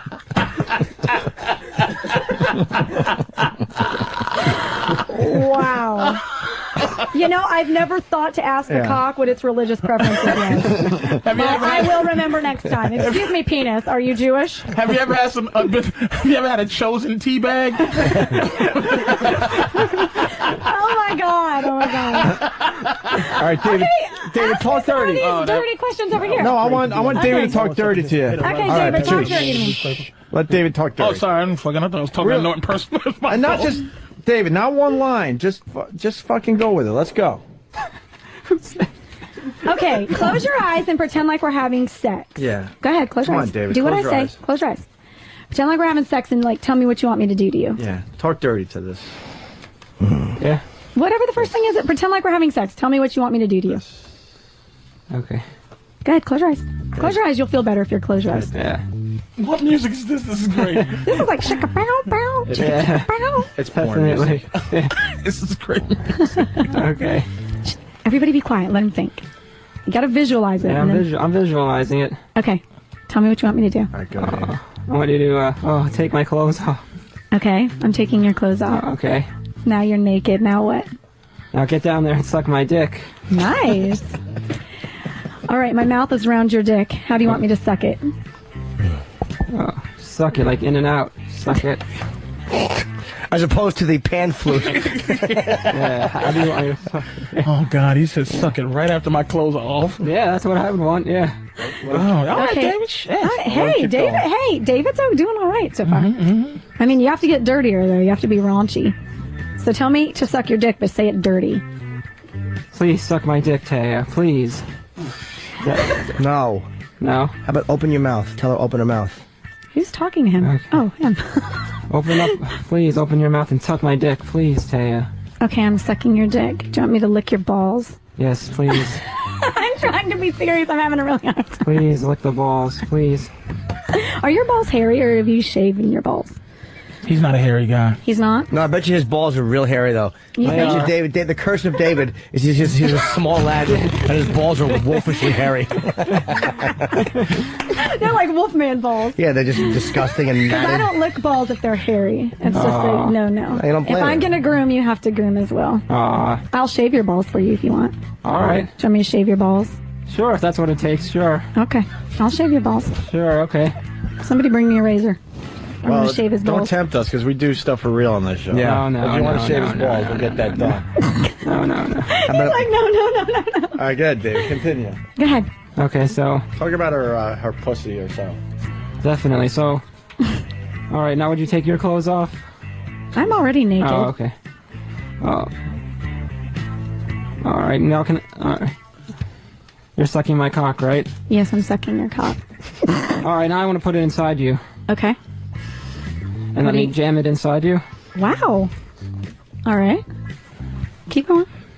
Are you enjoying this? He opened his eyes as if to say, "Wait a minute, you're letting me do this? This is Yeah. consensual fucking fantasy." He's not used to having two free hands. There's usually one holding a pistol. No,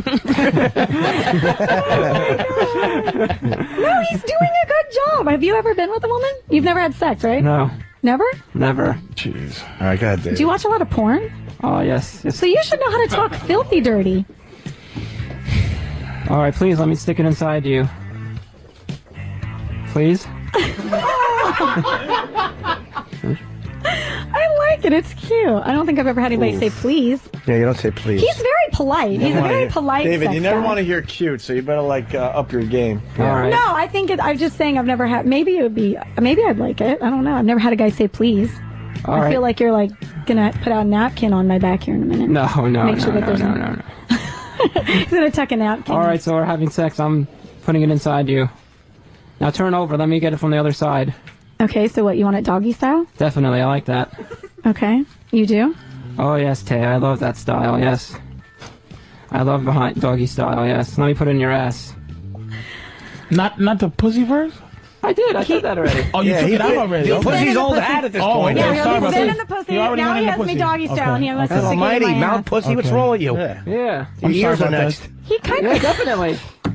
David, are you gonna lick your fingers before you jam it in, or is it? Yeah, how are you going to put your dick in her You have to ass? wet her ass first, David. You Yeah, have how to do you lean do over and that? spread the cheeks All a right. little bit. Yeah. Lick All her. right. Okay. I'll have to lick your. Okay. All right, spread your ass open so I can lick your ass first. Get it all nice You're and wet. gonna lick it? Yes, get it all nice. Yes, get it all nice and wet before I put it in you. Would you let me lick it? What? This is genius, like. All right, yeah. This is fucking genius. David's going with it now. Oh, it's genius, David's David. good. I'm having a good time. You're in the middle of licking her Genius. asshole. This is fucking genius.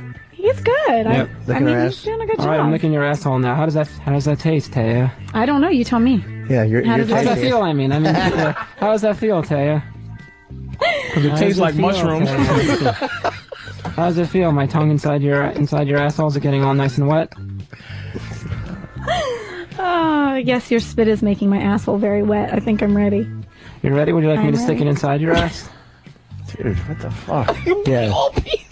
Oh, he's not doing bad. He has no. Don't forget, he has no memories to go doing from. bad. This is genius. He's This not, is but he genius. has watched a lot of porn. Shut up. This is genius. He has watched He a has lot no of memories. Go ahead, David. Yeah. He has watched a lot Take of porn. that ass. All right, I'm putting it in your ass now. What are you Taya. doing though, Dave? You holding the whole dick and you just pushing the helmet in slow?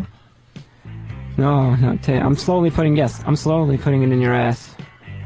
It's going inside now. I'm having a really hard time You here. feel it? I can feel it. You can? Yes, your cock is huge. Oh, thank you. Now I'm jamming I don't it think in my and out. asshole can take it. You better pull it I'm out. jamming it in and out, in and out, in and out. Ouch, ouch. It's hurting? Ouch. Am I being too rough on you, Taya? Yes, No. you are. Why? You're a bad boy. I'm a bad boy? Tell me, Taya. You are a bad boy. I'm going to spank you. Oh, spank me. Okay, take off your pants. I'll spank you. Oh, yes. Yes. Spank me harder. Oh, God. Oh, my God. All right. Okay.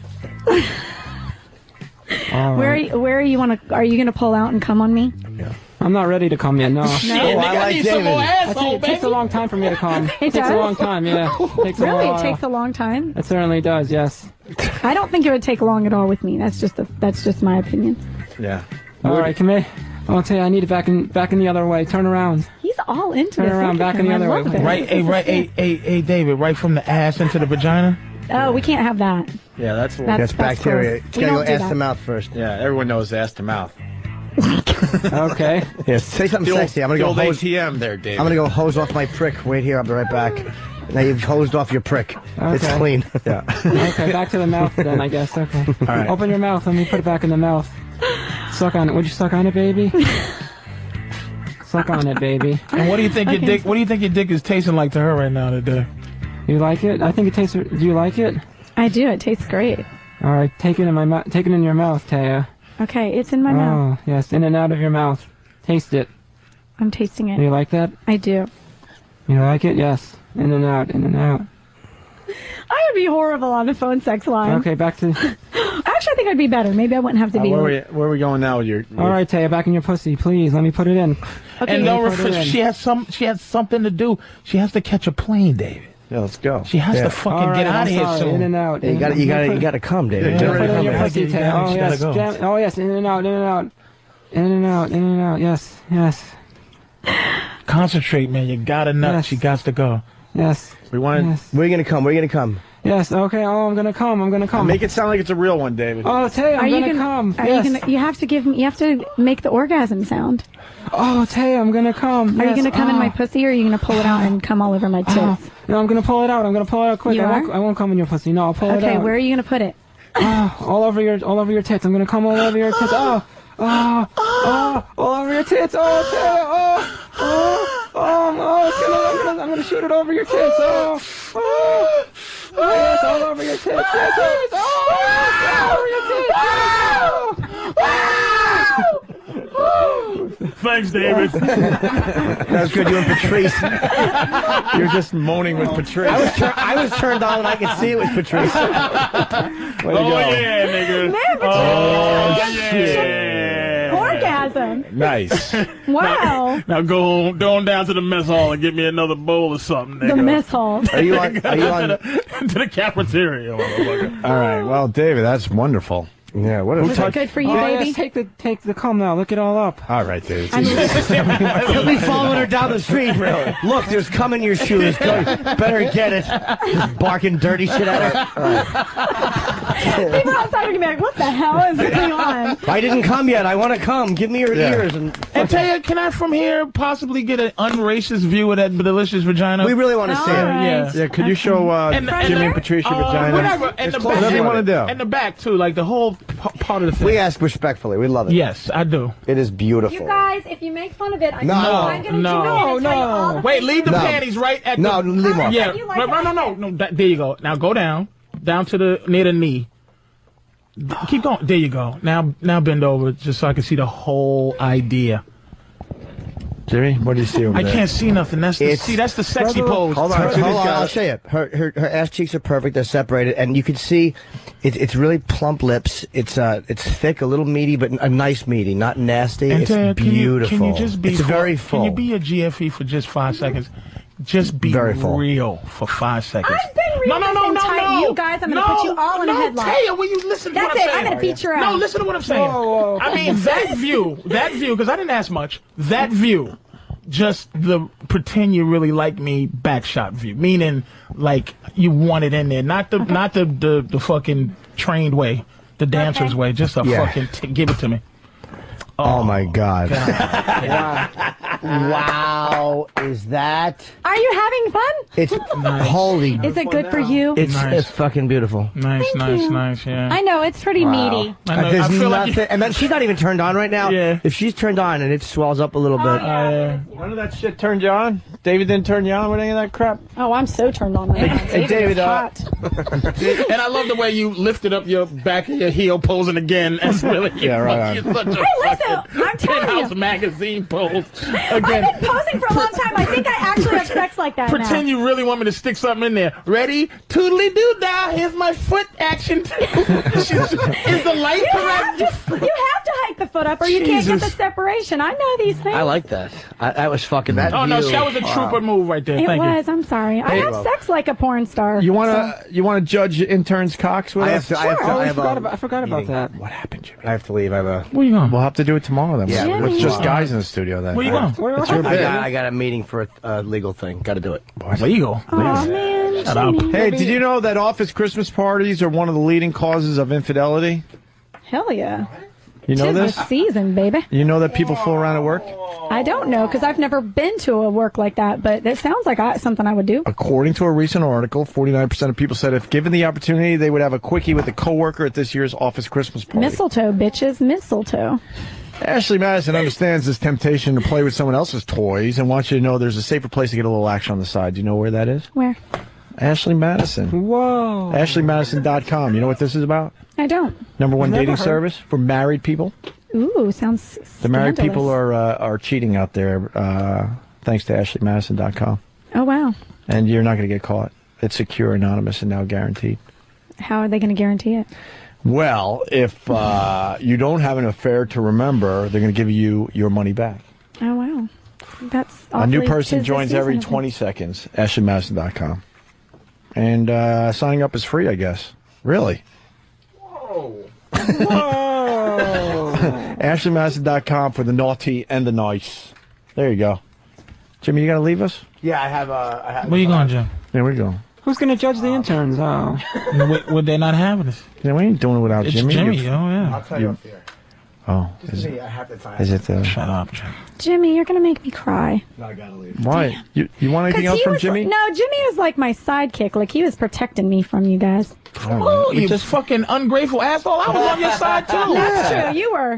Jesus, But you you gotta don't come know. sit closer to me so I feel like I'm surrounded. Fuck that. I'm looking through this What are magazine. you talking? You were calling garbage. It's not one niglet in here. What? Not a niglet to be found in this Penthouse magazine. Hey, I can't help it. I'm just in one spread in there. I Exactly. can't control the rest of the magazine. All right. Yeah. I mean, what I was saying too is like, that was sweet talk for me. Yeah. E-Rock, you got anything? Sweet talking me? No? Sam? Anything you want to ask her? No, I think David's got some more questions. Yeah, you passed David, your you got another questions to question? David, you scandalous little shit, you. Oh, Sam. He's the one passing him the Post-it notes. I saw him. Sam, All she's those really pointing dirty at it. things David said were him. I can tell. What were some of the other Post-its, E-Rock? Yeah, they're all torn up on the floor. I don't think David liked Let's them. force E-Rock to recite some of the Post-its. I'll recite it. post that he did you notice after wrote. a while, they was giving him posters and everything. Yeah. Everybody's giving. Dave was like, "Shut the fuck up! I don't need this shit." E-Rock, read some of the posts that you read for David. He's ripped them. Look, Do they're all. you mind? Do you mind if E-Rock read them? I'll read to them. you? No. All right, go ahead. One of them, okay. I want to eat a Slim Jim out of your sweaty box. My box is sort of like a Slim Jim, so okay. The other one says, choke on my shitty dick, you slit. That would be slut. Slut. Okay. It says slit. It says slit on it. It says slit. Let me see. It says slit. All right, It what does else? say slit. What else? Who wrote this? How about a slunt? What else? You wrote slit. Choke on my Is that a dick. Another one says, mistake? A slit is the slit. It's the line. But it says choke on my shitty dick, you slit. That's what it says. Yeah, It says that's- slit. That's when Dave was Hi, having Jimmy. sex with your ass, and then he put it into your mouth. Okay, this posted so these were All right, okay. wait. David's got another one? This posted poses a question to you. How many inches can your ass pack? How many inches do you have, David? Oh, okay. And this one says, fuck me, I own a bank. I own a bank as well. So you fuck me, you dirty little pervert. Is that it? All right. That's it. Okay, is that it? All right, Taya Parker. It's we got off on the wrong foot, but you I don't did know all why. right. I love you. You did and I all think your right. show's amazing. Thank you for having me. You did very well today. Penthouse.com. And you're Yeah. doing a signing or something? Yes, I am. You can meet Taya Parker tomorrow night at the Romantic Depot. What's that? It's a place where I'm going to be signing magazines. No, I know that. I don't know. Is it I've an never adult been store here. or something? I think so. Yeah. Okay, the Romantic Depot in Paramus, New Jersey. And you How can long are you in also- town for? I leave From on 6 to 8. Thursday. Thursday. I leave on Thursday. And then what? You doing the Penthouse going Club on in the tour. area? I'm going to be at the Penthouse Club Wednesday night for dinner. If you guys want to join. No. Would you go home with Appearances or anything? Patrice? My girl's there too. Your girl's at home with you? Yeah. We do that. She hot? She's a hot chick. I've never been with a girl, and I've never been with a black man. Well, Could kill two birds with one stone. Your first threesome. Bow down. First threesome, first black man, and first chick. Delicious. Do you think It's like 3-time virgin. You think she's like playing again, or is she? She's playing. I'm not. But she I am has not. that in her Would soul. Would you think about it? I'm not playing. I have not. And No, not that part. And that whole rolling up a new thing and hitting you, that's later as we build. You wouldn't do that right off the bat? Not right off the bat. There'll be plenty of pussy eating, which I know you'll probably enjoy. I love that. Oh, yeah. You love what? I love when guys eat my pussy. And That's maybe my favorite. maybe a three-way kiss. I'm into that too. How do you do a 3-way kiss? Oh, just That's fucking a lot of everyone, awkwardness. just everyone kissing each other. But two girls have to like each other. Yeah. Oh. Three-person kiss is beautiful. You got to try Really? it. Never Oh, done I've fucking kissed hell. girls before. But realness. You wanna- I'm being real. Just a realness. You want to kiss a girl now? I'm not going to just kiss a random Yeah, girl. No. just some bitch. I'm just going to bring some girl. Because I already got naked for some random guy, and I'm not going to kiss some random girl. Come on, I mean, I do have standards. Lily, would you kiss a girl? Would you kiss the Penthouse Pet of the Year? I'm not going to just kiss girls. Jesus, who the fuck is this? Beautiful. I would Oh, it's Is this who did you at the massage parlor? Holy shit! Patrice, it kind of looks like it. Patrice. Oh my god! Shut up, David. Oh man! All right, looks wait. like it. Your mic wasn't on. You would kiss the Penthouse Pet of the Year? Yeah. Wow. She's hot. Why don't you kiss her? It'd be a I'm great not way gonna to kiss end her. the. Just, and it doesn't have anything to do with her. She's beautiful. I can't just go in and kiss don't like anybody. Asians? It has to be like And Taya's the latent moment. racism is not gonna Yeah, you don't happen. like. Hey, You don't like- Taya's no, latent she's racism. gorgeous. Like if we were hanging out, What the and we fuck? were When are you having gonna a do couple something for our drinks. show? Taya's that's fucking funny as hell. Taya's Midwestern passive aggressive racism will not allow her to Yeah. kiss an Asian girl. No, it has nothing to do. She's beautiful. All right. She kind of has like a tequila wouldn't thing do it? about her. She's hot. Lily from Ron and Fez. What do you know? Ron and Fez, noon to 3. Yeah, very good. Now, you should be disappointed that the Penthouse Pet of the Year Taya. doesn't want It's to not kiss to you. her. It's not her. I am kind of hurt, yeah. Oh, stop it. How She's about no gonna give me the tongue? sad girl How about eyes. no tongue? Yeah, just a peck. Taya, what'd All you right, do? give I'll up just peck her. Yeah, All right. I'm just saying, like, to Patrice, make out with a girl, Patrice, I have work- to be like work all this in. a little Oh bit. she knows what I'm talking Let me about. tell you Girls something. are different than guys. Let me tell you something about this. I didn't know she existed. Let me say something, man. She is. I mean, how sexy she is. She has Western, complete Western gorgeous. sarcasm, Yeah. but fucking third worldness all over her. And Is that ultimately, good? I don't know. Patrice. I think he's called Coming from him, I think it's a compliment. I'm her mentor, So. Okay, so You're her mental? kiss Yeah, now. I'm her- Dude. No joke. Yes. Yeah, We're gonna new kiss Lily's- without Listen, even leaving. Lily, let me be. This is because Lily's beautiful and fucking Tay is beautiful.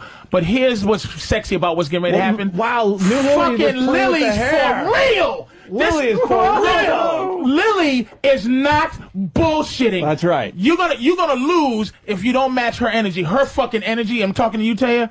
She fucking is down for this. Like, that's why I don't want to She's just like taking kiss your a girl energy that I right don't know. now. If we were out and we were All right, do me a favor. Hold on. All right, Hold let's on, go. hold on, hold on, hold on. You guys Wait a are minute. forcing Wait a minute, the Taya. issue. Stop talking for a second. Just okay, go. do it the way men like it for a second. Okay. I do a lot of things the way men like it. Just get close to her face. Don't kiss her. Might not be the best looking Don't- girl in the room anymore.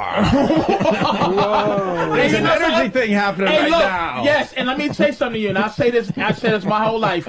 A fucking ugly, and not saying you're ugly, but an ugly 19-year-old is sexier than a beautiful 40-year-old, Jack, and that's real. So Lily's youngness She's gorgeous. is She's beautiful. delicious, and her downness, and her wait a minute, and her downness is real. Her downness is real. Yours is because you're just experienced and you're a soldier, but she is twiddling her fucking fingers, and she got that dirty, quiet Asian Hold thing on, about Patrice. her. My dick is All right, filling all up. right. It hasn't filled up this whole time. It's filling up now. Hold Go on, Lily. Patrice. New Lily was playing with her hair too. Oh my God, Play with her hair again a little bit. Oh my God, Yeah, she likes she the hair. fucking Lily's a soldier. Really soft. Aww. So Lily, Lily, so have you too, Taya, but Hold on. Lily's delicious. New Lily, have you kissed girls before? I've Yes. kissed girls. Yes. Oh, Wait a minute, and she still does, Opie. She still does. Oh my God, Lord have mercy. Taya, put your clothes on. Get her out of here. Lily, I need to talk to you for 5 minutes. Let me kiss her for this Lily girl. Yeah, we gotta Hey, I'm get a- just bullshitting with we you, gotta baby. get a I'm kiss going. bullshitting with you. Not, But I'm no, you bullshitting don't have to with put you. your clothes on. Yeah, no, I'm playing with you, baby. Yeah. Don't get offended like that. I'm playing with you. offended. I But don't do you get gotta offended. understand, There's God? nothing you can Look, say you to beat God. her. You definitely beat her in the boob Yeah, department. I can. Ah, Thanks, I appreciate Jesus. that. My Taya. surgeon would be happy to hear you say that. Taya. Oh, you're good. Don't ever Lily. Lily, do you like those boobs? Can you, hey Taya, just get close. Yeah, Don't even kiss. real. Don't even kiss. Just get close to her face. If your prejudice could stand it. Get close to her face without kissing and just feel her let's see. energy for a second. Yeah, let's feel the energy here. Oh God, They're like literally centimeters away. Are they kissing? Fucking Lily. No, not kissing yet. Lily wants to kiss. They're kissing now. Taya, for me. They're kissing now. Oh my Taya, God, for me. Lily. Kiss, kiss. That's beautiful. Shut the fuck up, Dave. That is beautiful. Oh, fucking unbelievable. Cherry chapstick. All right. E-Rock, starting tomorrow, you work for Ron and Fez. New Lily, welcome to their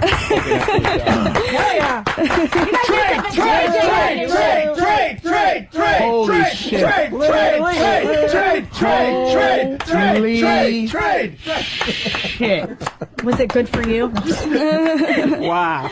Holy shit. That She was is really solid. beautiful. Patrice, You guys what'd you would be- say? You're like speechless for one. Fucking this girl Lily. And I'm just talking man shit, Taya. You are, let me tell you something. Let me say this, please. Go say. You did what you had to do to, you was as great as Lily was. Oh. And you did what you needed to do to be as great. You was a soldier. Holla. But her fucking, this matches everything you did, just her fucking, she's the girl David in the room. It's something about her that's just You're so right. fucking She's fresh. Hold on, Patrice, let me ask. innocently disgusting girl. Oh, you can't say disgusting. I say that with love. I say that with love. Patrice. Disgusting with love. Lily also likes black guys. Is that true? Yes. Girls and black guys? Trade.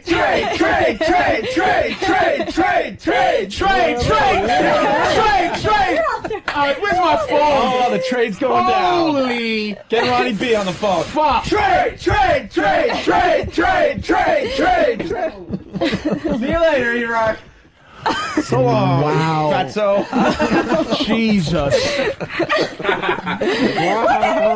And she has, I know she has that Asian submissive filth thing where they just lay there and take whatever you give them. And then she'll make you food afterwards, Oh, too, my all day. God. She's the perfect woman. And she see that racism got out. I love you, Taya. You're just a love her. racist hunk of shit, and I love you with all my heart. Listen to this She'll make guy. you food. All right, Patrice.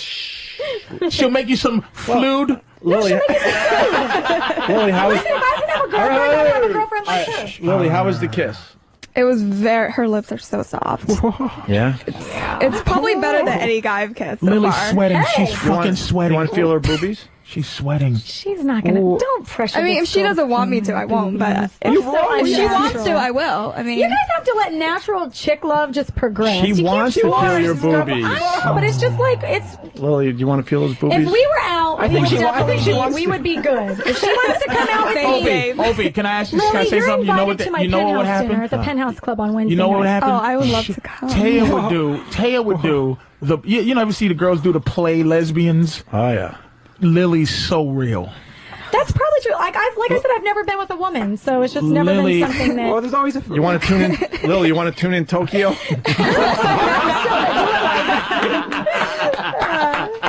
All right, let Lily feel your boobies. Yeah. They're big D's, you know. They look like Godzilla's eyes. Yeah, there you go, Lily. What do you think? they feel real. Yeah. I mean, I haven't felt that many girls' boobs, but Are they nice? yeah, they're very. Trade. Her skin is so soft too. It's like buttermilk. This is a genius show. Wow. Trade. I love both of y'all. I Y'all told are her great. she's invited to my penthouse dinner, and then we'll see what happens. Don't bullshit her. I'm sure we would. I'm not. Lainey's out there. I'm sure Lainey would love to have her at the dinner. And do you have some, Lily? Do you have some type of Where's bra Lainey? Get thing? Lainey A big, in. you have really small breasts. Do you have some type of full bra I full do thing? wear. But you can tell she's got perky Little breasts, pads. Yeah, they little too. I bet they're banana nice. ones that the nipples kind of Where's go Lainey? straight up. Oh We my could get you in God. penthouse. We could get Lily in penthouse. Or the, She's like, oh, I don't know if that's the direction my career's going. but- She's the type of girl you wouldn't have to be naked in there either. I'm serious. We want to invite Lily to the dinner, and Lainey. she can come, right? Could we get Lily in penthouse, you think? Does she have the look? Hold on, let me see. Turn around. Stand up. Oh God. She's gonna make you do the. Ooh, she's got a cute little butt. Turn around. Turn around. Can you lift your skirt, please? Ooh, Lainey's This making is the audition for Isn't penthouse. it ass banging? She definitely. I'd have to see her Exactly. naked, but she's got potential. I have to see her totally naked in Of course you private and do. see how she photographs naked. Now Patrice has Asian girl with an ass. Wow, Yeah. she does have a Lainey, what fabulous else? ass. Are the boobs too small for penthouse? Can I see you in just the bra? Just the bra. All right. Just slip the sweater off and just. No, I see can the bra. see her. I can You see her. can? I can't. Let me I can't ask you see. this Turn around, just show by me. telling me, what's the nipple to boob ratio Oh, that's a going on? very good question. It is because Extremely good. I got huge nipples. Like, am I seeing all nip? No one cares. Lily. Or is it like little nip? Lily, pull up one little. Yeah, go ahead. Just one little. Go ahead, baby. Yeah, start. Go do it. Start You're taking so the bra naughty, off. you know There you you How go. about just to me? There No you one's go. going to see. Yeah, No there one's you go. gonna Take the see. bra off. Oh, yeah. Oh, she's got beautiful nipples. She's got beautiful nipples. I've been wanting to have an Asian. Isn't she beautiful?